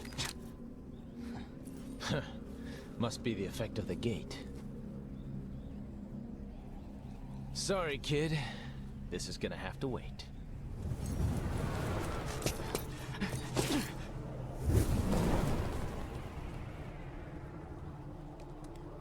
Charum, do you think Dante lands that, or does he just hit the ground and regenerate? With double trigger or some shit? Welcome to the forest. Thanks to the effects of the Demon Gate, we can experience area connectedness whiplash just like Dark Souls 2. The forest here is pretty standard. There's a couple new enemies, including one that I hate more than the devil itself, these little hands that suck you into the Shadow Realm, and not in a fun way. However, I don't have any footage of them to show you because I tried my hardest not to get hit by them this playthrough. The forest itself is pretty cool. There's some neat little platforming sections and some little puzzles for you to complete. There's even a reprise of the old choose the right path thing from DMC 1 and DMC 3. And once you make your way through, you eventually end up at another absolute babe of a boss. Just really good boss design that got thrown away as fodder in season 1 of the Devil May Cry anime. Okay, the forest was not as bad as I remember. I remember that being a hell place. Maybe it's just because it's not my first playthrough anymore. Also, I hope there's a babe in this little worm. That would be cool.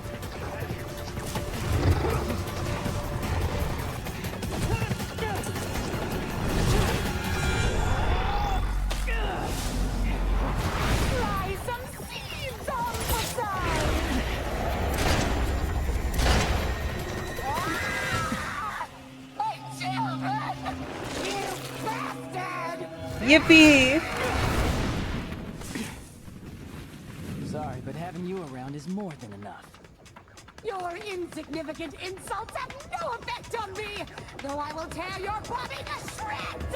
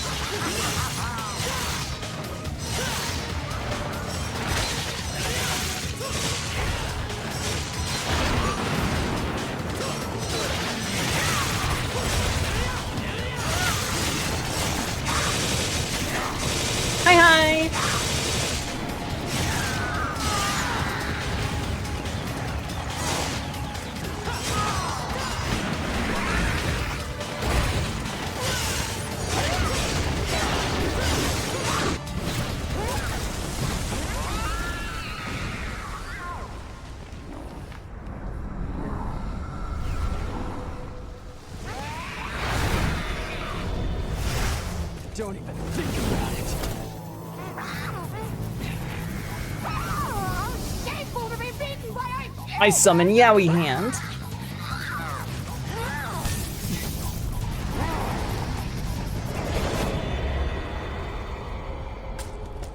Hey, don't step up if you're not gonna put up a decent fight.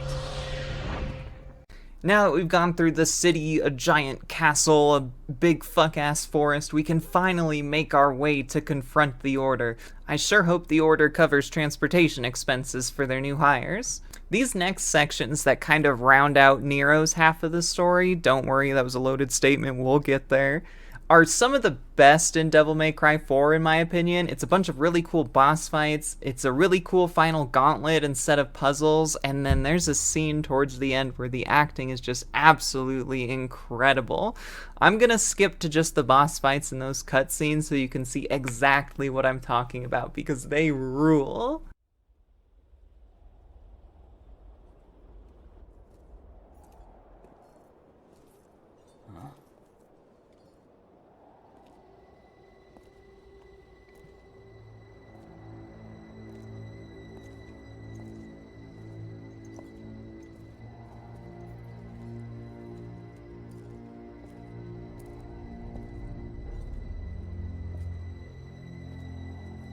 That's a look you shoot your enemy. Okay, well then let me ask you this.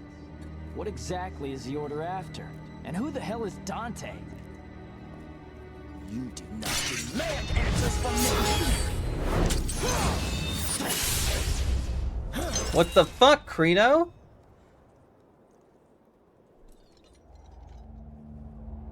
You possess the power of a demon. No. Back down. I don't want to hurt you. I won't do that to Kyrie. Hurt me? You don't get it, do you?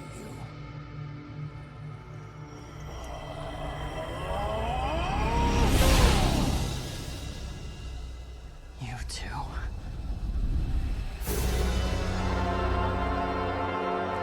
I have been chosen to take the next step in evolution. To become something far more than just Angel form Credo kinda hot.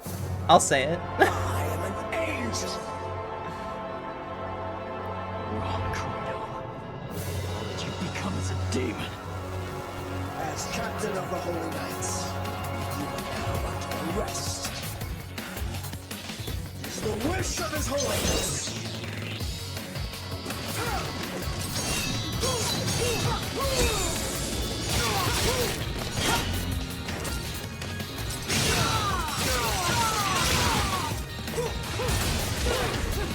won't let you go.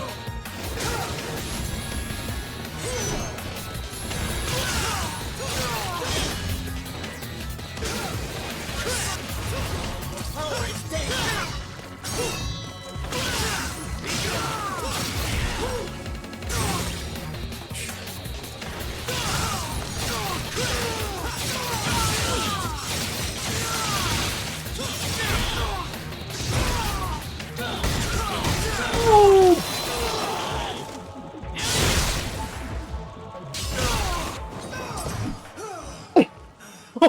Oh shit! We beat the fuck out of him!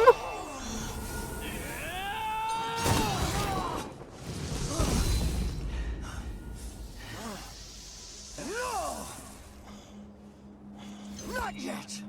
I'm not finished.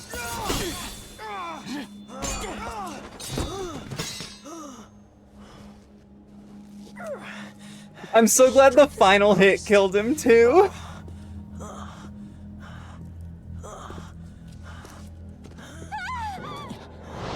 Kyrie! Kyrie.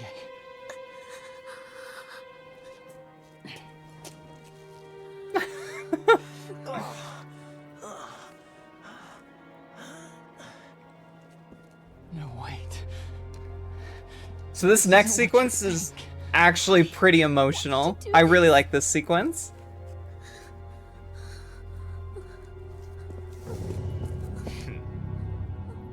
It was our intentions to protect you from the truth. Nero is a demon. You son of a... Nero! Not to worry. I have no intentions of harming her. Yet. Though, it would appear your attachment extends beyond friendship. She has nothing to do with this. Let her go! Agnus! How dare you use my sister?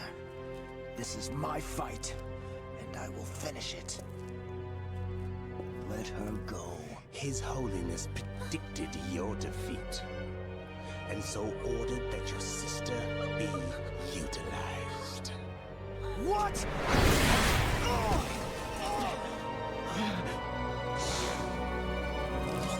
If you want her, then come and get her. For I cannot guarantee her fate.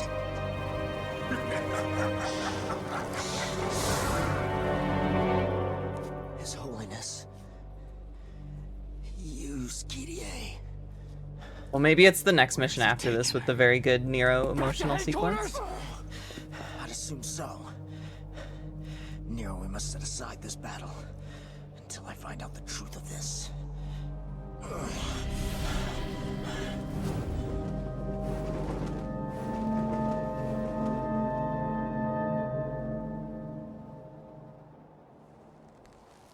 But don't expect me to be as easy on you as I was last time.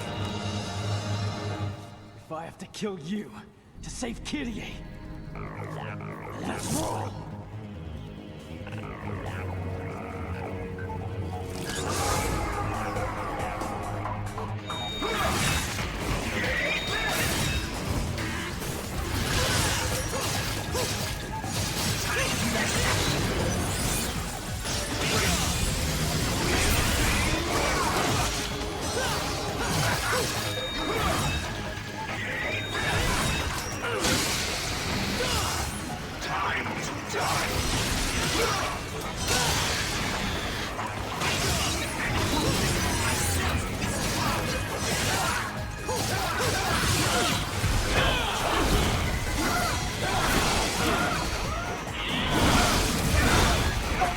My god! Oh my god, Nero!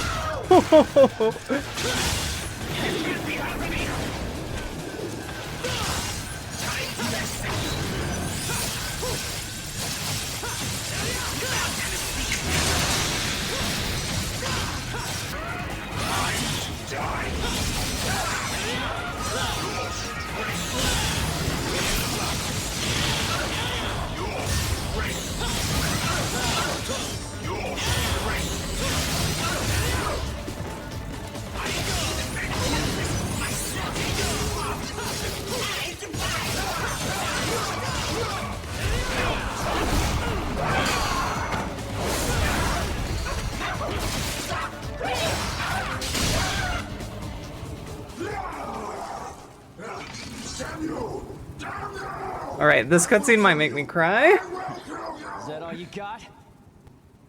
I think it's time to put you out of your misery.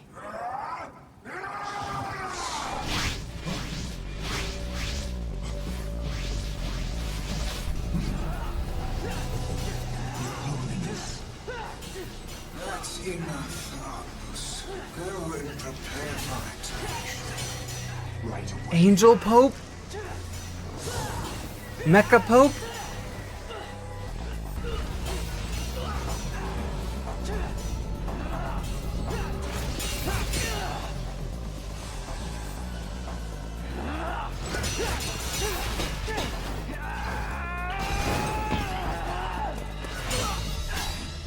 Let her go! Kyrie!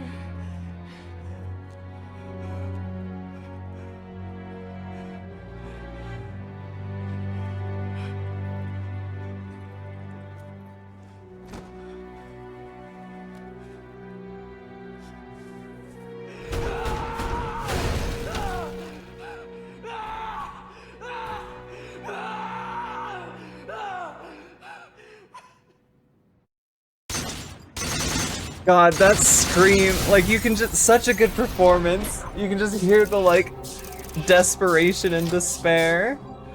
And then we got sad rank, come the fuck on. What took you so long? You, what are you doing here? Forget it, I don't have time for this. And neither do I. So I'll cut to the chase.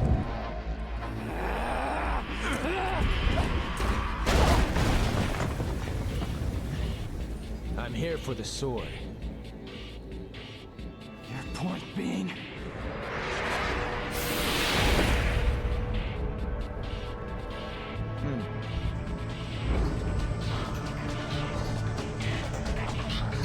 It was originally my brother's.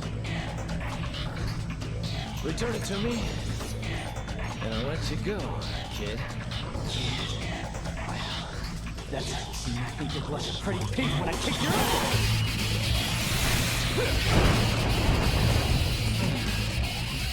Oh. Helpful hint. Take a tip from the elders.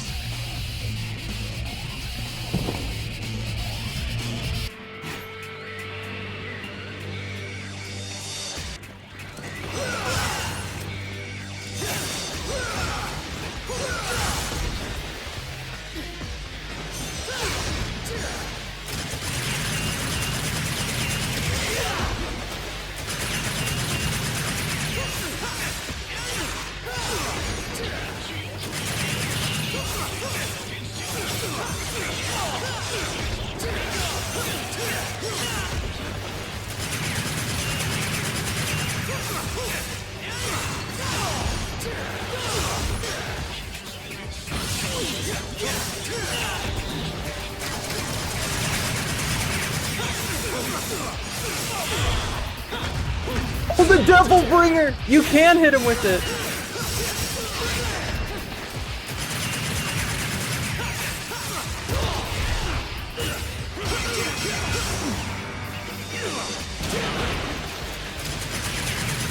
But only in DT.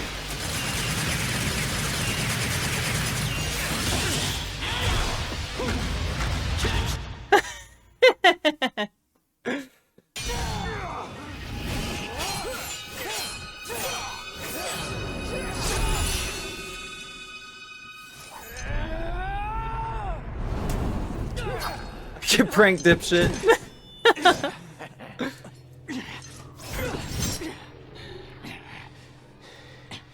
You cooled off yet, kid? What's the matter? Why the glare? You look as if you've just been playing me from the beginning. That sword was used to separate our world from the demons. I can't have something of that kind of power floating around now, can I? It's gotta stay in the family. I need this.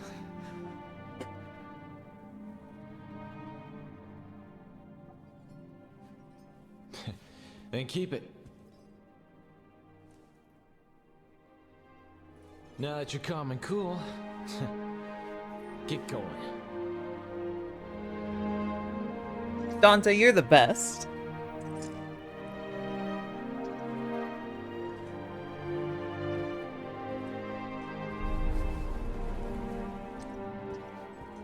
Hey! What's your name? Nero. You're Dante, right? Not a bad name. Neither is yours. I kind of love their dynamic.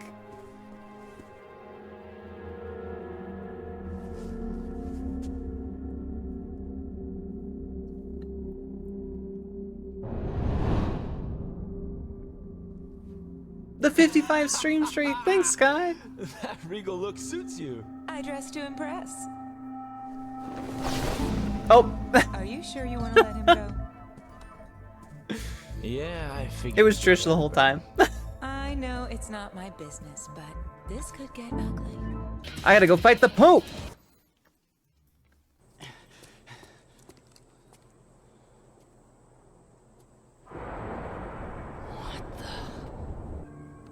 Kyrie.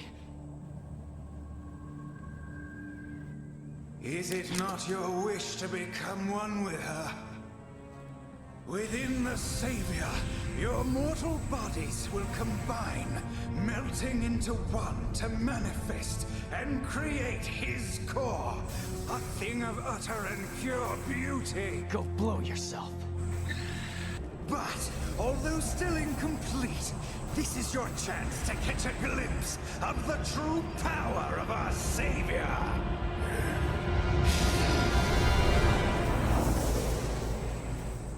The Pope is JoJo posing! You fool!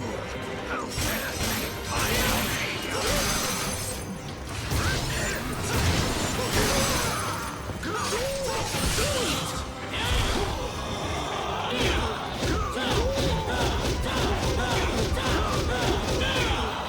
Not interested in your bullshit. Oh shit, line goes hard.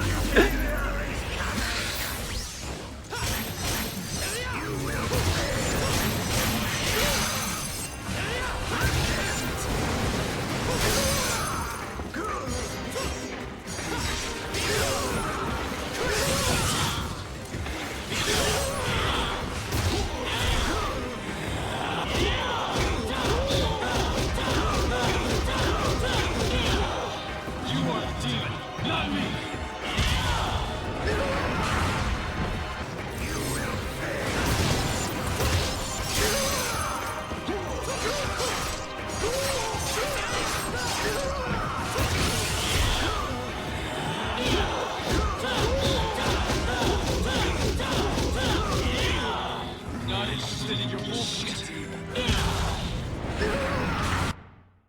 I'm not interested in your bullshit.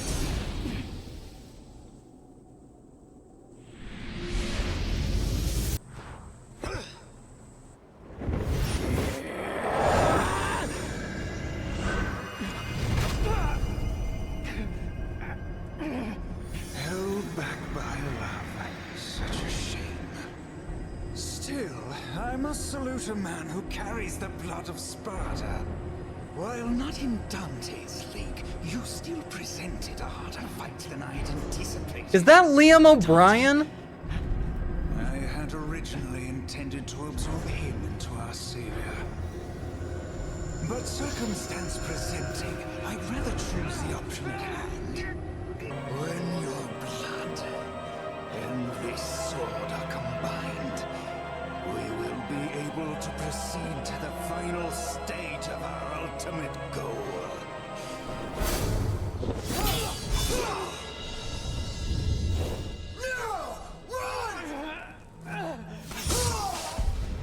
Greedo! You have betrayed us. Why? Who gave the Pope a katana? Why can he have that? World you spoke of. How foolish.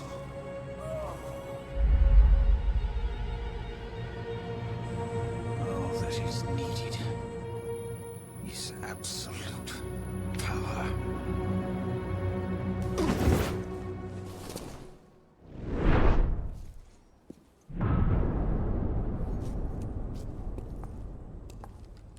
Jesus, Trish, your boobs jiggle like fucking crazy. I don't know. I'd wager this kid still got some life in him.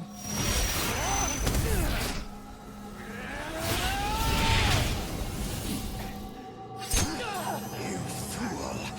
Escape is now impossible. The creation cannot be stopped.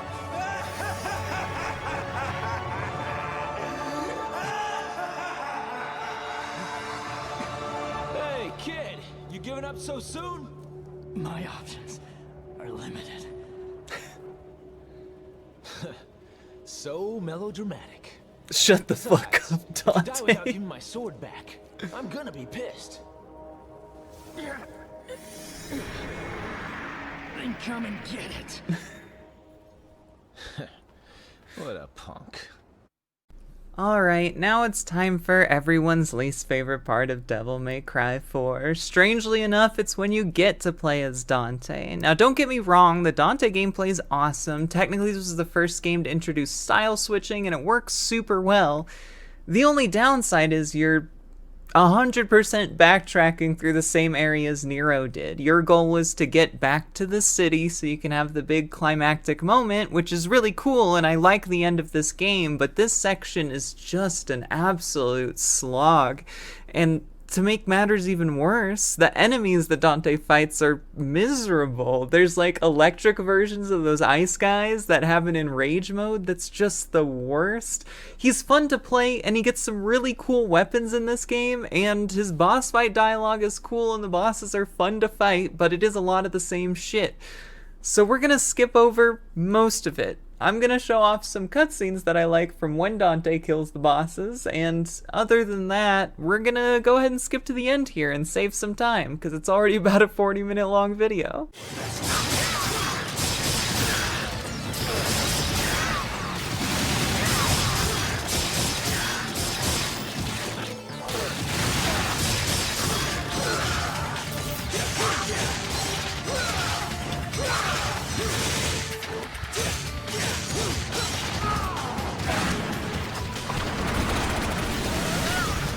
Oh, Smoking Six style, I don't know what I did. I guess that was the Lucifer Blast?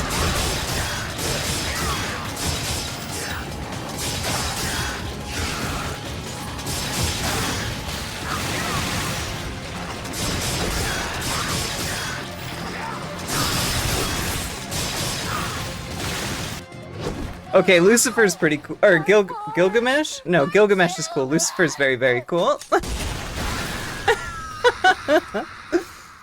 I think that look suits you better.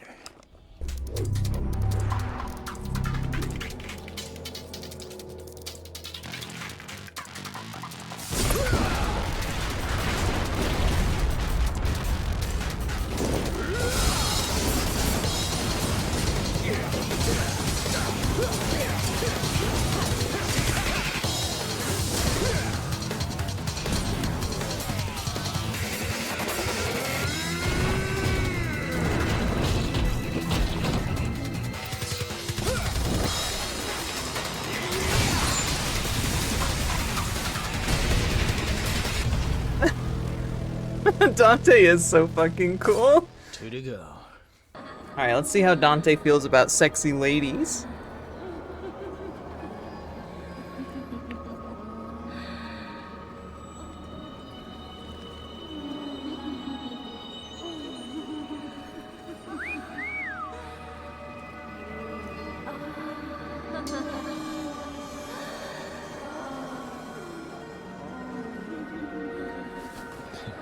Baby, yeah.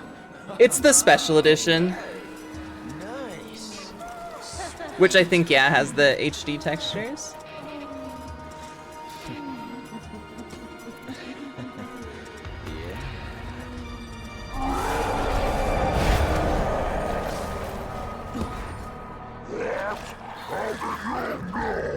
You can hide that body, but that smell? Woo. There's no covering up.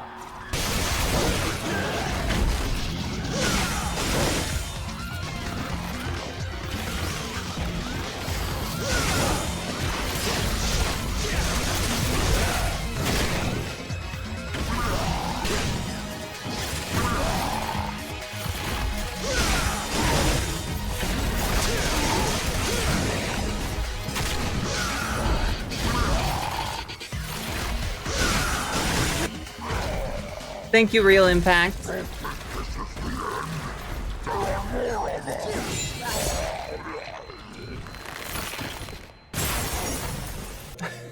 This is such a weird fucking weapon. It's like an all-you-can-eat buffet.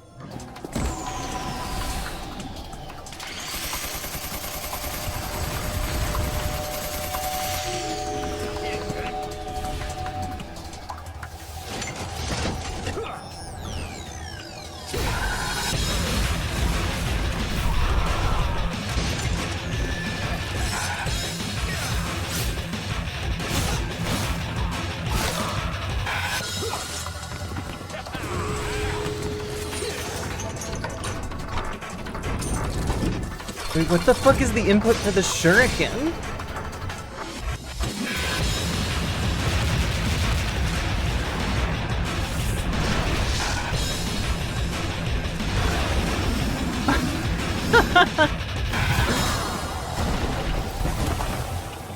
This cutscene makes the weapon look so sick.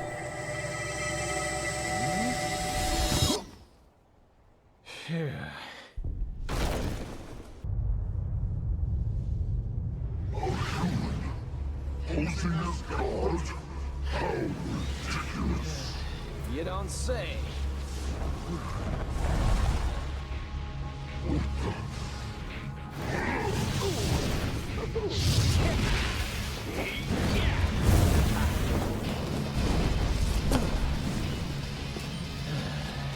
Wish you would have noticed me earlier. Now my coat's all charred.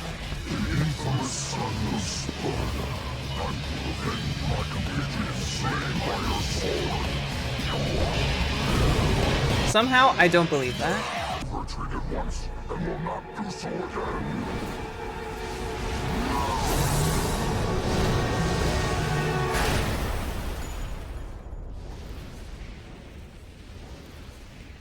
That's a letdown. I was hoping for a bit more than just a few sparks. Alright, this cutscene rules, by the way. It's my favorite Dante cutscene in the game.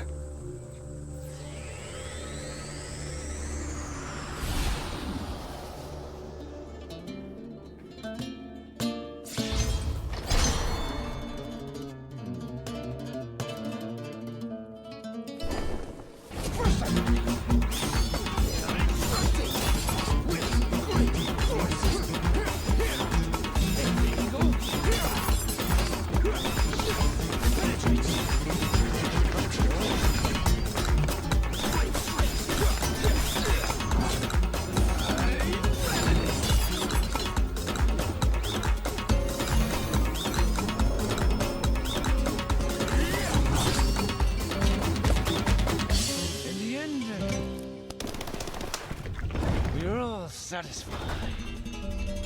You are set free.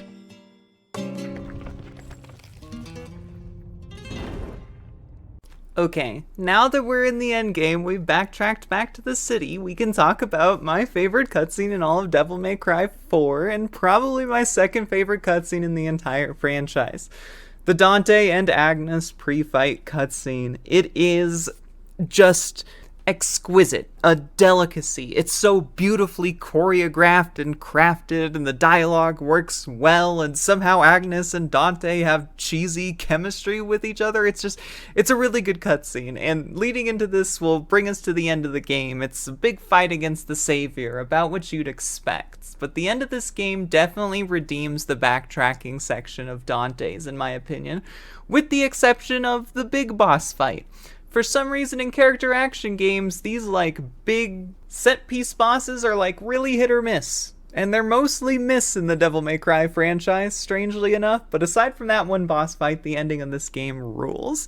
So I will just let the clips play for themselves from here on out. If you're looking to try Devil May Cry 4, I recommend it. It's quite a good game, and it's grown on me a lot ever since I first played it. It was my first Devil May Cry game, and I like it a lot now in retrospect. In the meantime, keep an eye out for our next video, which is going to be covering the Devil May Cry reboot.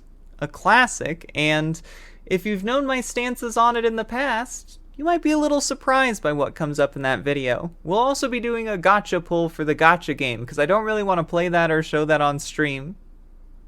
So I figure one pull will probably be enough. Otherwise, subscribe, head over to the Twitch if you want to see these things filmed live. We're just finishing up Ninja Gaiden franchise playthrough, and I don't know what we'll do next, but whatever it is, it should be fun. Otherwise, YouTube videos, I'm hoping to keep them coming out weekly. I got a lot of stuff in the backlog thanks to this series, so thanks for watching.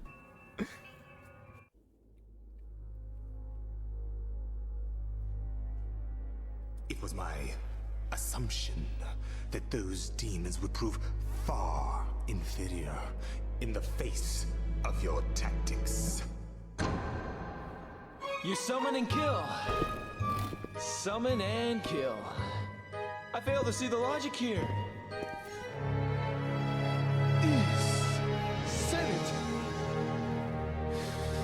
price to pay for power? Humans. They are but stubborn and foolish. It takes a journey to hell for them to accept and praise their god. A fact that tickles Irony's judgment.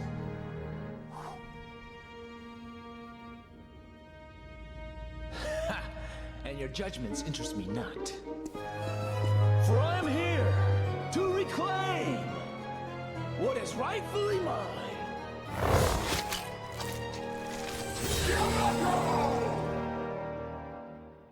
That is what you think. And that is why I wait in your power! You will fumble in opposition of my quest. Though I encourage for an opportunity to battle a being of such grand delusion as you is a sweet. Wait, the boss music starts to cut in. It's so good.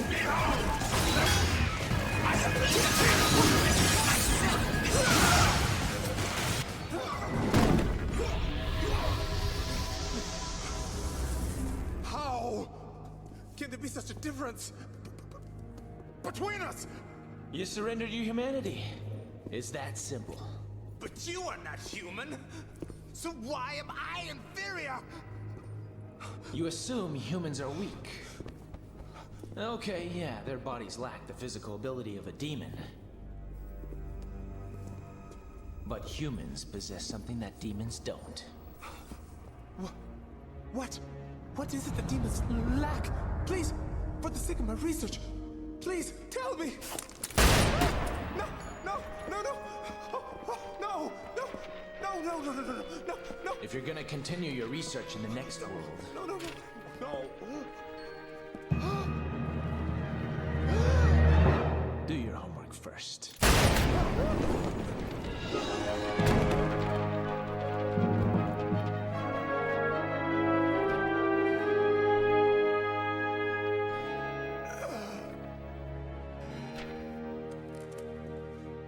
And the rest is silence.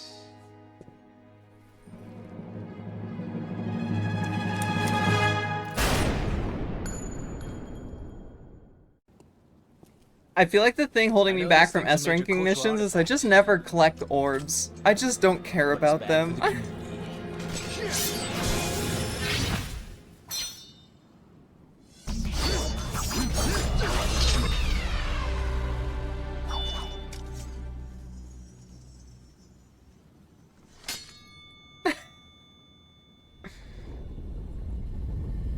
Do you think Virgil taught him how to do that when they were kids?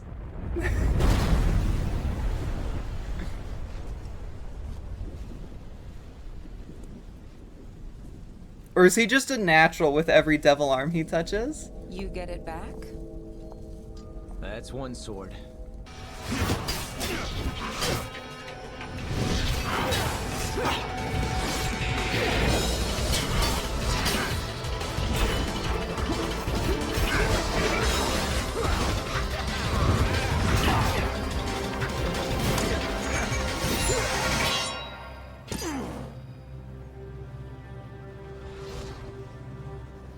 So, you ready to eat your words? Do as you wish. Your attempts are futile.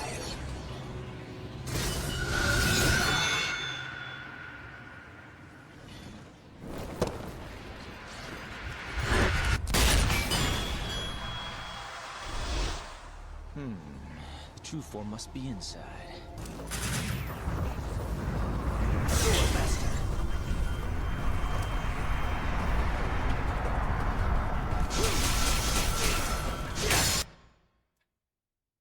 We take those?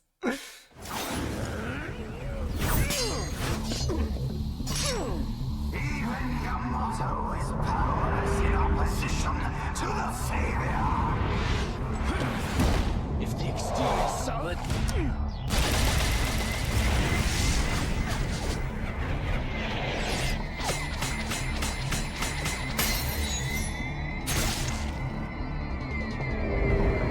Nero! Then you gotta take it out from the inside.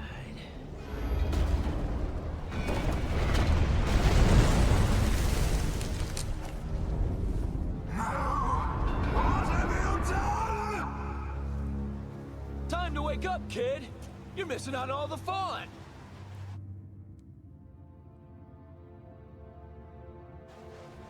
Nero!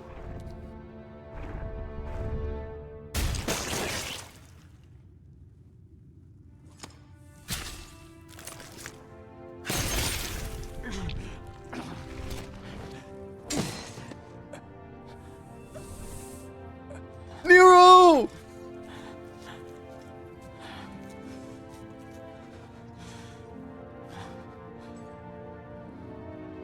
It's up to you from here, kid! An opportunity to save the world doesn't happen every day, you know? Save I love the instrumental reprise they do of this theme, by the way, during these cutscenes. this, I will save her.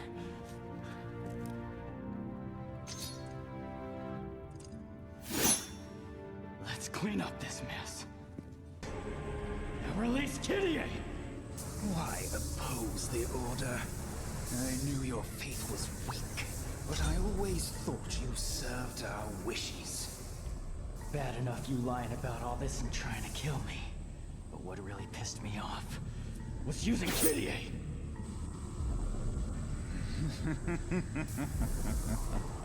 What is that? Love. Kyrie! Look it up.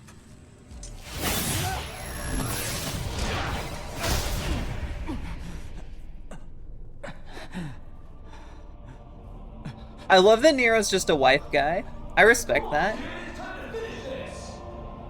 Wrapping things up on my end. Don't be too sure, boy. Although flawed, the power of the Savior is beyond that of which you can defeat.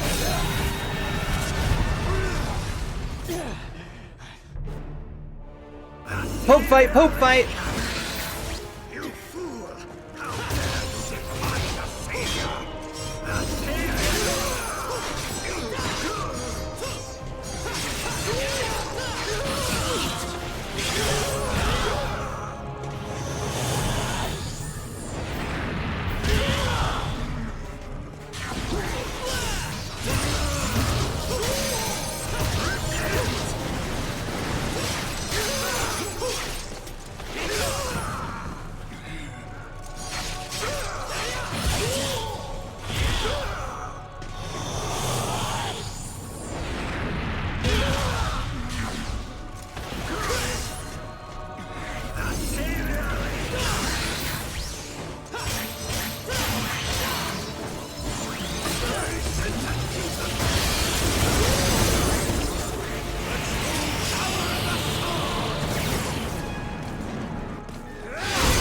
Oh, I got it! Get pranked, dipshit!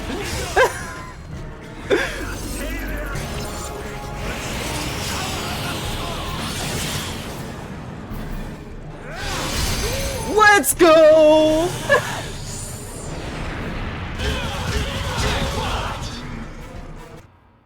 Oh shit, I didn't know Nero had a jackpot line! Oh fuck, let's go!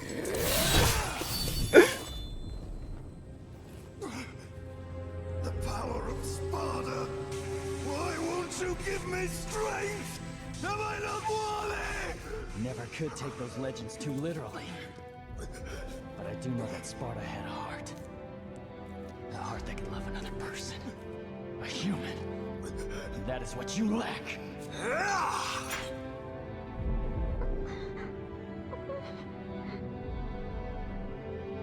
This time I will save you. Just hold on. Don't move or I'll... Big fast chuckle nuts.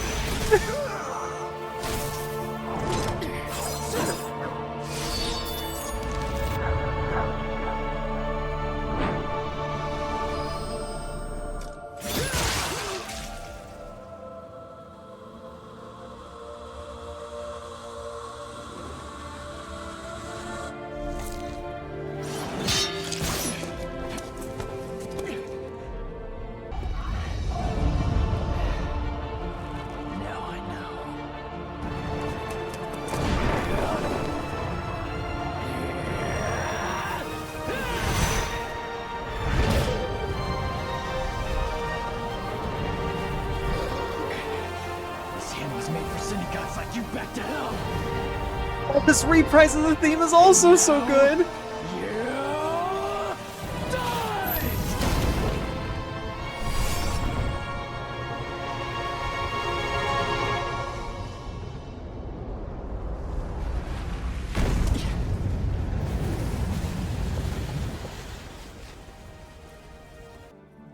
Wait. You forgot this.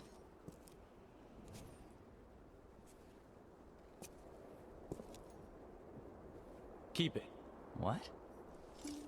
I thought this meant a lot to you. That's the only kind of gift worth giving. I want to entrust it to you, so I am. What you do from here is your call. I do love them. Hey, Dante. Their dynamic's cool.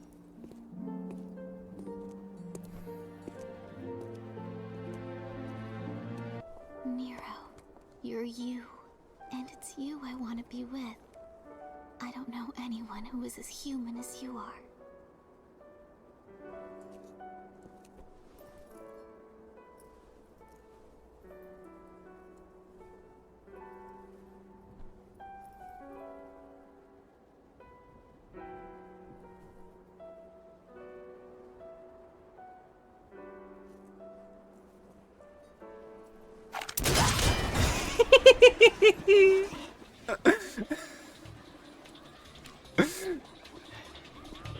I love that scene. Looks like they're determined to interrupt.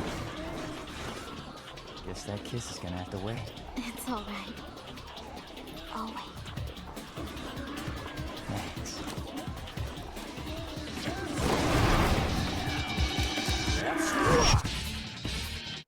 Ah, the Devil May Cry reboot. A game with marketing that seemed targeted explicitly at kids who drank exclusively Monster Energy and punched holes in their walls when their mom told them to get off the Xbox to go eat dinner.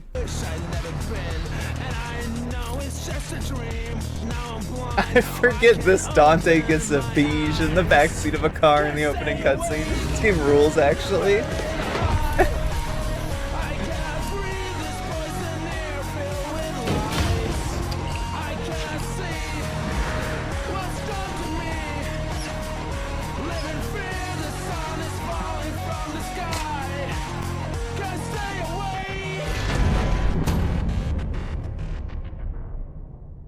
Now, if you've watched any of my streams during our Devil May Cry playthroughs, or watched my old video essay on Devil May Cry, then you'll probably know I don't think very highly of the reboot.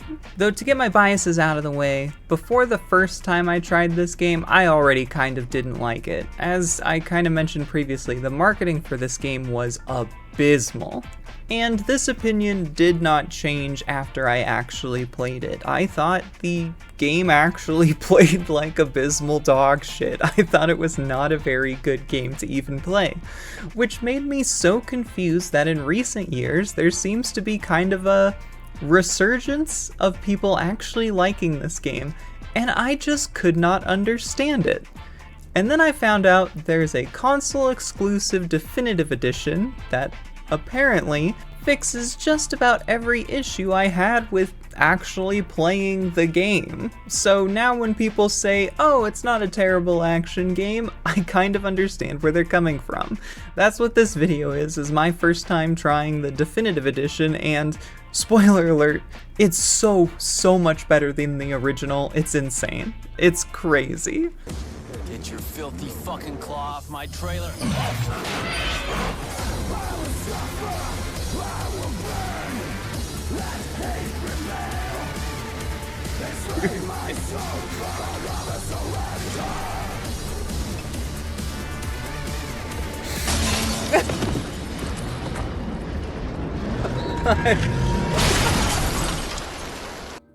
Oh god, the fighting game inputs. This is one of the things they fixed with the definitive edition, though, if I remember correctly. It lets you use lock-on plus forward now. Yeah! They did fix it!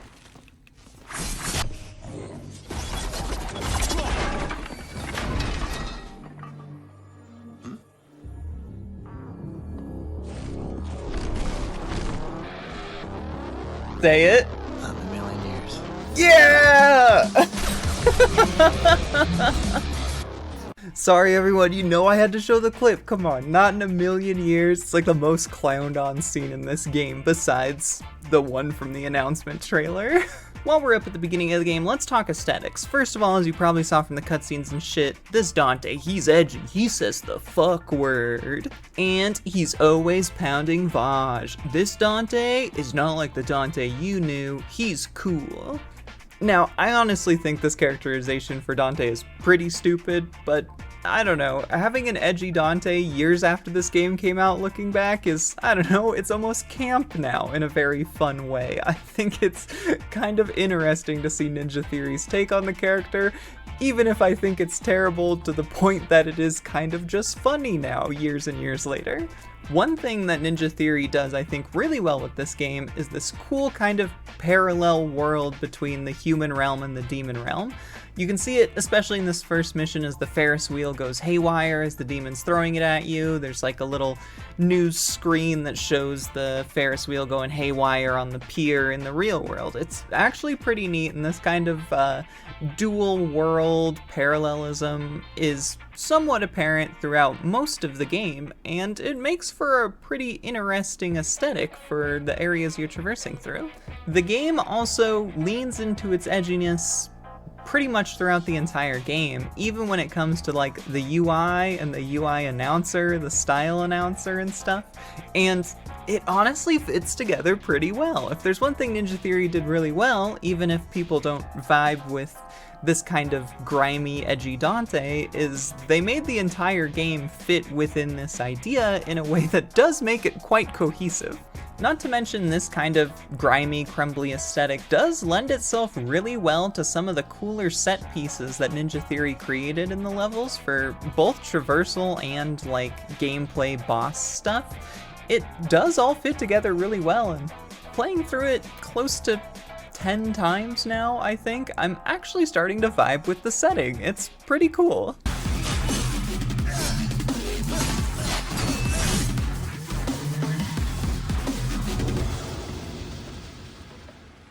Game over. Son of who?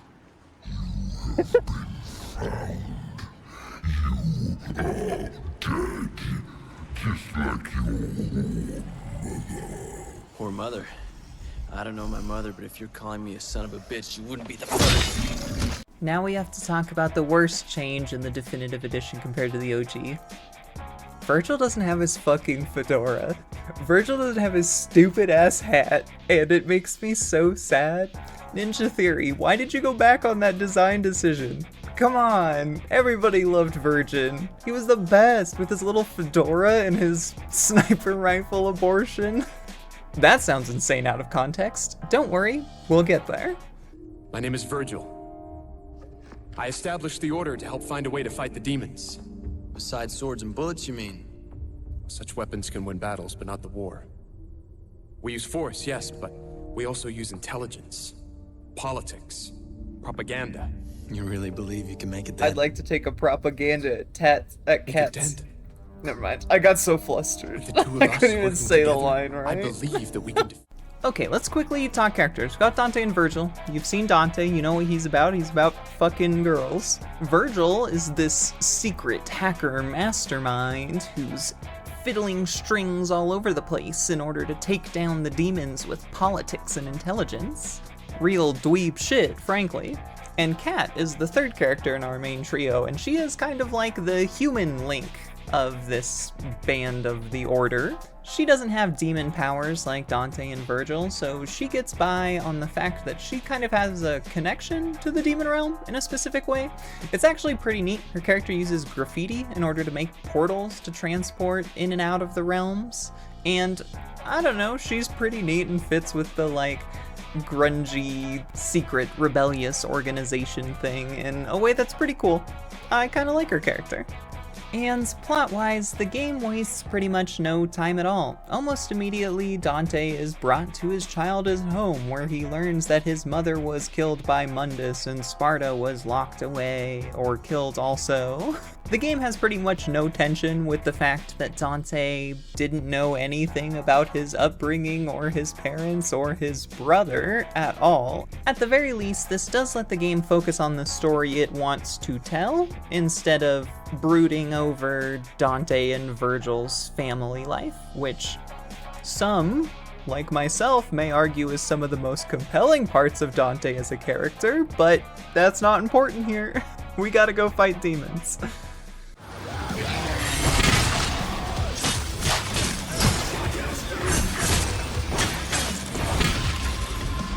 Sadistic!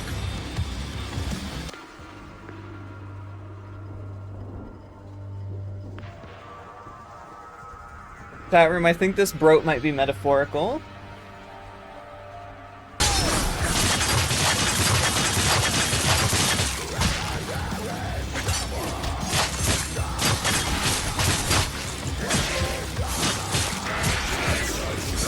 Sensational!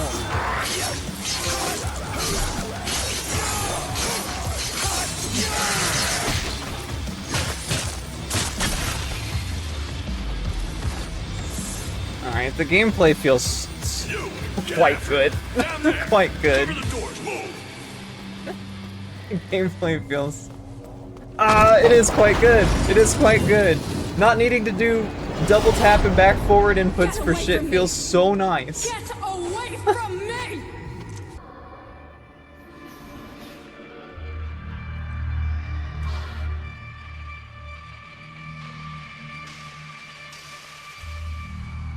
She gave her life so that we could escape.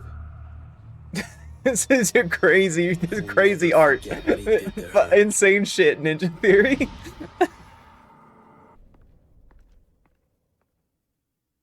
Yeah, Virgil's jacket is kind of drippy though. Don't tell anybody I said that though. Sparta armed his sons. The rebellion for Dante. The Yamato for Virgil. Is that how you pronounce Mundus that? killed our mom. Yamato? Imprisoned our dad. Okay, I put it off long enough. Let's talk gameplay. First of all, let's talk about the original. At its core, it is technically a Devil May Cry game. It's got special moves for you to do, it's got enemy juggling, it's got stinger, it's got roulette, it's got pretty much everything you could ever want. However, in the original, actually using these moves was so clunky. Instead of having lock-on and directional inputs like we're used to from the previous 4 Devil May Cry games, instead this used like fighting game dash inputs. It was like towards or back towards, stuff like that. Which is fine at its core. I'm a fighting game player. I'm used to inputs like that, which is like double tap a direction. However, in Devil May Cry, when you're trying to juggle things and use moves quickly, it just felt incredibly clunky, and with no lock-on, there was no guarantee you even hit what you wanted. That towards input might not come out like you want. Where Ninja Theory took their own spin on the gameplay is in the Devil and the Angel weapons. You access Angel weapons by pressing R2 and Devil weapons by pressing L2. It might be the other way around, I actually can't remember now. But regardless, they were basically just things that you could do asynchronously from your use of Rebellion that were blue and red colored. Often the red weapons were really big hits meant to break shields, and the blue weapons were like AoE, crowd control, multi-hitting stuff. On its face, this is actually really cool and can work well and spoilers, does work well in Definitive Edition. However, in the original, adding on this kind of asynchronous weapon switching with the already kind of clunky combat just felt really awkward. However, things get really hairy with the introduction of enemies that are blue or red and need to be hit with angel or demon weapons accordingly. In the original, these guys were terrible because if you hit them with the wrong type of weapon, they would stagger you and break your combo and you'd like stumble a little. Not bad when there's only one, but if there's more than one of both colors and multiple other enemies and no lock-on, it becomes incredibly tedious to hit the enemies with what you want. It ended up making the system that was meant to add more expression to your moves by giving you access to a bunch of other weapons really quickly just end up feeling super clunky as you're forced to use exactly this one weapon type in the very specific spacing and situation that would let you hit the enemies.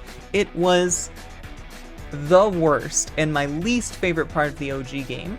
However, Definitive Edition fixes nearly all of these gripes. First of all, it adds back in lock-on, and it also lets you lock-on plus directional to get your special moves, just like old Devil May Cry combat.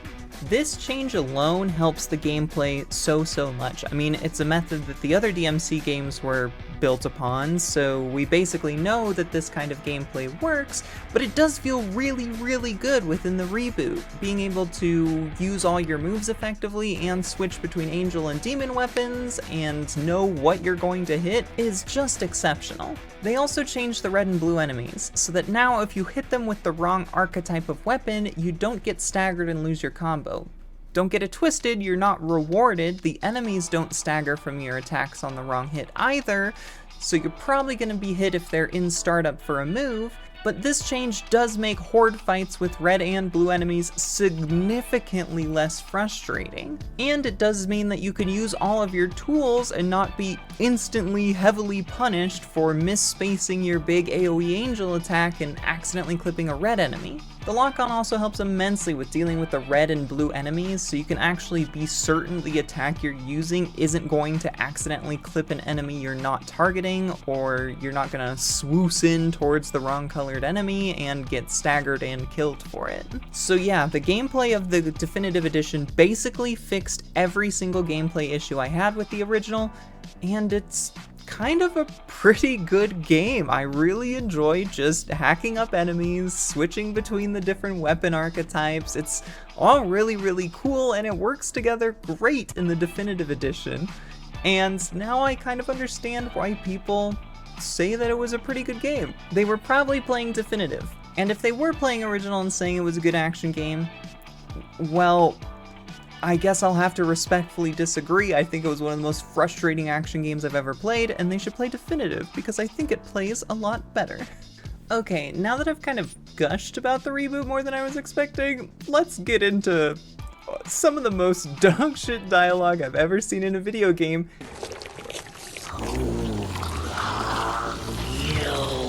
Yeah, time for absolute peak dialogue. Sack of shit. Fuck you!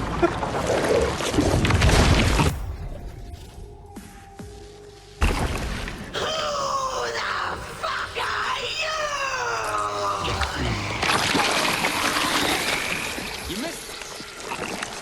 My name, by the way, is Dante. Dante, son of Sparta and Eva, the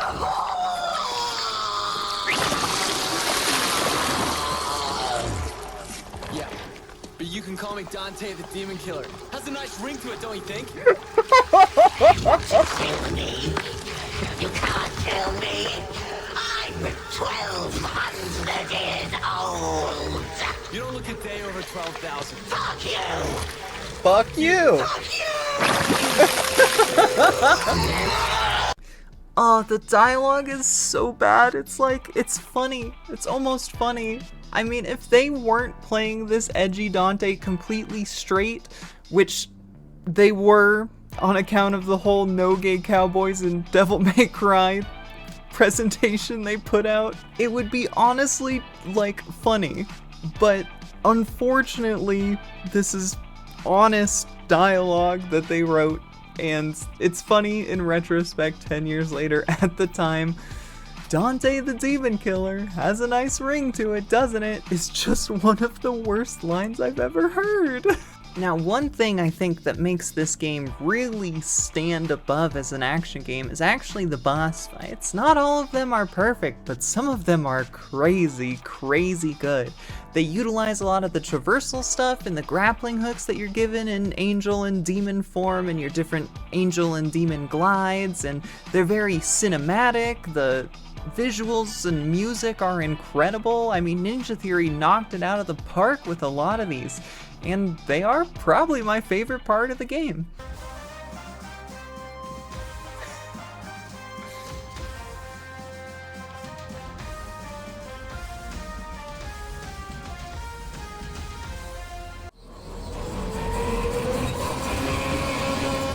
This is not Mortis, just doing God's work.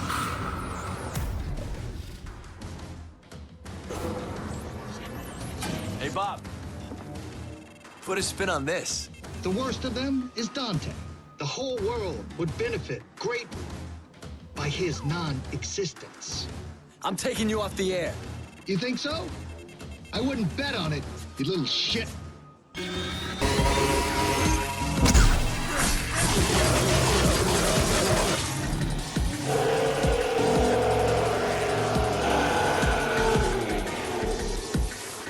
Segue into this! Between 16 and 17, he became involved in gangs, drug peddling, and is believed to be responsible for over a dozen homicides. And worst of all, he was also a well-known cruiser in the seedier districts of the city, rampantly spreading sexual disease of the unholy kind. And ain't that the best kind, Bob?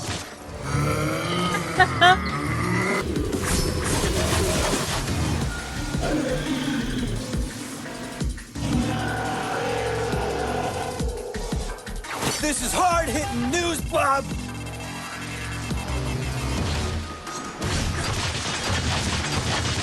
And he just started killing people.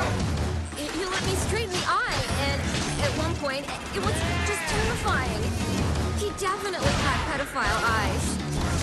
But we will find you. We will destroy you. It's only a matter of time. This is Bob Barbas of the Raptor News Network. Just doing God's work. Just doing God's work. I interrupt this broadcast to bring you breaking news. Pikachu will crush you. And you know what? We'll do it live. You suck. We're gonna do it live.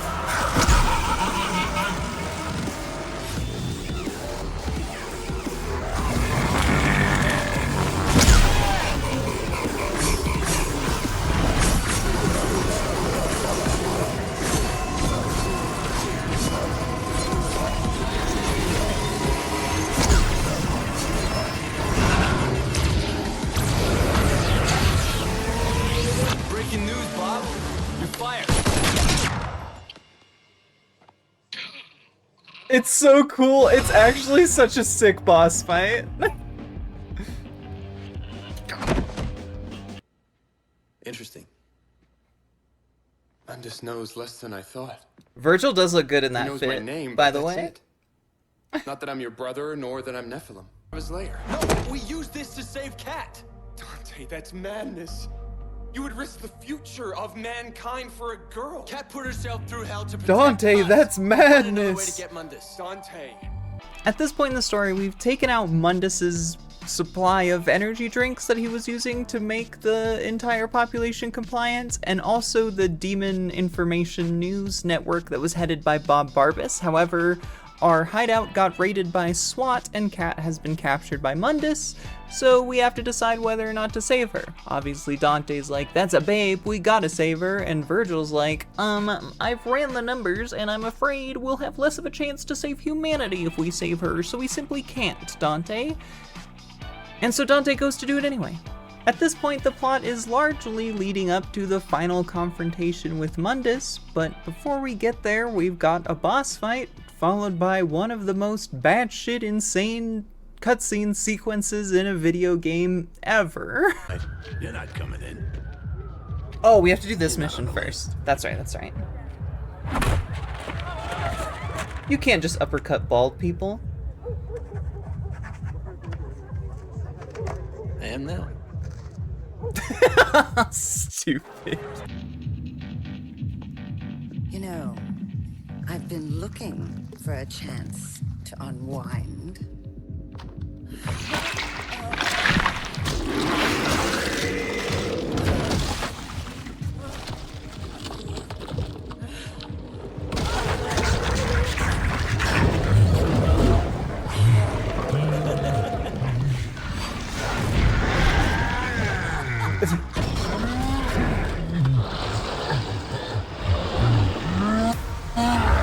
Mundus's spawn. There is a face only a mother could love.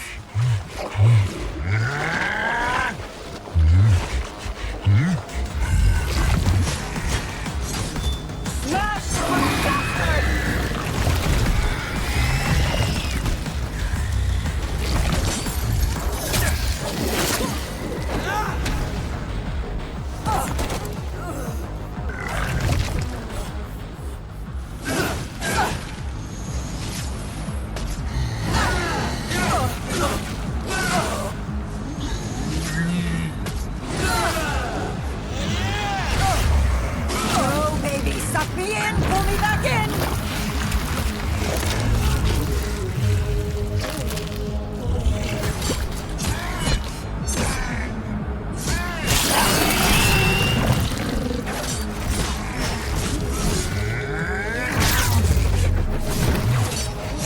Baby, stop him!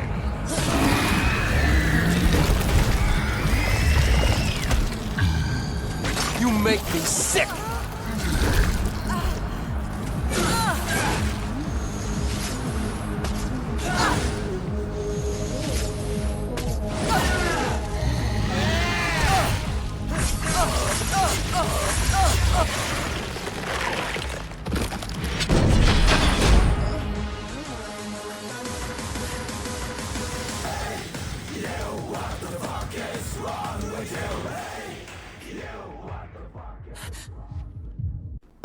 I have to show this scene in its entirety because I've played this so many times and I still can't believe it exists. If you know, you know.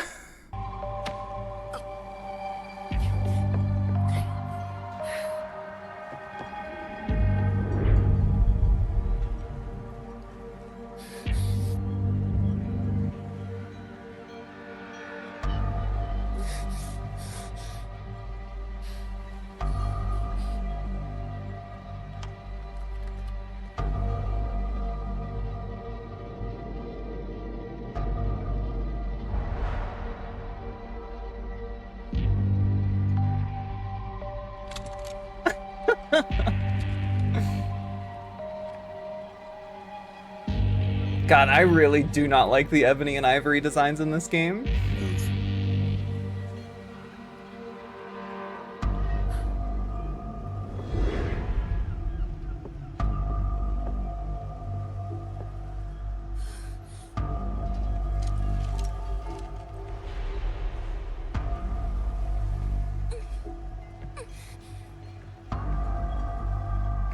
I like how Virgil just stood up out of the sunroof too. That's so funny to me.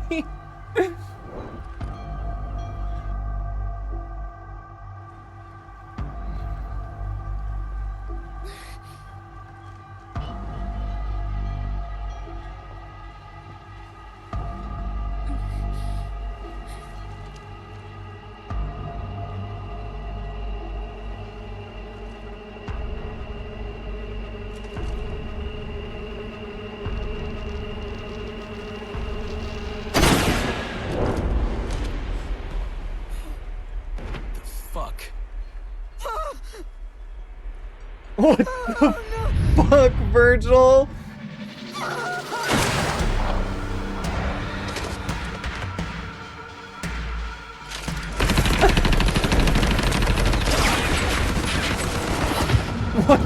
fuck? What the fuck?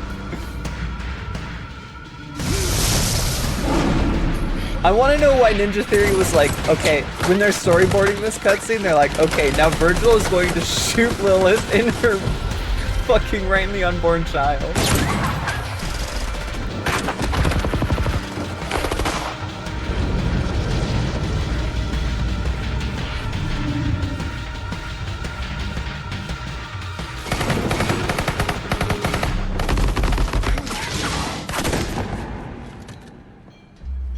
The hell did you do that for? I had to. You don't fuck with a god. Stay close to the tower entrance.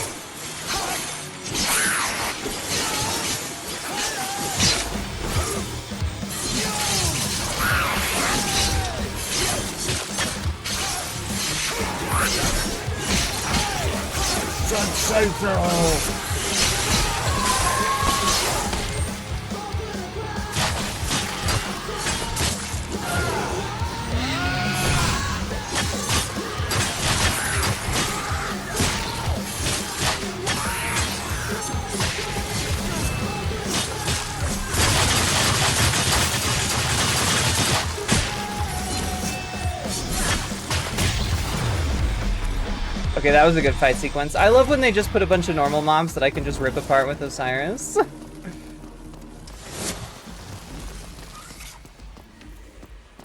Over here. Hi, Virgil. Here, you will rendezvous with Virgil. Seems you underestimated Kat. Howdy, howdy. I didn't. I really care about her. About all of this. You once said you didn't give a shit. Yeah, but that was like 3 hours ago.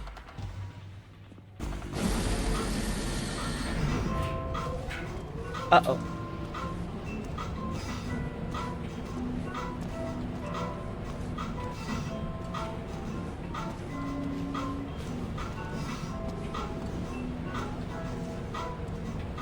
She was right.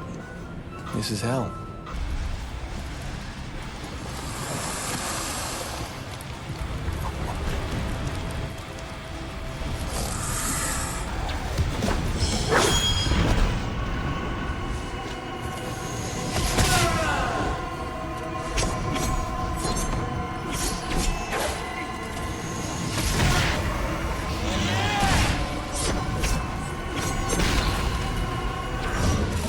Didn't want to deal with that shit at all. Fuck that guy. I'm not talking about my freedom. I'm talking about mankind's. Mankind. And what would mankind do with freedom, do you suppose? Because when I arrived, they had it. And what do you think they did with it? They fought, they killed, they starved. I brought prosperity. Brought structure. Fucking Senator Armstrong ass monologue. The evil fucked up shit I'm doing is good, actually. besides violence. War, death.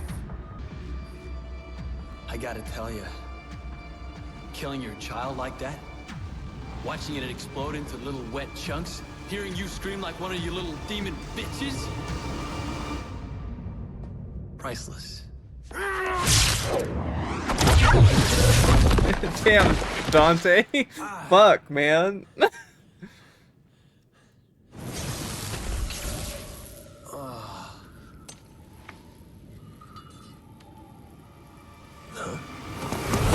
Oh, Bold Blast!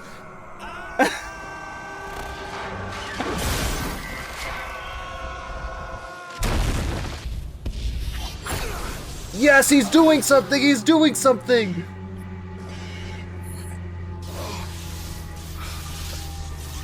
He's really struggling.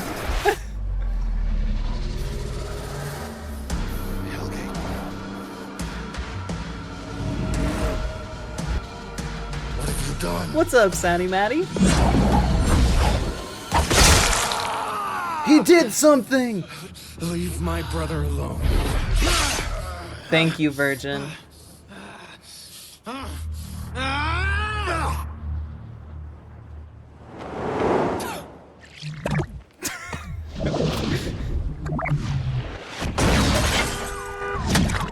POV, your Dante, Dante spit. Mundus is merged with his physical I don't know why body. this dialogue That's is why he's mixed so protecting fucking loud. So if we kill his body, we kill Mundus.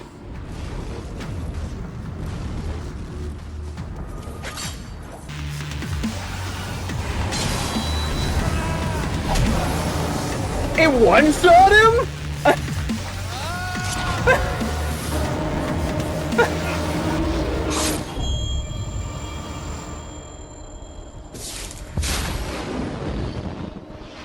It's just like Ocarina of Time.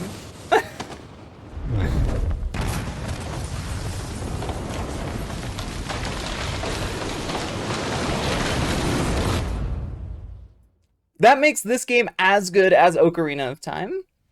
The path is clear for us to rule. To rule what? This. Everything. Virgil.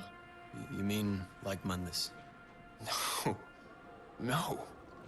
We'll be nothing like Mundus. We'll respect our subjects, not enslave them. Subjects? He means you. He means humans. I thought we were fighting for freedom. It's been so long since I've seen this cutscene without the El Dante It mod. was his freedom we were fighting for, not yours. They need protection. Not just from others, but from themselves. We, you and I, have saved them. You and I saved them? Who else? A human. Whoa, it kind of sounds like he has the same philosophy as Mundus. Uh-oh. Cat saved my... And with this, we've reached the end of the reboot. I have to say, the definitive edition definitely changed my mind on how much I enjoy this game. I think it's quite fun to play. I think the Virgil and Dante characterization is abysmal, and I think the story is just fine. But at the end of the day, Ninja Theory took a pretty unique take on it, and after the tweaks in the definitive edition, it's actually really, really fun to play, and I think sets itself apart enough from normal Devil May Cry, while still having all of the lifeblood of Devil May Cry in there, that I think it's a pretty decent game now.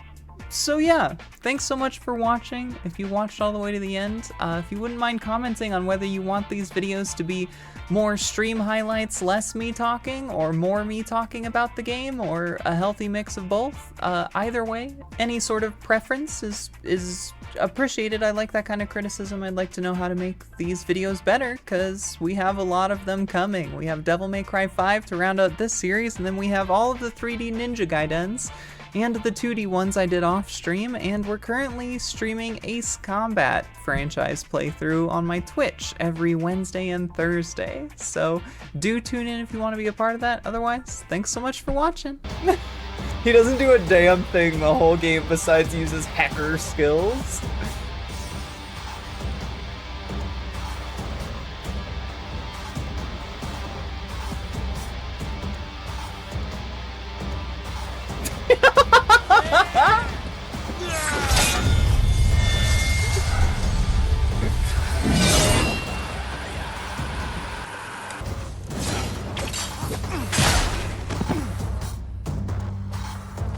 Sorry, brother.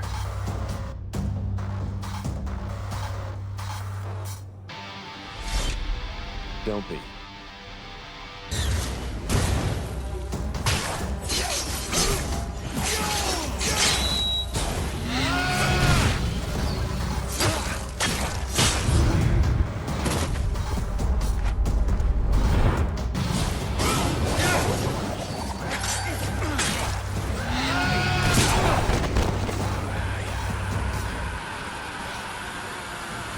It's not too late.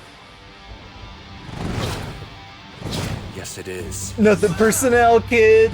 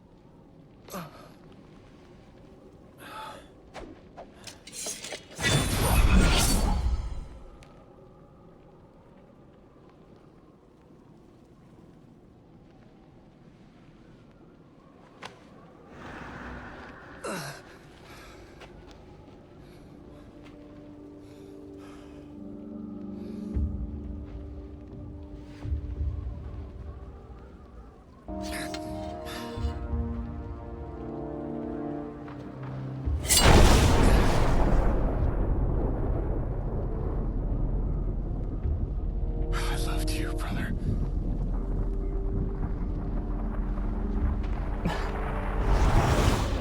Are you sure? Are you sure about that? I don't know who I am anymore. I know exactly who you are. You are Dante. Nothing more and nothing less.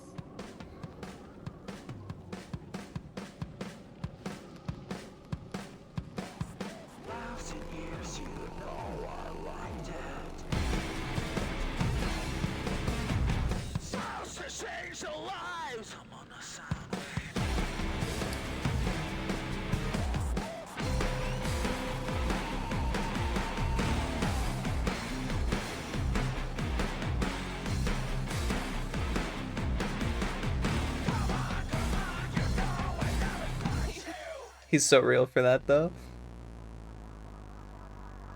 Oh shit, the Ninja Theory offices? Well, chat room, that surely is still a game of all time. Before we move on to the last game, we should probably put the Devil May Cry gacha game somewhere. I actually played this game quite a bit early on in its release, and it felt pretty okay. It was a little auto-combo-y, not nearly the depth of combat that real Devil May Cry has, but it certainly wasn't bad by any means. It's got like a cool co-op feature, which is neat, but it is one of those gacha games that throws like 800 different passes in your face to try to get you to pay like small amounts of money. Like, oh, this one's only $2.99. This one's only 99 cents. Monetization's pretty out there, but it's a gacha game, right? I didn't really want to devote too much time to this game because it's whatever. It's Okay, it's okay. It's fine. So here's a gotcha 10 pull. I didn't really get anything good. Well, we finally made it to Devil May Cry 5, and odds are, you've actually probably already played this one. This shit sold gangbusters, especially above the rest of the franchise. The amount of units it's sold is tremendous. So let's get right into the most popular Devil May Cry 5. Devil May Cry 5 is interesting because it really fleshes out the characters more than I think the previous entries do, and not just like their gameplay, but like their plot and personalities, as well as their backstories, and it even gives a bunch of stuff for old Devil May Cry fans to have. Like, look, it's Morrison. Can you believe it? The game also does something pretty interesting with its storytelling. The entire plot of Devil May Cry 5 takes place over like a month, but you don't experience that linearly. Between the different characters you play as and the timeline kind of hopping around to reveal different details about stuff, and I think it works super well for Devil May Cry 5. It's significantly more interesting than going through a game linearly, and it doesn't really feel like it takes anything away or is holding anything back till the last second. It's just a neat little way to uncover the plot piece by piece. For instance, the game starts out here in this prologue, where you get to play as Nero, and you go fight the big bad right away. You get to see Dante, you get to see this new character V, Trish and Lady are there, and then you get your ass beat.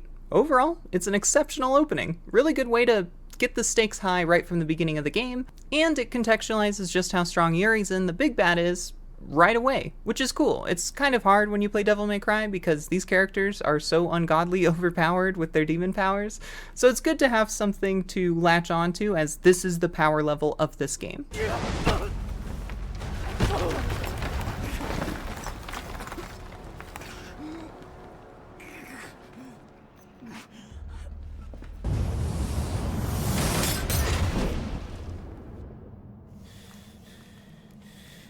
Round 2.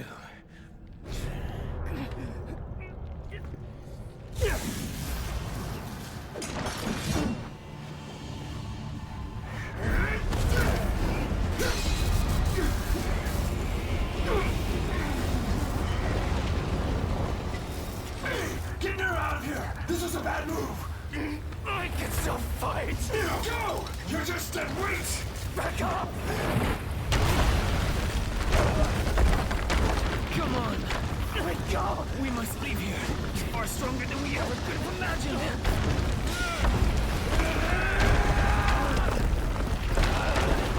That bastard called me deadweight, but he come all this way for nothing.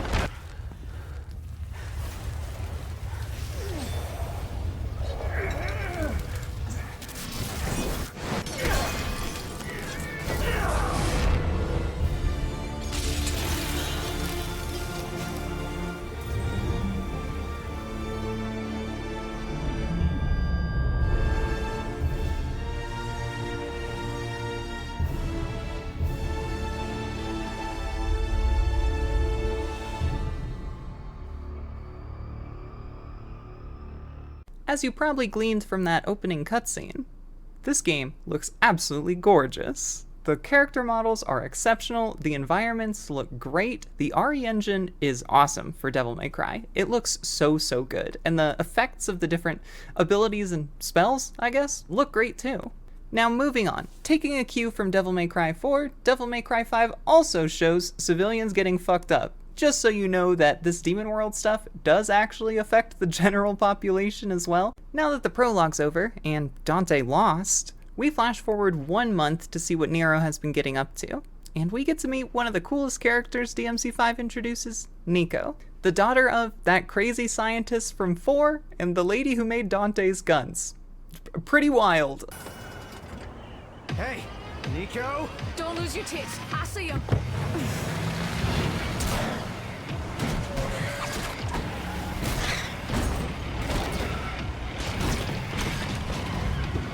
Hey, you have to hit every single bump in the road?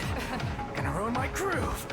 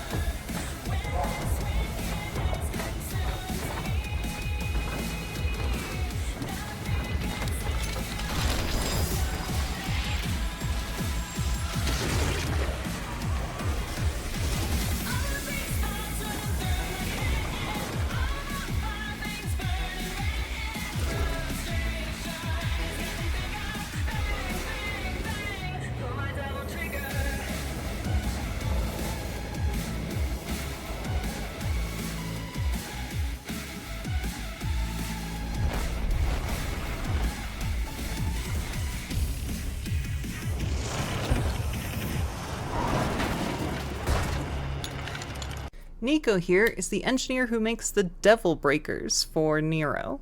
And Devil Breakers are little gadgets Nero puts on his arm in order to do various things. There are a bunch of different types, and they all do all kinds of different stuff. They're a really neat little system, and they're there to tide us over because Nero lost his arm. In case you didn't notice, don't worry, the game will get to us. Something else that's really good about this game is the fight choreography in the cutscenes is stepped up quite a lot from the older games. Not that the older games were bad or anything, but the fights in this game just kind of blew me away during the cutscenes. I was really impressed. Hey, Psycho! Watch the merchandise! Hey, stop bitching and take cover. Okay, let's talk gameplay. The first person we play as is Deadweight, and we get Devil Breakers now. These are supposed to tide us over from the old Buster system. That can no longer happen because our demon arm got cut off. And overall, Nero feels really good. He feels super similar to DMC4 in a really good way. He's got Red Queen, he's got Blue Rose, his gun charges, Red Queen you're able to rev. It's great stuff. The revving system is awesome, and I think it feels even better in DMC5, or at least the revved up moves feel and look a lot cooler. Now, truth be told, I'm pretty 50-50 on the Devil Breaker system, mostly because not having Buster is so weird. I adore Buster as a concept with the demon arm, and as you'll see from the gameplay, I'm actually playing on New Game Plus, which means I have some things unlocked that people don't have through on the first playthrough. And I really struggle playing like full new game, new save files on Devil May Cry 5 because not having access to a lot of stuff feels absolutely brutal in DMC5. But nonetheless, they do add a lot of really neat variety and different playstyles you can do. There's a ton of different ones. There's like a Mega Man Buster Cannon thing that shoots lemons. There's a pasta shooter that shoots a homing fork thing. My personal favorite is the GPO-1, which I can only assume is a Gundam reference. That just gives you basically an extra air dodge. It is by far and away my favorite one because it is so useful having that. But yeah, the gameplay feels slick, it feels exceptional, all the movement feels awesome, the physics feel great. Some of the later enemies are a little frustrating, but for the most part, you just get to absolutely style on the vast majority of enemies. They added, or expanded upon, I should say, the parry system, where if you swing when an enemy attacks, you kind of get to bounce them and stagger them, which is really cool, just adds another layer that you can do within combat. Overall, super pleased, and I love playing as Nero in this game. It's great. Be right there. Hey, why don't you go ahead? I'm gonna finish up here. I'll try to save you some. Not.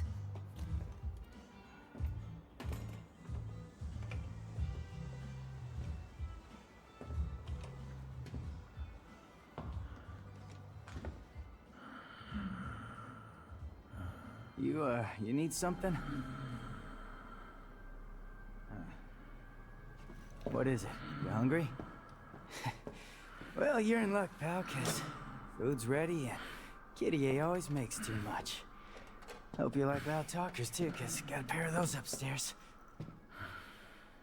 You see something you like? What the hell? You a demon? Kitty, get back inside now!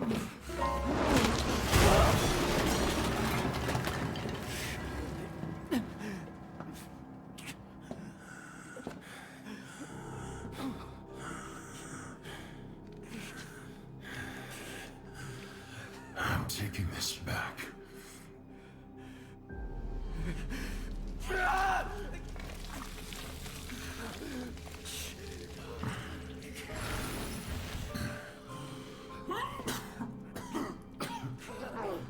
I'm running out of time.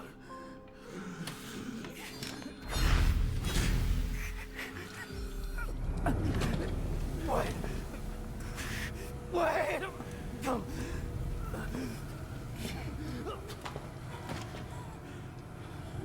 I'll leave you alone for 2 minutes. What the hell happened?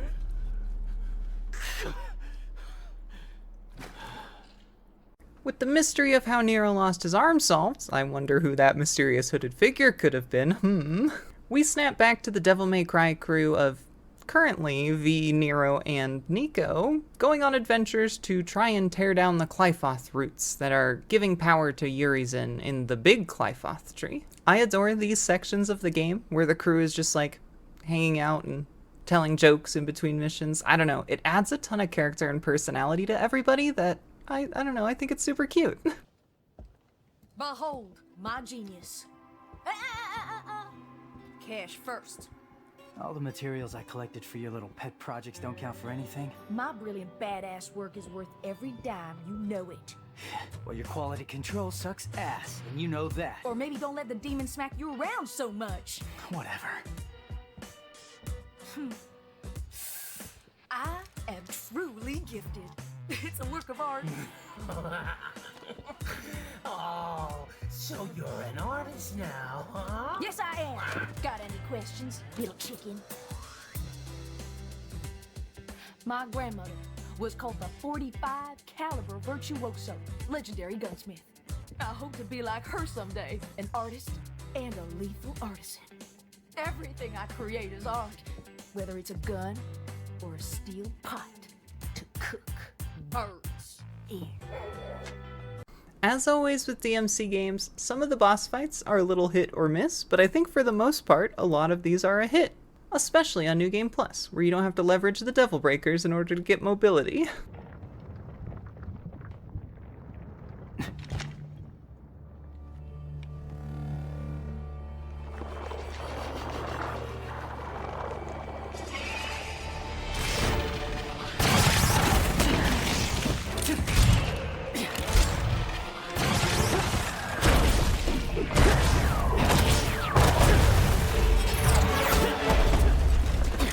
What? No chit-chat or monologue? Just getting right to the point, huh?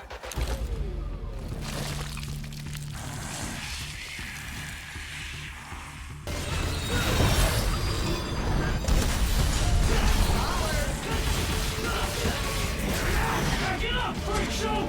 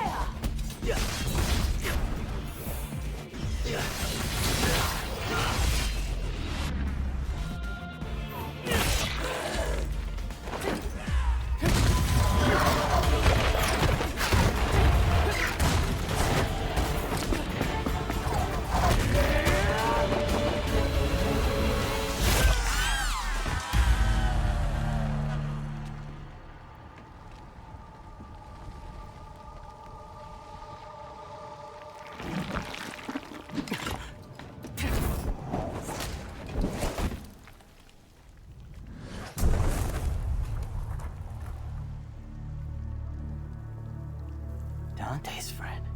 It's Lady. You know her? From my gunsmith days. What? Can't believe you do this to Kyrie. I'm gonna have to tell her, man.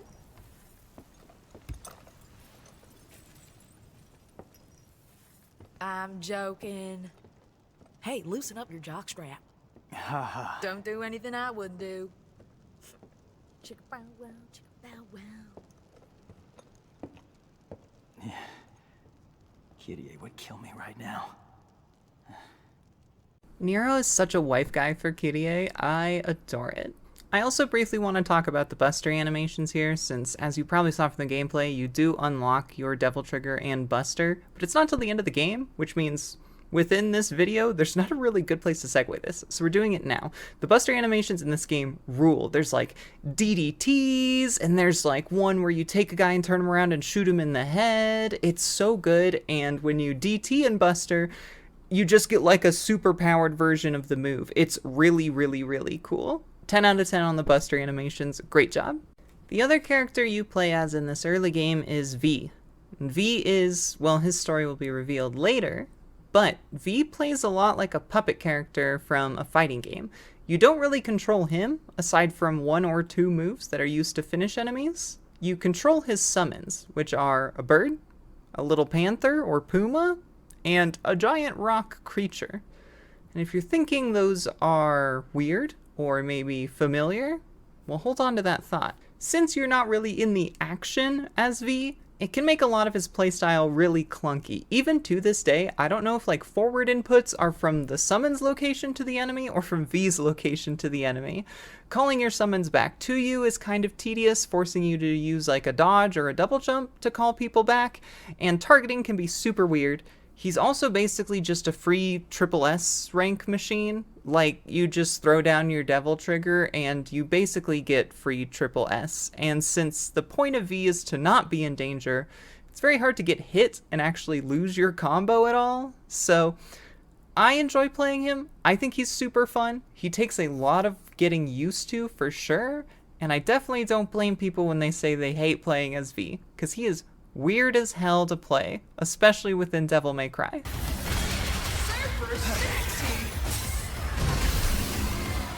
Enjoy the taste of despair. Here.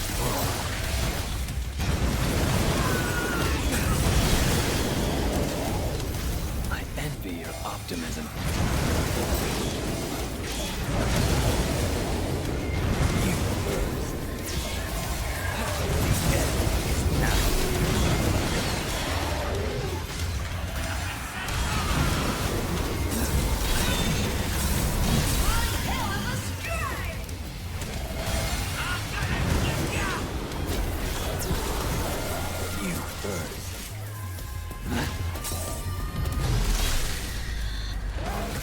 V, from a character standpoint, I absolutely adore. He is angst personified. He reads from a poetry book, even mid-combat. The first thing he reads to Dante when he meets him is poetry. He's constantly reciting random shit from this book. It's so extra, and it's so good. His taunts are also incredibly edgy, or him reading poetry once again, and when you devil trigger, his hair turns white, which, I mean, it's Devil May Cry. The protagonist's gotta have white hair. That's how it goes. I love him as a character, though, and especially because his summons give him shit for being so edgy and poetry-pilled. He's basically like when you see people posting bad memes of the Joker and saying like, I'm him, and it's like vaguely Sigma male-pilled, that's what V is. And since everyone gives him shit for it, it's actually kind of funny. You can't travel through here in a car. Yeah, we know. We're just waiting on you. There's only one way up that tree.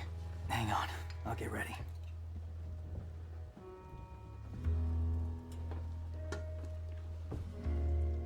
I'm glad to see you look so well. You too, I guess. I found these. If they're of any use to you, they're yours. Wow, I can make something truly awesome out of these. Shocker. Can we trust him? Your guess is as good as mine. He might be useful, though. Enough talking. Get some rest. You need it. Now let's also talk one of the weirder parts of Devil May Cry 5. It's got online, kind of. So some missions, due to this asynchronous storytelling, let you pick between Nero and V, or even separate missions will be in the same area, but at different points linearly, if that makes sense. It probably doesn't, but whatever. In any case, sometimes, if someone else is playing the same mission as you, I think, or recently enough that their, like, data is saved, you'll get them in the other section of the level, and it'll say, like, featuring blah blah blah. And this is so unobtrusive that it's actually kind of cool. I think it's really neat. You get to see other people's style rank go up as they progress through. It's pretty cool. Overall, a neat system. It feels pretty half-baked, if I'm being totally honest, but like I said, it's unobtrusive as hell. Doesn't do anything to you at all. It's not like these characters ever really meet in one screen, so you're not playing co-op like you are with the gacha game at all or anything like that. So it's just a, I don't know, neat little bonus thing. Overall, pretty cool. Maybe this could be expanded upon in the future, though I might hate it if people are fucking up my juggles, so I don't know, maybe just keep it as is. It's weird. Another really neat thing this game does, especially in the first half of the game, we'll get to why it's not that way in the second half, but has really cool set pieces for the action. Like, take for example this stage that's sliding down through a hill as you fight a bunch of Angelos. It's incredible, really, really cool. Just neat little stuff like that. I enjoy a ton. Nice. Getting the band back together, huh? What evil lurks? I must destroy. I thought that was the plan all along.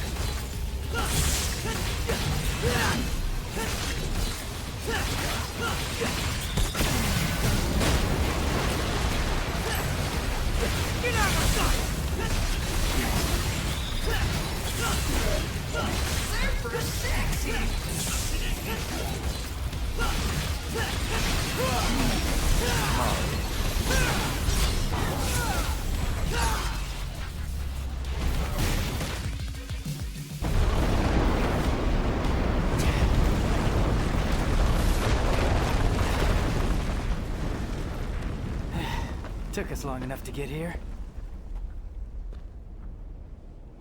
What? Tired already? I've just remembered something. This town was attacked. Once before. Is that so? I was here.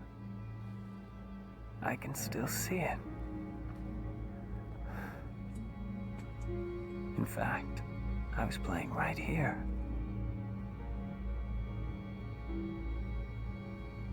That was the house.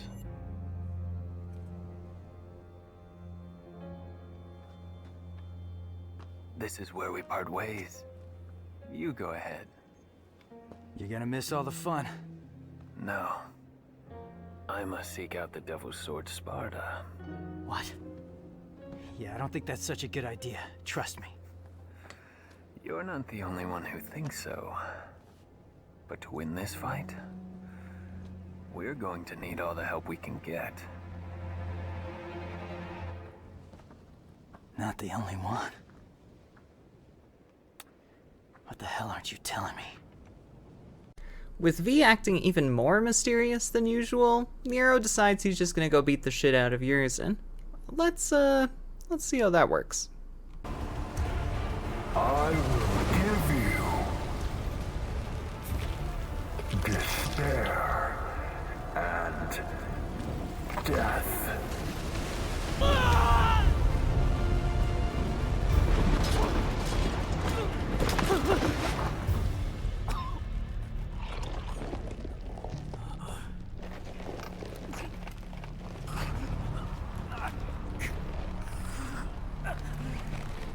Nearly human, petulant mortal flesh. Cursed the moment you were brought into this world.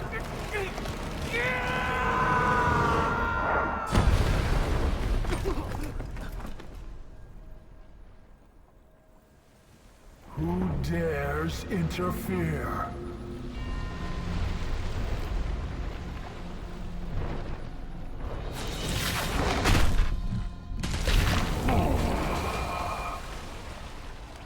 What creature stands against a king? Is that a demon? The game now flashes back to what V was doing while Nero went to go assault Urizen, but this gives me an opportunity to talk about the last cutscene.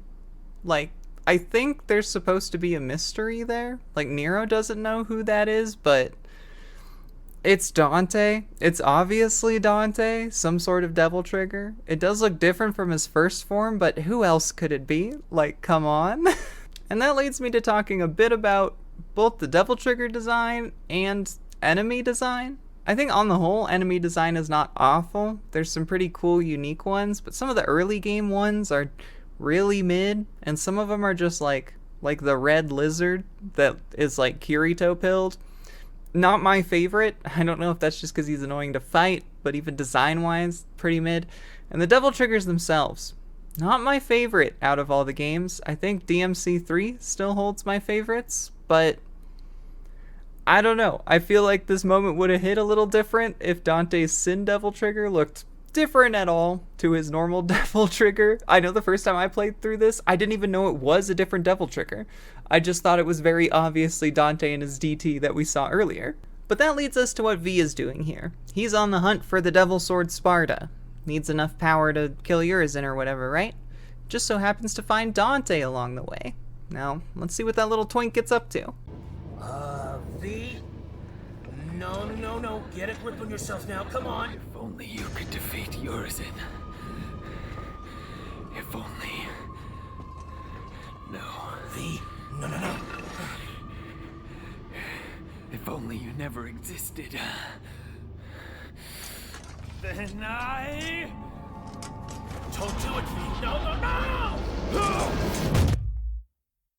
Can you imagine waking up from a month-long coma and the first thing you see is a twink's armpits? That's wild. That's insane. But anyway, the next scene is really cool. I think this is where a ton of neat characterization about Dante comes into play, and to an extent Virgil as well, with these little scenes with their mother. It's really neat, and it adds a lot to these characters. I think that's something DMC5 does super well.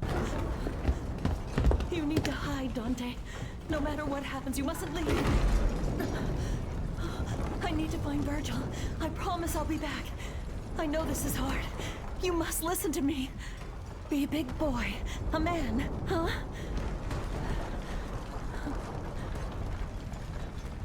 If I don't return, you must run. By yourself, alone. You must change your name. Forget your past and start a new life. As someone else. A new beginning. Virgil! Where are you, Virgil?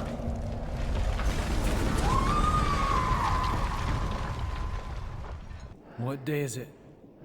The 15th of June. A month? No wonder I'm so stiff. Right, Sunshine. Now put a fire under it. We gotta get going because that annoying pimple Nero is making a beeline for Urizen, and if he gets there, he's gonna... Now it's time for another month-long flashback. We flash back to when Dante first got his ass beat by Urizen, and the lead up to it, and this gives us our first taste of Dante gameplay. In DMC5, Dante gameplay feels great. It feels like 4, but snappier, and with different weapons. Overall, it's got everything you want. Style switching, 4 different weapon slots for guns and swords. Overall, it's really cool. You unlock these over the course of the game, obviously, and I'm playing on New Game Plus, so I have a little bit of everything, but there's a ton of stuff to fit your playstyle, and obviously, if you're super good, there's a ton of skill expression with Dante. It's great to play Dante. He's super cool. 10 out of 10. I would be super sad if they somehow fucked Dante up. Well. O king of stench and filth. I'm impressed. Those are 2 of the most badass women in the world. And I only know one other guy who can defeat them. Jackpot. Now back in present day, Dante's making his way back to Urizen to try to help out Nero, and we come across Cavalier Angelo. This is the punching bag of the DMC5 community. He is so much fun to fight, and he's an absolute pushover if you get good.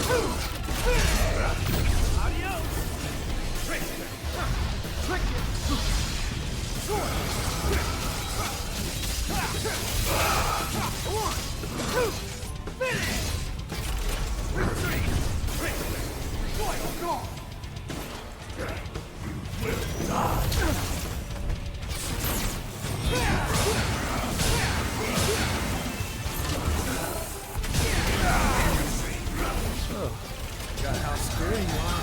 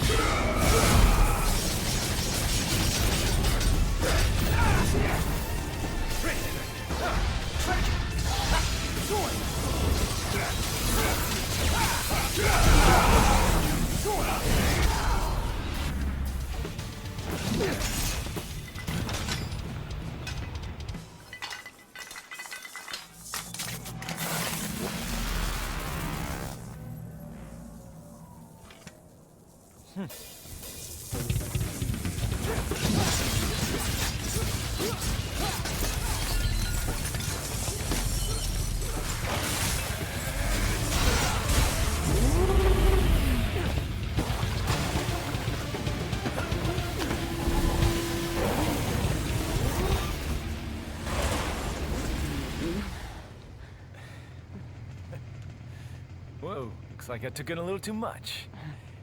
You okay? I've been better.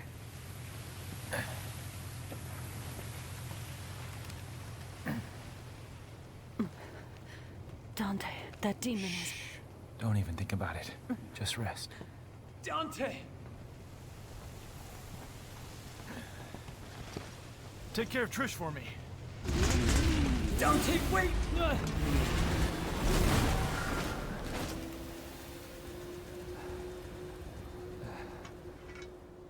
My God. What are you then? It doesn't matter. I'm a shadow of my former self who lost everything. I will tell you the story of my birth. The demonic power was activated in me once, when Virgil lovingly jammed this through my chest. I always wondered, why did my father give me the rebellion? Okay, what are you muttering? Over the years, I've been stabbed and jabbed by a number of things. But who would have ever guessed? Have you lost your mind? There's a demon to destroy! Kill yourself later! I'll help! If the Yamato can separate man from devil, then what about the rebellion?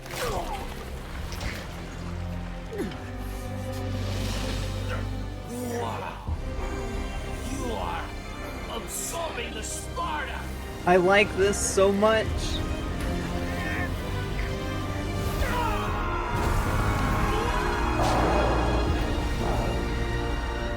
Dante's true power came from his sword, the Rebellion.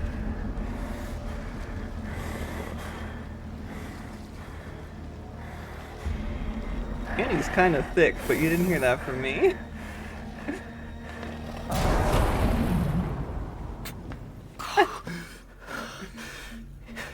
It can't be. Hi. Dante, you son of a bitch.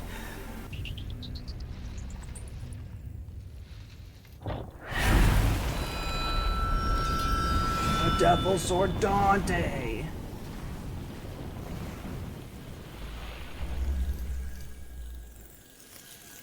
Dante.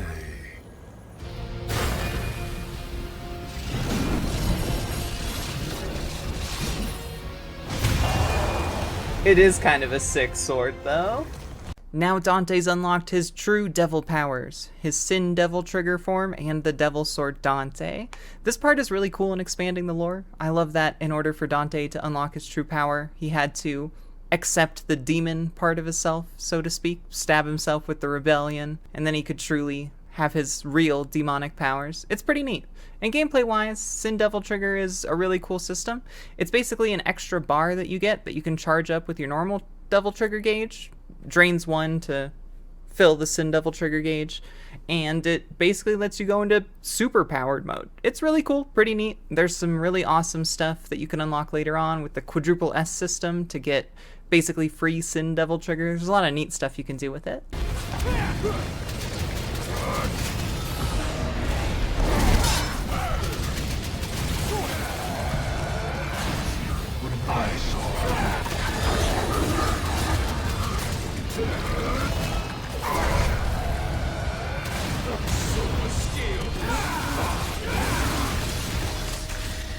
Whew, we'll take it. It wasn't the best fight, but I'll take it.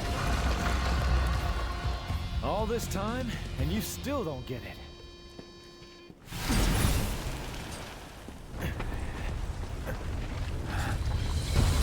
It is you who does not understand. Whoa, you are the infamous Dante. I'm Nicoletta Goldstein. Sound familiar? My grandmother is Nell Goldstein, the gunsmith that made all your fancy weapons that you got strapped back there. Yeah, there she is. You don't much look like her. Yeah, I got my looks from my daddy. That's about all I got from him. But based on his research, I managed to cobble this. Consider it a gift in honor of us finally meeting. Meeting.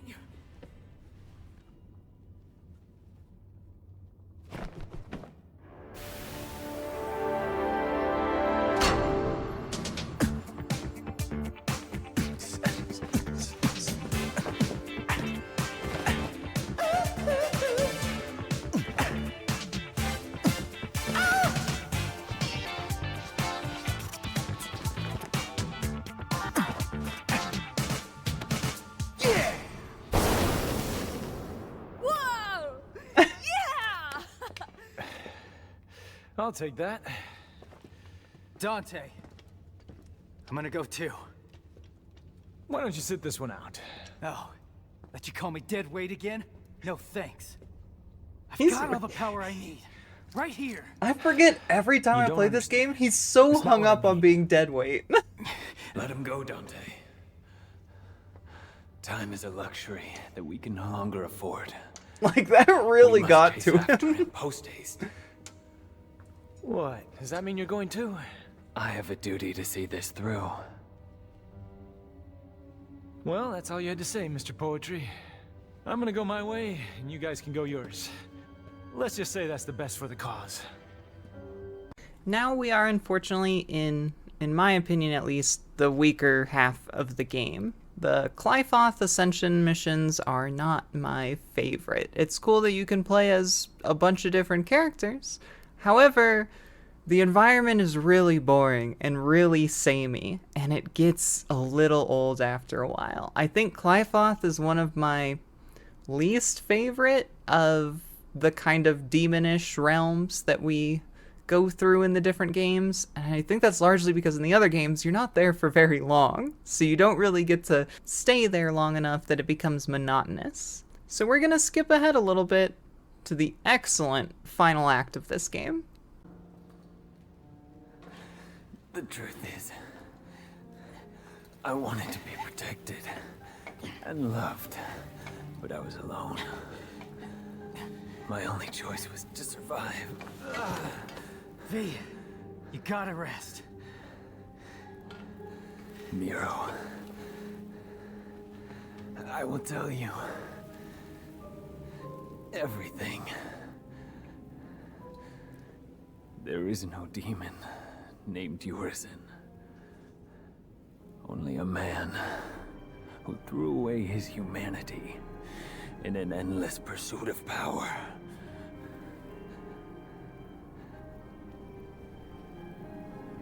He is Dante's older brother.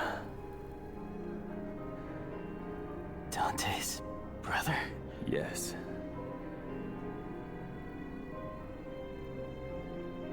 And his real name is Virgil. Yep. This is where it all started. That day Mother saved me and left you behind. Not helping, Dante. The thing you don't know is, she tried to save you too. She kept searching and searching. Until I killed her.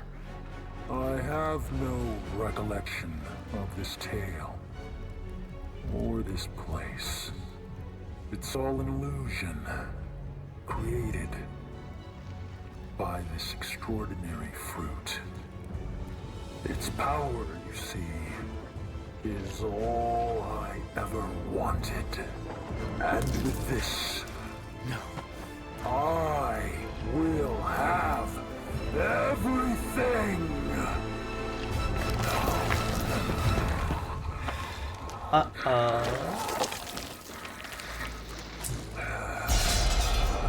I wonder if the demon fruit tastes good.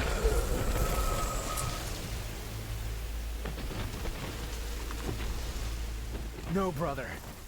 You don't have everything. That last shred of humanity that you still had, you just lost it.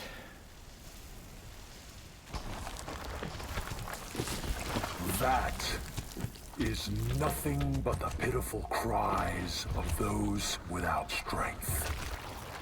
Come to me, brother. I shall enlighten you, Dante!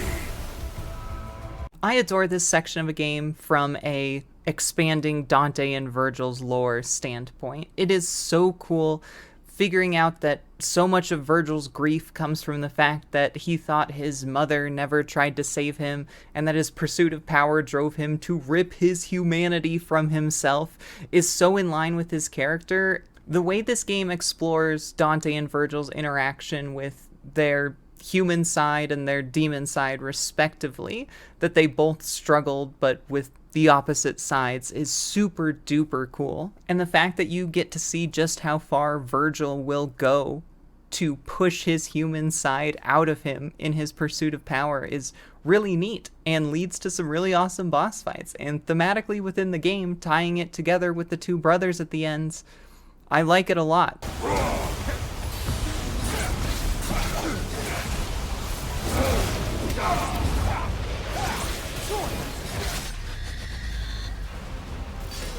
Not a terrible fight. Why are they fighting each other?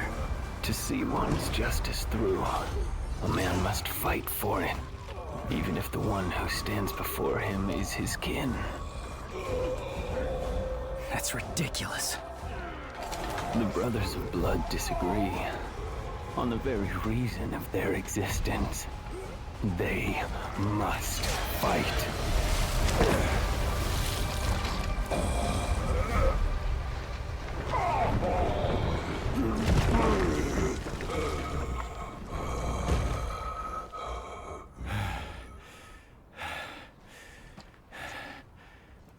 In the last throes of defeat, I see.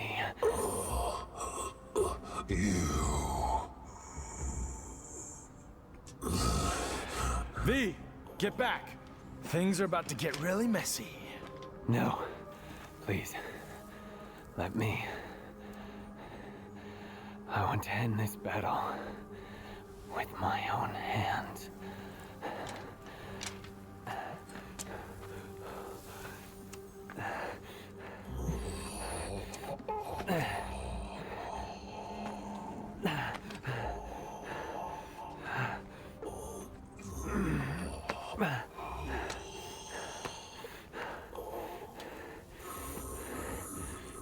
Do not struggle, for if you can't even defeat me, then you've already lost.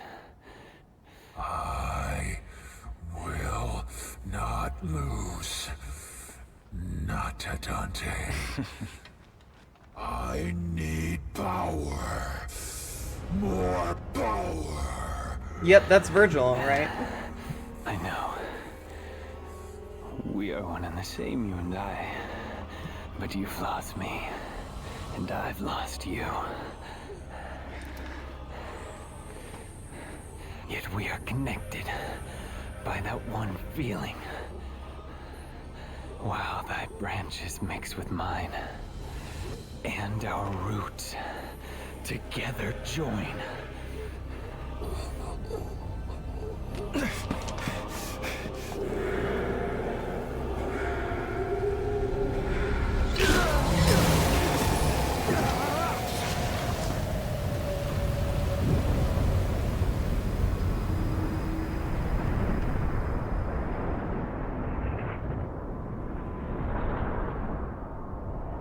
Now I'm motivated.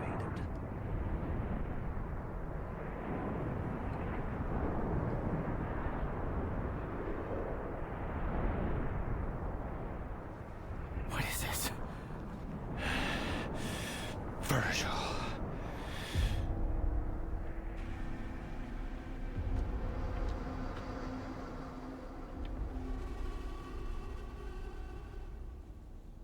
The Alpha and the Omega?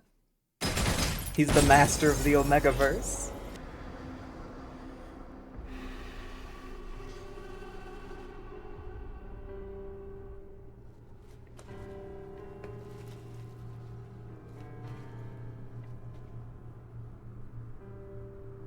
You got some pretty big cojones for coming back. Just don't know when to give up.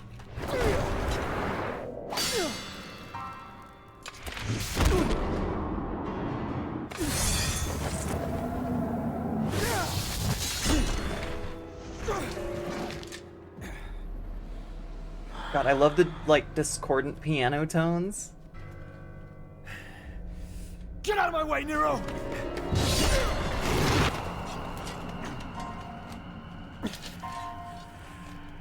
Defeating you like this has no meaning. Come on, Virgil. Let's do this. Heal your wounds, Dante. Get strong. After that, we'll settle the matter.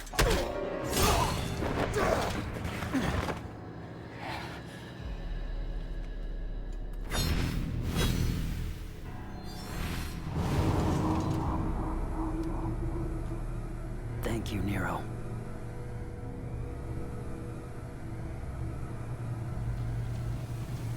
Go home, Nero. This doesn't concern you. Like hell. I lost my right arm because of him! This is not your fight. I need to stop him, and that's all that matters. I'm not gonna let you have all the fun, Dante! You don't get it. Let me guess. I'm dead weight? Well, you can That's show not me. it, Nero. What is it then? He's your father! What?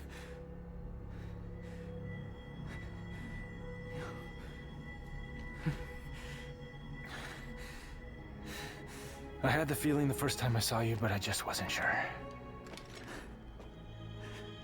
And then I saw how the Yamato reacted. And I was certain. He's your father.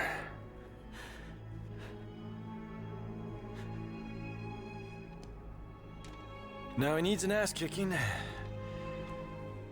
But I can't have you go kill your old man. This is huge. This is crazy that Nero is Virgil's kid, and Virgil in this game is so cool. He just exudes aura, which I think is mostly because Urizen and V both exuded negative aura. Somehow when they combined, the double negative made a super positive. And Virgil's cool as hell. Now, with the back half of this game, we've got a classic Dante versus Virgil, similar to what we saw in DMC3. We get to see another clash of their values, but this time there's an added variable. Nero's here, and Dante's right. It would be super fucked up if he had to kill his dad. It's a setup to a really awesome climax, and it absolutely rules. Got a feeling this one's gonna be a doozy. Now, for those of you who thought V's summons were a little familiar, well, that's because they're the same enemies from DMC1. We've got that puma that I hate, we've got that bird that gets hit with the flock off Featherface, and Nightmare? Nightmare, I didn't make the connection immediately. Nightmare is that weird little amalgamation you have to fight every once in a while. He doesn't have a form like he does in DMC5, but it is the same idea. And kill you we shall, Dante. Us, not Virgil. Us. This is our final fight. And the end of Virgil's nightmare. Walk off, Featherface. Godspeed, Dante. You'll need it. Rest in peace, little chicken. It's been a bash.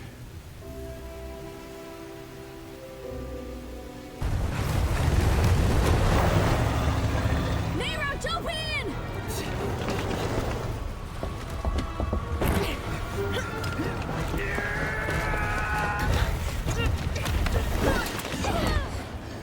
Where's Dante? He's got this. We gotta go now.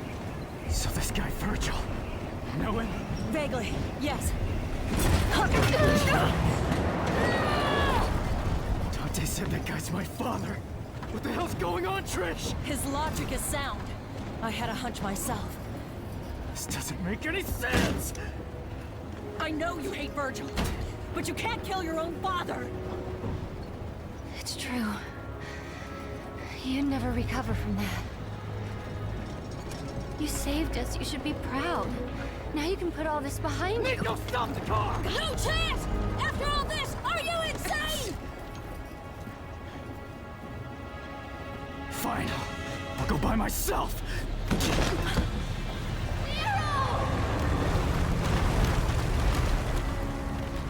I love Nero in specifically the last mission, but this entire final section is peak Nero. Time for Dante vs. Virgil. For those of you who know how I feel about action games, my absolute all-time favorite boss fights is when you fight someone your same stature with similar abilities, and Dante vs. Virgil has always been the gold standard for these kind of fights as far as I'm concerned. And the one in DMC5 is also spectacular. It is so much fun. These fights are absolutely stellar to play, stellar to learn, stellar to route if you're going for high style ranks. It's just good. It's good. More action games need fights like these. They're exceptional.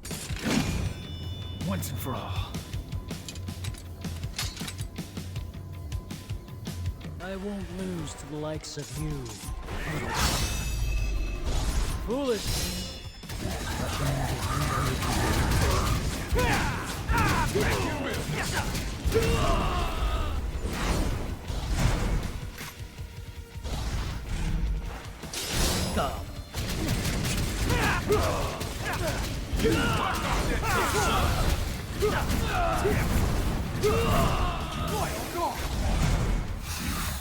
You're finished.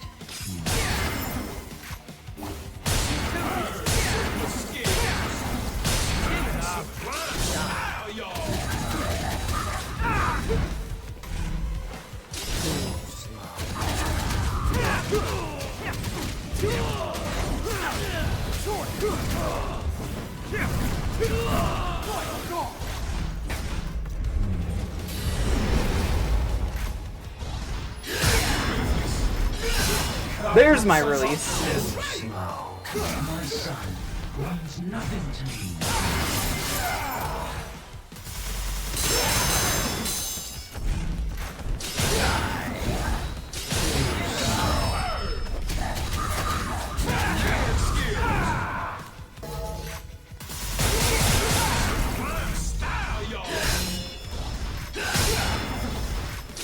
Keep up.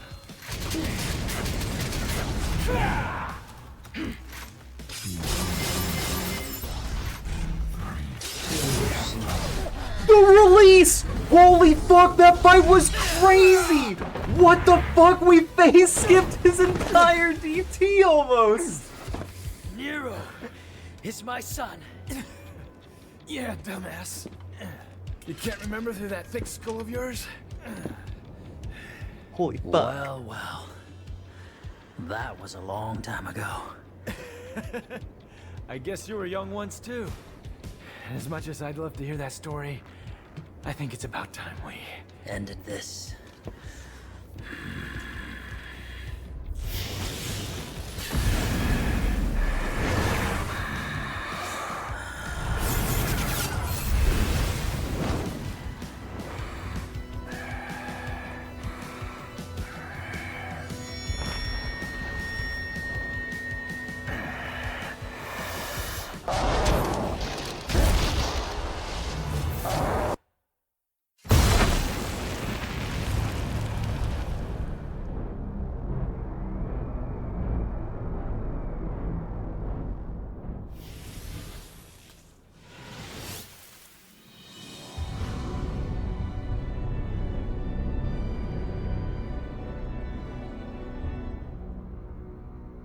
It's time for one more flashback of just a few minutes before this fight where we see what Nero was up to. And this is one of my favorite cutscenes in the entire franchise, maybe my favorite cutscene. It is so human. It is such good characterization for Nero. It's so perfect. It's touching. It makes me cry a little every time.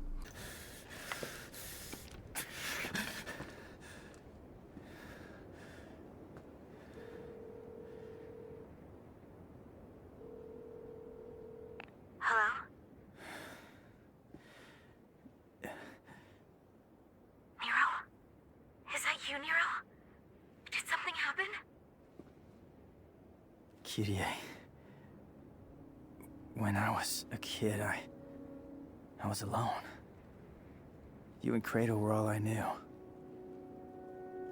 And now all of a sudden I find out I have a family. What am I supposed to do with that? You always know which path is right and which is wrong. There's no need to doubt yourself. Thanks. I guess that's all I needed to hear.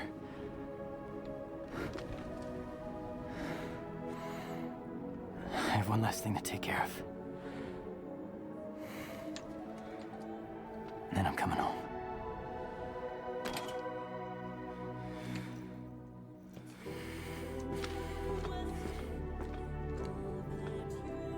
I love it. It's such a good... I couldn't protect Kratos.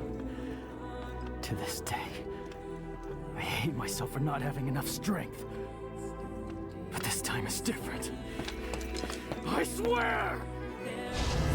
I'm not letting you die!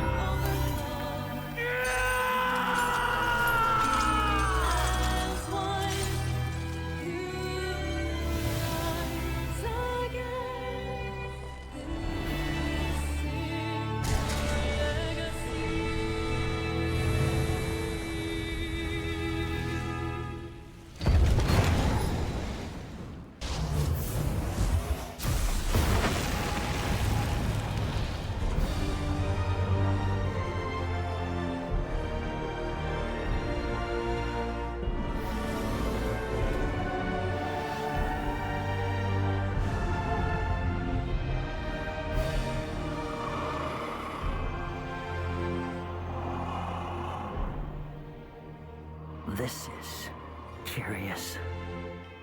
Nero.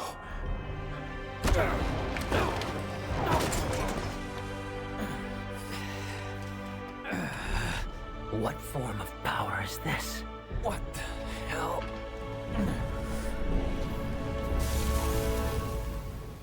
This ends right here.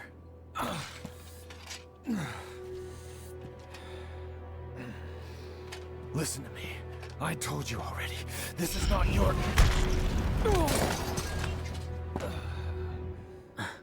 You listen, deadweight. I won't let you kill each other.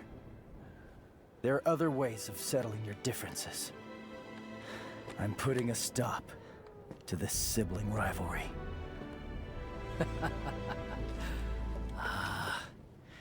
You came all this way just for that. Virgil. V. Whatever you call yourself. Dante's not gonna die here. And neither are you. Do you have a problem with that? Not gonna die my ass. Oh, that bitch slap nearly killed me.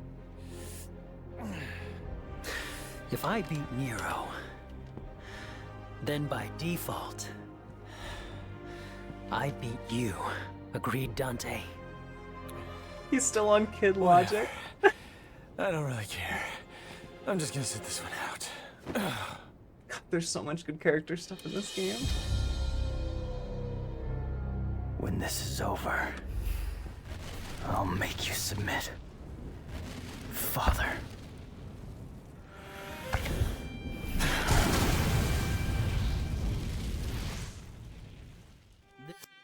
Everything about this scene is so good. You see Nero go through a super similar struggle to what Virgil was going through. Virgil didn't have the power to save his mom. Nero didn't have the power to save Kratos.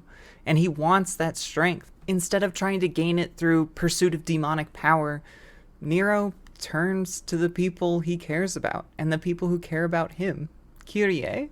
And she didn't say much, but just the fact that he was able to turn to her, that throughout his life he has found a family that can support him even when it comes to stakes that are high as this, and knowing he can find his own path is, I don't know, it's something special.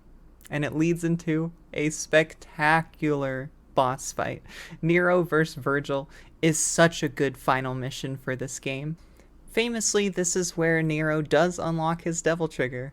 And the first time you Devil Trigger, he hits the fuck you, and it is so much cooler and full of so much aura than any of the F-bombs that Reboot Dante ever threw out. It's crazy. Not that I'm a hater of that game anymore, but Nero's fuck you, oh, it's good. It's real good. There's also a hidden jackpot, much like DMC4, which I'll throw in at the end of the fight.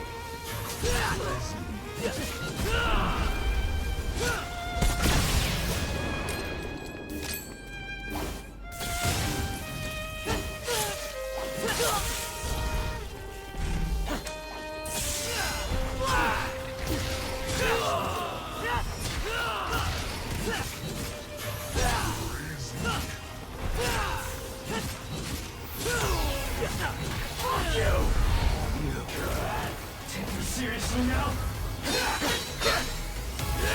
Oh, hell no. Here, there's no feeling accepting yet.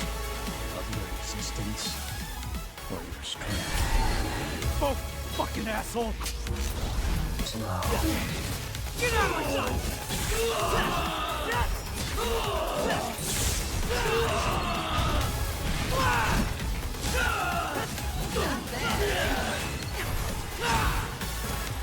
Go do your thing, Virgil.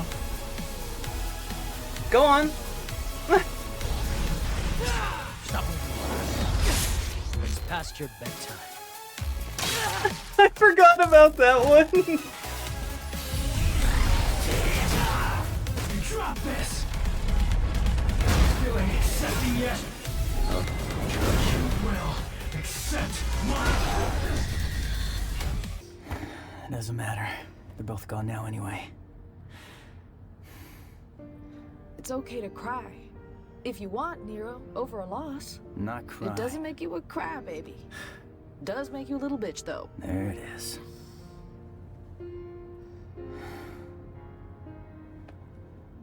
You think I'm a demon?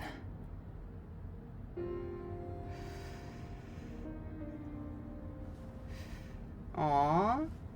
I didn't cry when my asshole daddy died. But... yeah, I know. I wouldn't be here without him, that's a biological fact. Right. All I'm saying is, tough guy, it's okay to cry if you want. I'm Devils not cry. crying. Devils cry. I'm not gonna Kittens cry. Will you Meow. shut up? Puppies Will you Devils stop? cry. Look at you. You're nobody. What about you Nobody's cry on my crying, all right? shoulder? I Stop love saying them. Cry on cry. my shoulder. I know you You wanna. say cry again. Devil may cry.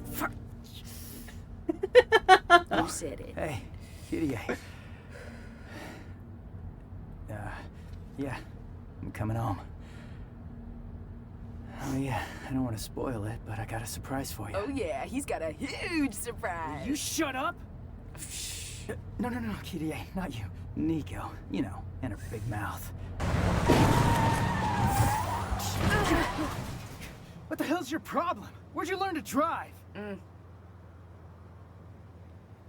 Hey, sorry, I gotta call you later. It's time to get back to work.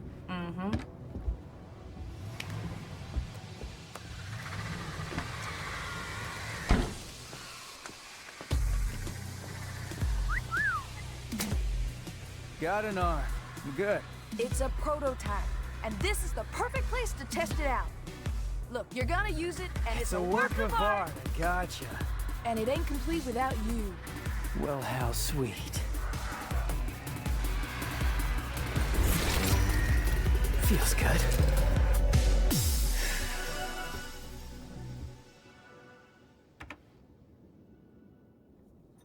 get fixed as soon as we get back. So, Devil's Cry, huh? Let's hear what that sounds like!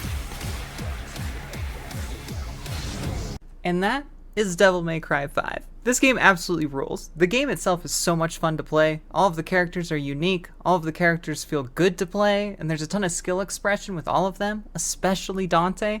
I can see why this game sold gangbusters. The story itself is awesome, there's callbacks for the old DMC fans, and it's easy enough for new fans to get into this story too, since it's all self-contained.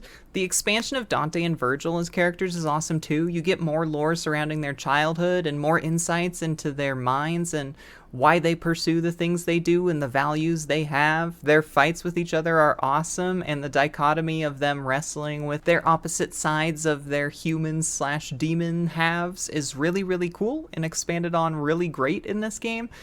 Where it super shines as Nero as a character, he really comes into his own in this game. He's the ultimate wife guy, and he's such a sweetheart. I adore him and Nico together.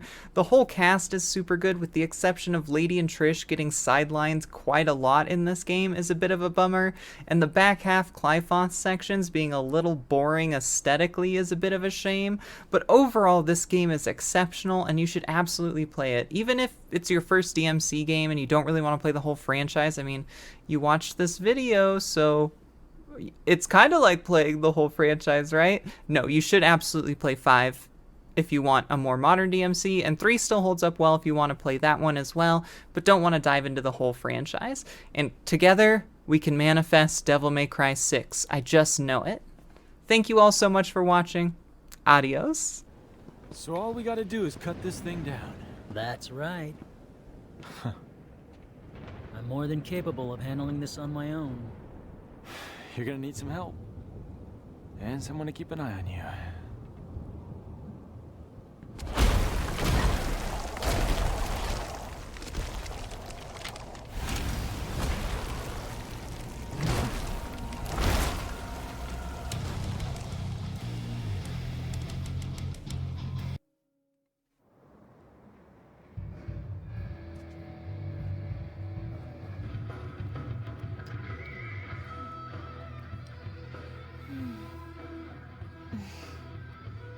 Wow, no sign of him. Nothing. Yeah. Nero's big It's like one of my toe. Japanese animes. Because I've been thinking it's almost time for me to settle down somewhere. Do they have to be real Twitch accounts? Are you finding real Twitch accounts for this, Tiny? Oh, I hate to spoil your dreams, ladies, but that shit ain't gonna happen.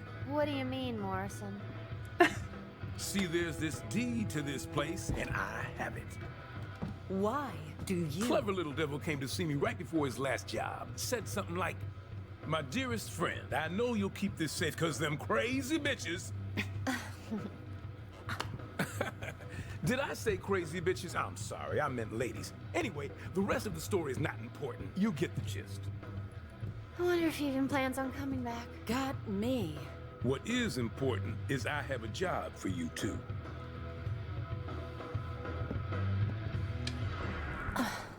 Cause the rent ain't free. Ladies fit in this game kind of rules. It's a lot, but it kind of rules. Oh shit. Oh shit, chat room?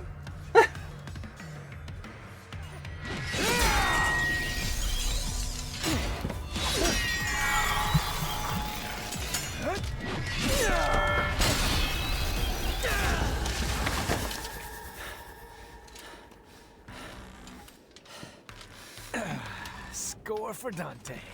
I'm up 1. Where did you learn to count? We're even. You know, I'm starting to think this is never gonna end. Maybe. We got plenty of time.